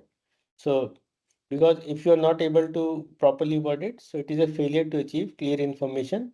So that can invite challenge of the finding at the closing meeting or by the auditee later on. So this is very important in areas where the emphasis has changed with respect to the requirements in order that they'll be completely and clearly understood. For example, it can be management commitment, competence, communication, or continual improvement. So this is an example of non-conformity statement. For example, we are talking about ISO 42001 2023. So a statement of non-conformity, the organization's employees lacked adequate awareness of AI management system policies and procedures, resulting in failure to address AI-related risks and responsibilities effectively.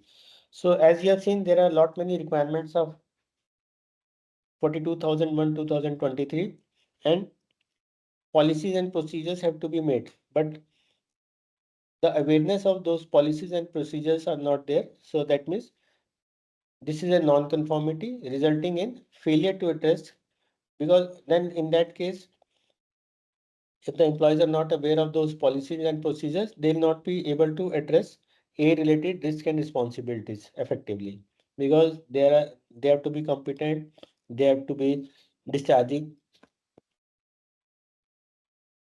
their respective responsibilities also. And if they are not aware, then they'll not be able to discharge their responsibilities. So this particular non-conformance is with respect to clause number 7.3 awareness, which says that persons doing work under the organization's control shall be aware of policy, AI policy, their contribution to effectiveness of AI management system, including the benefits of improved AI performance and implications of non-conforming with the AI management system requirements. So what is the objective evidence which supports this statement of non-conformity? During employee interviews, it was found that several staff members involved in AI system development were not aware of organization's AI policy, including procedures to ensure responsible use and compliance. And also there was no record of awareness training or briefings during the course of the audit. So statement of non-conformity, organization's employees lacked adequate awareness of AI's MS management system, policies and procedures. So why this is non-conformity? Because clause 7.3 talks about awareness and there are certain requirements mentioned with respect to the awareness. And what is the objective evidence?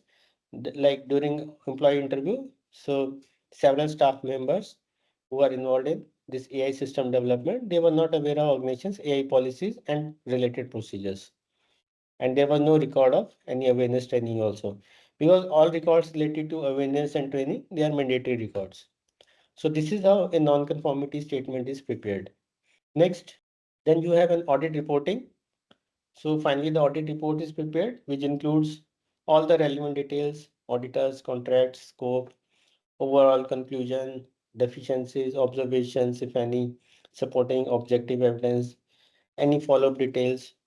But normally what we conclude, what we exclude from report is, because sometimes confidential information about the organization and processes do come up during the auditing or the interviews, but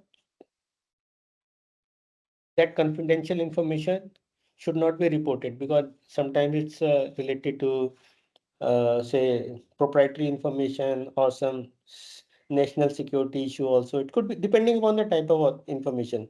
So any confidential information which has come to the auditor's notice during the course of the audit, it is not to be reported. Sometimes client also make a request, okay, we can provide you the information, but this is only for discussion purpose and it is not to be put up on record. And also in the report, you cannot raise any matter which was not raised or discussed during the closing meeting. And subjective opinions are not to be put. So you have to only put verifiable facts and objective evidence. And you cannot use antagonistic words or phrases or ambiguous statements in your report. So finally, an audit report is prepared, which describes the audit objective, purpose, scope, the summary of non-compliances, if any, the summary of audit findings. Like I said, SWOT analysis is also part of that audit. So description of good points and any main concerns, any identified opportunities for improvement, and finally the recommendations which are made based on the audit findings. Next. Thereafter, audit follow-up is done as per the procedure to verify that actions are implemented and to monitor short-term and long-term effectiveness. So record related to follow-up details and objective evidence is also reviewed. And finally, whatever formalities are there with respect to signing of forms. Next, so I think now Praveen will take over for the explanation of this process. Yes, sir. Okay. Sir, I am taking this on further. So we are left with a few slides and also the question answer session. And firstly, I would like to thank Atul Suri sir for providing us a deep knowledge and understanding regarding the AIMS standard ISO 42001. Its compliances and its requirement. Also from bottom of my heart, thank you Atul Suri sir for giving your valuable time and expertise and enlightening all of us regarding this very new standard. Thank you, sir. So basically, this is the ISO IEC 42000 certification for the organization, and same like other management standards, obtaining the certification for the 3 years, followed by the annual surveillance audits, and also audit obtaining after the passing a audit certification will be provided for once you clear the audits. And also it can be suspended and withdrawn if you are not clearing the surveillance audit, means a year 2 or year 3 audits. Sagar, can we move on to next slide, please? So now this is the registration process flow, basically presenting the core process of the certification whole process. So firstly, we will be firstly you can see that the application organization which is going to apply for the ISO certification have to fill the application form in which the critical details like scope of the scope for which the certification to be done mentioned, and number of employees, number of sites, all the critical information mentioned over there. And based on those critical information, commercials and code allotments is to be done for the certification process. And after that, once the client sign up is done, then followed by the stage 1 and stage 2 audit. During the stage 1 audit is based on the documentation review. It is to be checked that the documentation is comply with the relevant standard or not. And during the stage 2, its implementation to be checked for which the certification is to be applied. And after that, during the stage 2, if any NC or you can say concerns or major or minor NC raised, subject to those, special audits can be planned or scheduled if required. Right. Otherwise, subject to clearance of the NC closures, okay, your certification will be awarded to the organization, and also followed by the surveillance audit. That is also annually or semi-annually, and it is also surveillance audit to be. It is a mandatory to clear all the surveillance audits for year 2 and year 3. If an organization is not able to clear those audits, then their certification can be suspended. And ISO is a 3-year cycle. First year is the initial certification. Second and third year is the surveillance year. And after completing the 3-year cycle, then recertification audit to be planned or to be scheduled. So basically, this is the complete certificate from registration to complete certification and 3-year cycle of the ISOs. Sagar, can we move on to next slide, please? Yeah. So about our services, we are providing certifications and internal audit training programs for below standards. We have already today we have completed the ISO 42, almost going to complete a training session for ISO 42000, that is Artificial Intelligence Management System. Earlier, earlier from August onwards, we have completed trainings for the standards like ISO 9001, that is Quality Management System, ISO 14001. Environment Management System, ISO 45001, that is Occupational Health and Safety Management System, ISO 45001, Energy Management System, ISO 27001, Information Security Management System, ISO 22000, Food Safety Management System, ISO 13485, Medical Device Quality Management System, ISO 26000 Social Accountability Management System. So basically, we are providing certification and internal audit training courses for these standards. Next, please. Yeah. So about Quality Asia, our accreditations at Quality Asia, we are committed to excellence is validated through our prestige accreditations. Basically, we are proud to be recognized by a leading national and international accreditation body, including NABCB and IAF. NABCB is a National Accreditation Board of Certification body, ensuring the highest standard of quality and compliance within the India as well as the abroad. Our accreditation reflect a rigorous adherence to industry standards and our dedication to provide reliable and trustworthy certification services. These credentials are testament to our expertise and unwavering commitment to delivering value to our clients. Also, our management is a proud BNI member, Business Networking International member. Next, please. So I would like to introduce our leadership team. Mr. Atul Suri sir, he is a lead auditor and reviewer responsible for leading a team of auditors and establishing excellence in auditing operations. Mrs. Seema Suri ma'am, Director Accreditations, responsible for maintaining accreditation status and heading audit review and certification decision process. Mr. Atul Suri sir, Mr. Samar Suri sir, he is the Managing Director of Quality Asia, responsible for marketing and promotions and ensuring right visibility for the certification body.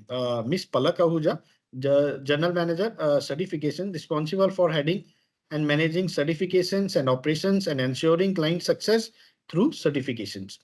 Next. Myself, Praveen Singh Negi, Business Development Head, responsible for heading sales team and ensuring customer acquisition in a most ethical, right manner. Mr. Sagar Mohar, Quality Assurance Officer, responsible for compliance within the accreditation standards, manages documentation and auditing, and assists training programs and support marketing and operational excellence initiatives. Team of auditors, we have a very big team of auditors in Pan India, responsible for conducting ethical and quality-rich audits, enabling organization to understood and upgrading their system and processes. Also, a team of executives who is very much responsible for managing the source behind the scene. Next, Sagar. So after this training session completed, you will be provided with the we will be sharing a mail with you all participants. So the mail will be enclosed with the training material, training evaluation Google form, and training feedback link. So basically, training material will be the training PPT which you have seen during this training session, complete training session. It will be shared with you on the mail once it is completed. Also, there is a training evaluation form. It is a Google form. Basically, it is a training examination link. You have to submit that. You have to submit the answers for that examination. And after successful submission of the examination, if you clear, if you acquire, or if you got 50% mark, that is the basically eligibility criteria to clear the certificate internal auditor certification course. Okay, those who qualified, they will be awarded with the internal audit certificate.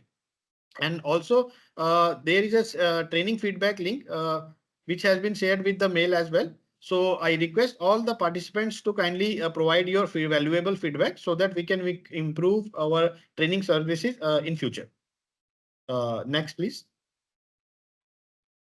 So regarding Quality Asia School and free internal training program updates. So basically, guys, you all can get updated regarding all training programs and other updates regarding the Quality Asia.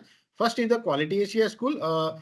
Basically, you can just access it on our website. The exact link, these links also will be shared with you on the mail as well, right? And and on the Quality Asia School, you can access just training videos and other training materials as well. I will just show up you a glance of our website during the later after this PPT slides completed. Also, you can just join on the WhatsApp channel and get updated regarding our trainings and other updates. Also, free internal auditor and training calendar. You can just explore over the website on the website. I'll just show a glance of it also. Next, Sagar. Yeah, so you can also join Quality Asia and connect the quality ACA certification. Stay updated about our latest news, trainings, programs by following us on social media. So we are active on social media as well, Instagram, LinkedIn, and YouTube. So basically on all three social media platforms, we are very much active, and these are the links shared for your reference. You can just share with your colleagues, your friends who are you can say who are very much needy for these trainings regarding right as we are providing is free of cost. So definitely it will be very helpful in their career for growing their skills and expertise in the management system, understanding and knowledge. Next, Sagar. So this is the training evaluation form. Sagar, in the meanwhile, just you can prepare the mail body and suit up to the trainees for the further. So I was telling you that we have a social media presence as well, right? So this is our, you can see this is our YouTube channel. Okay, so on the YouTube channel, we have all uploaded training videos for all the standards like ISO 26000, ISO 13485, ISO 27001, ISO 22000, ISO 45000. So you can access all the videos from here, and you can just watch these videos and submit your training examination and get certified yourself and your friends as well if you have missed the training session by any chance. Regarding the LinkedIn profile, so Quality ACI is also present on the LinkedIn. You can just following up there, and you can just get updated and like post and everything about the Quality ACI trainings and other things. About the Instagram, you can just check in the Instagram presence as well for the Quality ACI. You can just follow up here, and you can just get update about the Quality ACI and certifications. It's all our services over there, and get connected with us. Also, you can just connected with us on the WhatsApp. So basically, we have a WhatsApp channel. So here, with every training update, we posted on the WhatsApp as well. So today morning, we have just shared the, you can say, training, Microsoft training link for connecting the training session. Also, we are providing timely other updates regarding the training programs. So on the all social media platform, you can just connect with us and get yourself updated for the things. So also, I would like to tell you regarding our Quality Asia website. Firstly, I would like to present you just a second. Yeah, once you get submitted your responses and you get qualified with 50% marks for the training, so you will be getting a certificate like this. Here there will be the logo of our certification body. You will get the certificate. Your name will be written for the relevant standard. You have qualified for the internal auditor certificate course, and date was mentioned. So you can just observe that we have conducted a single day training program, and date was mentioned for the 2 days. Basically, internal audit training program has to be scheduled for 2 days, but due to the lack of time and lack of, you can say, actually, we have covered all the relevant topics in a single day training program. So that's why we have mentioned two dates for the training, and we have we have covered all the training topics for the standard. And you are and about this certificate, basically this certificate is issued, date is mentioned, and it's no expiry date. It is valid, you can say it is valid till the life. Correct. So it is there is no expiry date of this certificate. And also you can check the authenticity of this certificate like this IEAC 01135. So I can just check. I can check myself certificate over the website. Just a second.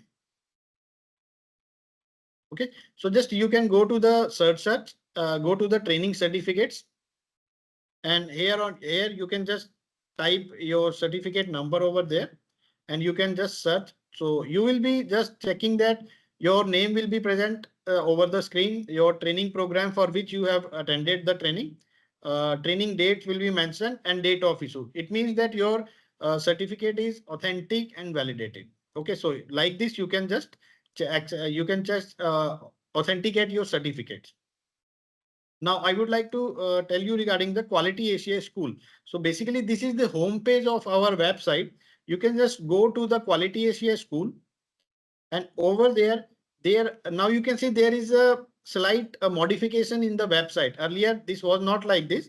Earlier, only flexible learning was there, and this attend live training programs also you can just get updated here only. So like flexible training, there are all the training videos uploaded. ISO 13485, ISO 27001. So just I'm clicking on the 13485 training. So like this, you will be accessing the training video. Whosoever not able to attend the ISO 13485 training, just click on the video and your training will be started over there.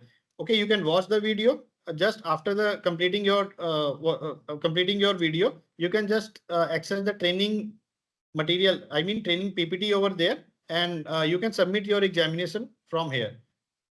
You can access the Google Form training link, the examination link. You can submit your examination and get certified for the other trainings as well, who have missed in the past.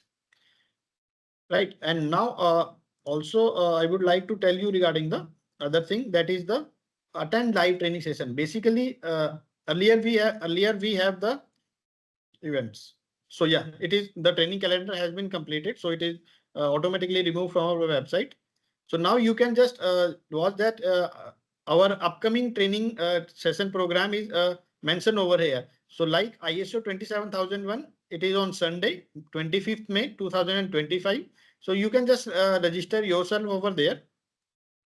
Go to there and register yourself over there, and there will be a training also Google Form link, and you can submit your details and register yourself for the upcoming trainings over here.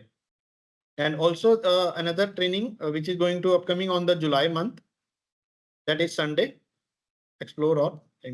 Let me, yeah. So these trainings are already updated. You can just register yourself in one go. So this is all about our website, our training videos, updates on the training videos on the website. So here our trainings gets completed and it's ended up now. So I would like to thank all the dear participants. What a wonderful audience from today morning 9 a.m. until it is 5 p.m. In the evening. And everyone is very actively participating in all the workshops and very much actively listening to our trainer, our expertise. Right. So now I would like to start our question answer session. Yes. So whosoever would like to ask the question, he or she can raise up the hand, introduce yourself, and ask the question. Yes, dear participants. Yes, Mr. Chaitanya Sarmai. Yes, please. I would like to request you to unmute yourself. Yes, Mr. Chaitanya Sarmai, please. Hi, good morning. Good evening, team. Yeah, good evening. Yes, please. First of all, thank you for providing the internal audit session, and it's a really nice session. So my question was like related to the lead auditor profile. Okay, so what is the minimum qualification is required to be a lead auditor for AIM standard? All right, all right. I would like Atul Suri sir, please, sir, can you enlighten us? See, there are two aspects. One is doing a lead auditor course, and another is being a auditor or getting registered as an auditor. So lead auditor course anybody can do, but yes, you can do and do justice to the course. It is basically lead auditor, like this internal auditor training course. Normally it is 2 days. Basically, we are doing a crash course because we understand you all are working people, and sparing 2 days that becomes difficult. So what we have done is we have explained all the requirements in a single day. But when you are doing a lead auditor course, so that lead auditor course is a 5 days course. Fine.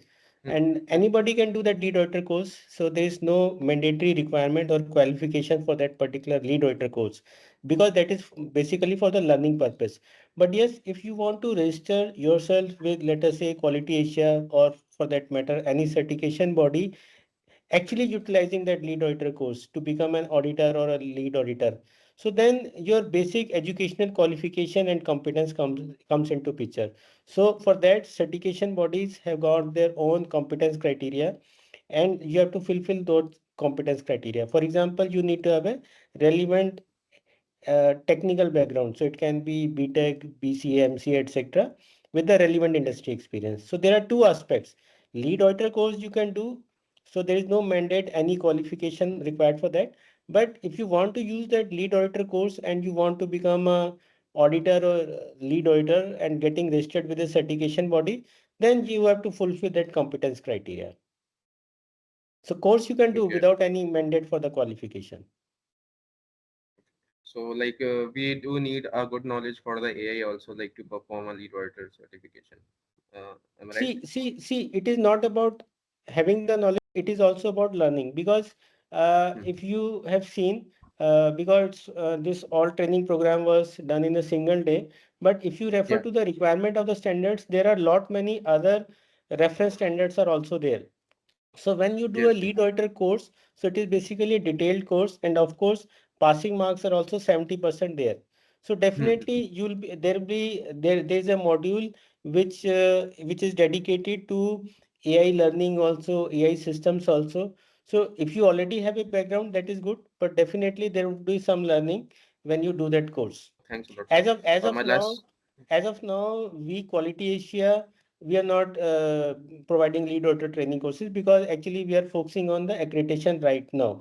As Praveen has told, we are basically going through the accreditation process. We have already got ISO 9001, 14001, Yes. Yes. Yes. 45001, and other Yes. accreditations. So right now we are focusing on that. So maybe probably next year onwards we may start lead auditor courses also, because again these lead auditor courses you either have to.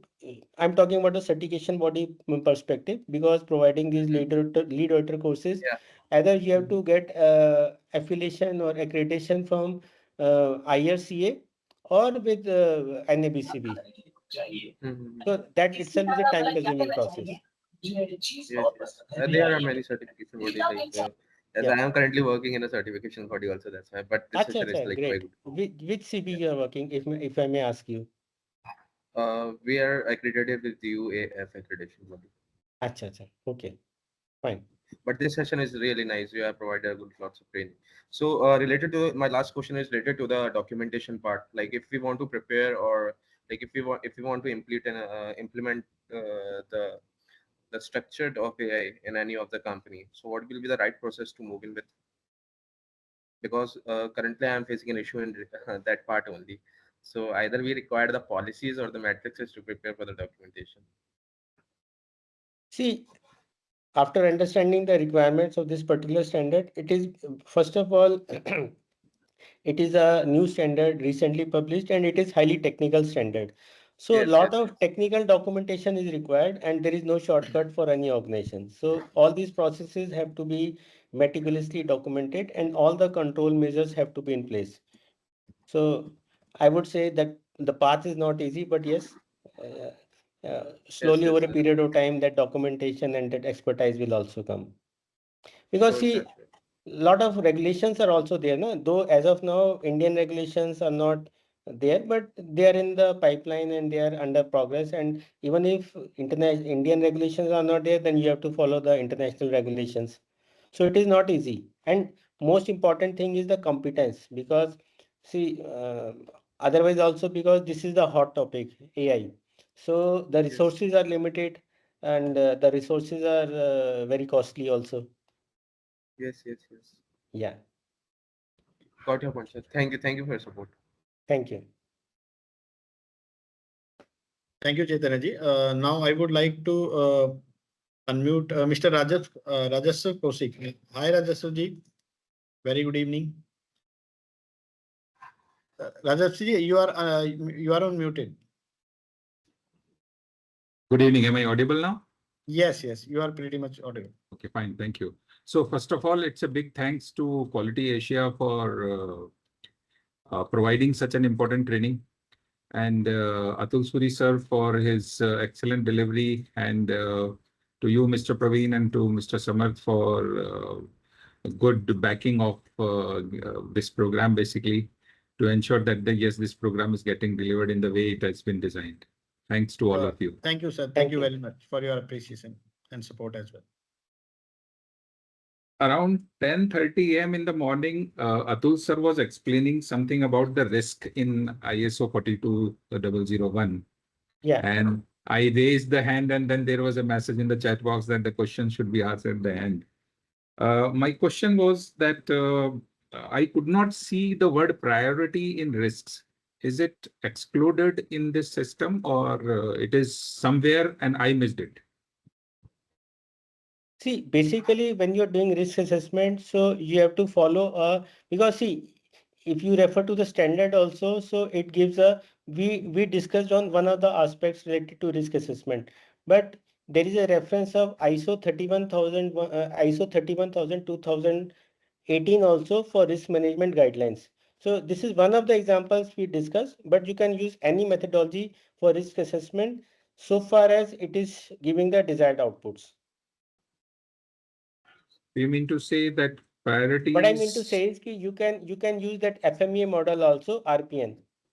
Okay. So you can use any methodology because this standard doesn't prescribe any methodology. If you see the last pages of this standard, that is bibliography, so it gives at serial number 24, it gives reference of ISO 31000 2018 risk management guidelines. So you can follow any methodology, and if you want to follow FMEA methodology, that is RPN based risk priority number basis, so you can do that also. Only thing is that relevant risks have to be addressed and identified because there is no prescription as such. Ultimately, we have to do a risk assessment. That's it.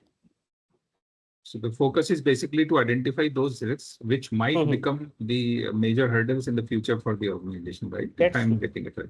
Yeah. So methodology, you can use any methodology, but only thing is it has to be consistent. Fine. So that was the first thing. Second thing that I wanted to ask is already been asked about the qualifications. So it's fine. I mean, so I forgot to introduce myself. My name is Rajeshwar Kaushik, and I have 3 master's degrees. One is MC, another is MBA, and third is MTech into quality management from BITS Pilani. Oh, that's great. That's great. Quality is in my blood actually. So it's not just into the academics, and doing audits is something like doing it from the core of my heart. So that is really great. In the software world, we use a word called inheritance. So my father has been into financial audits, so I'm carrying that inheritance from my father to audit the systems. That's great. So that is in your genes.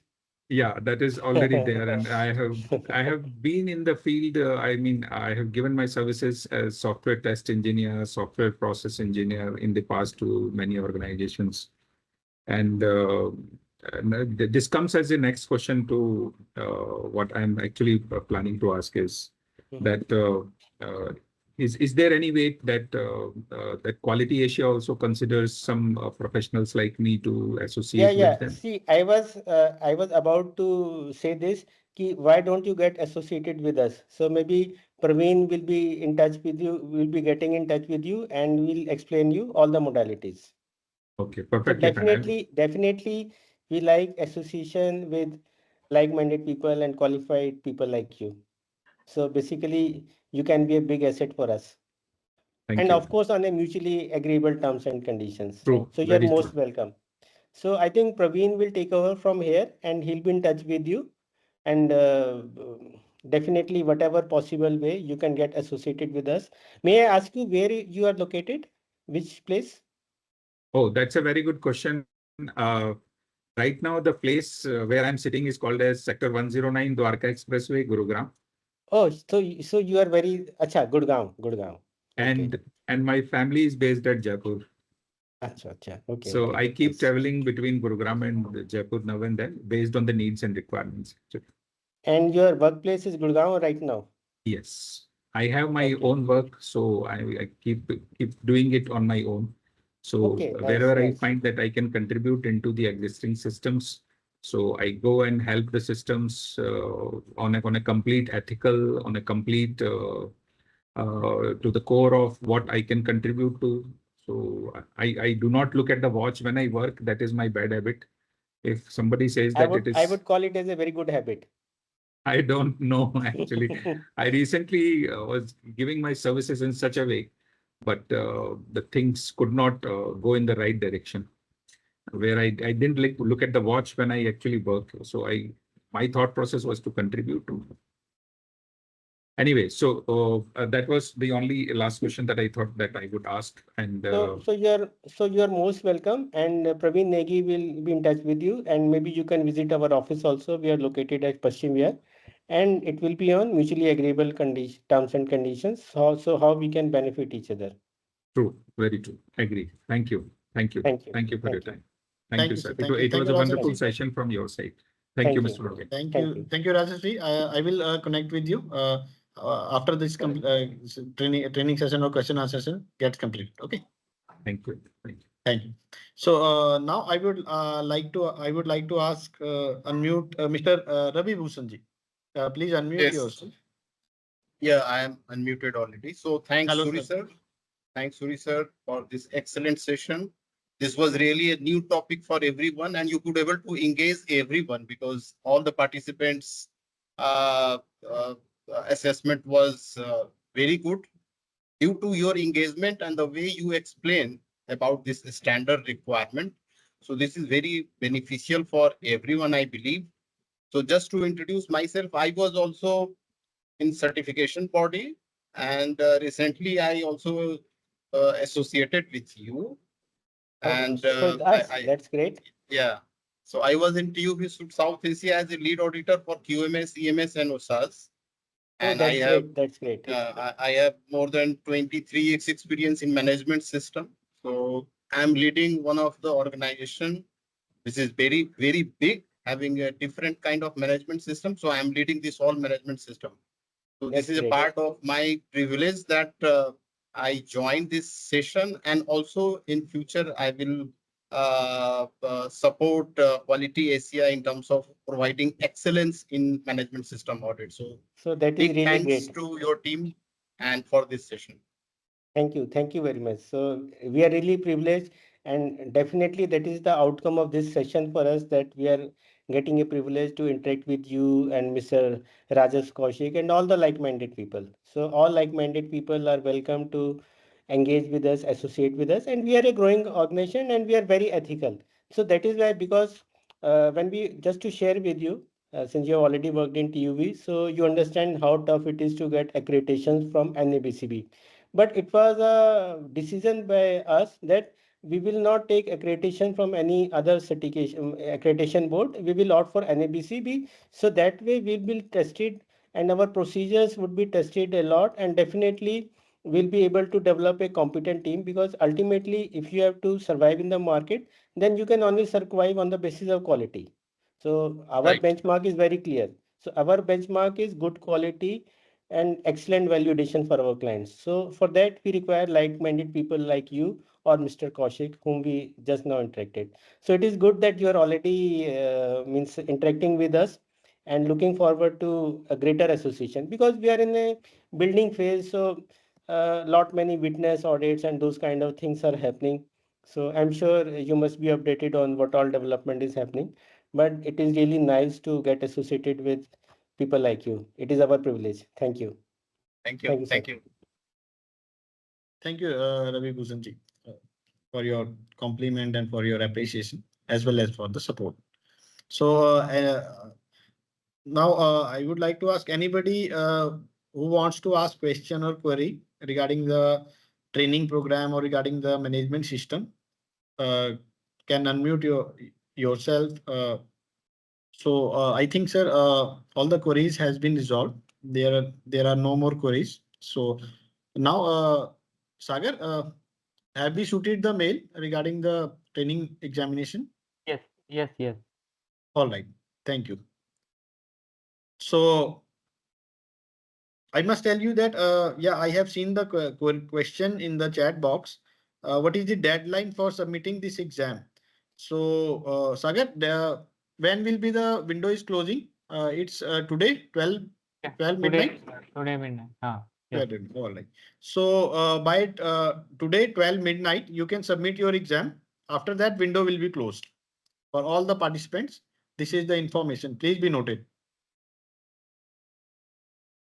Sagar, I think officially we have completed the training program, so you can stop the sharing.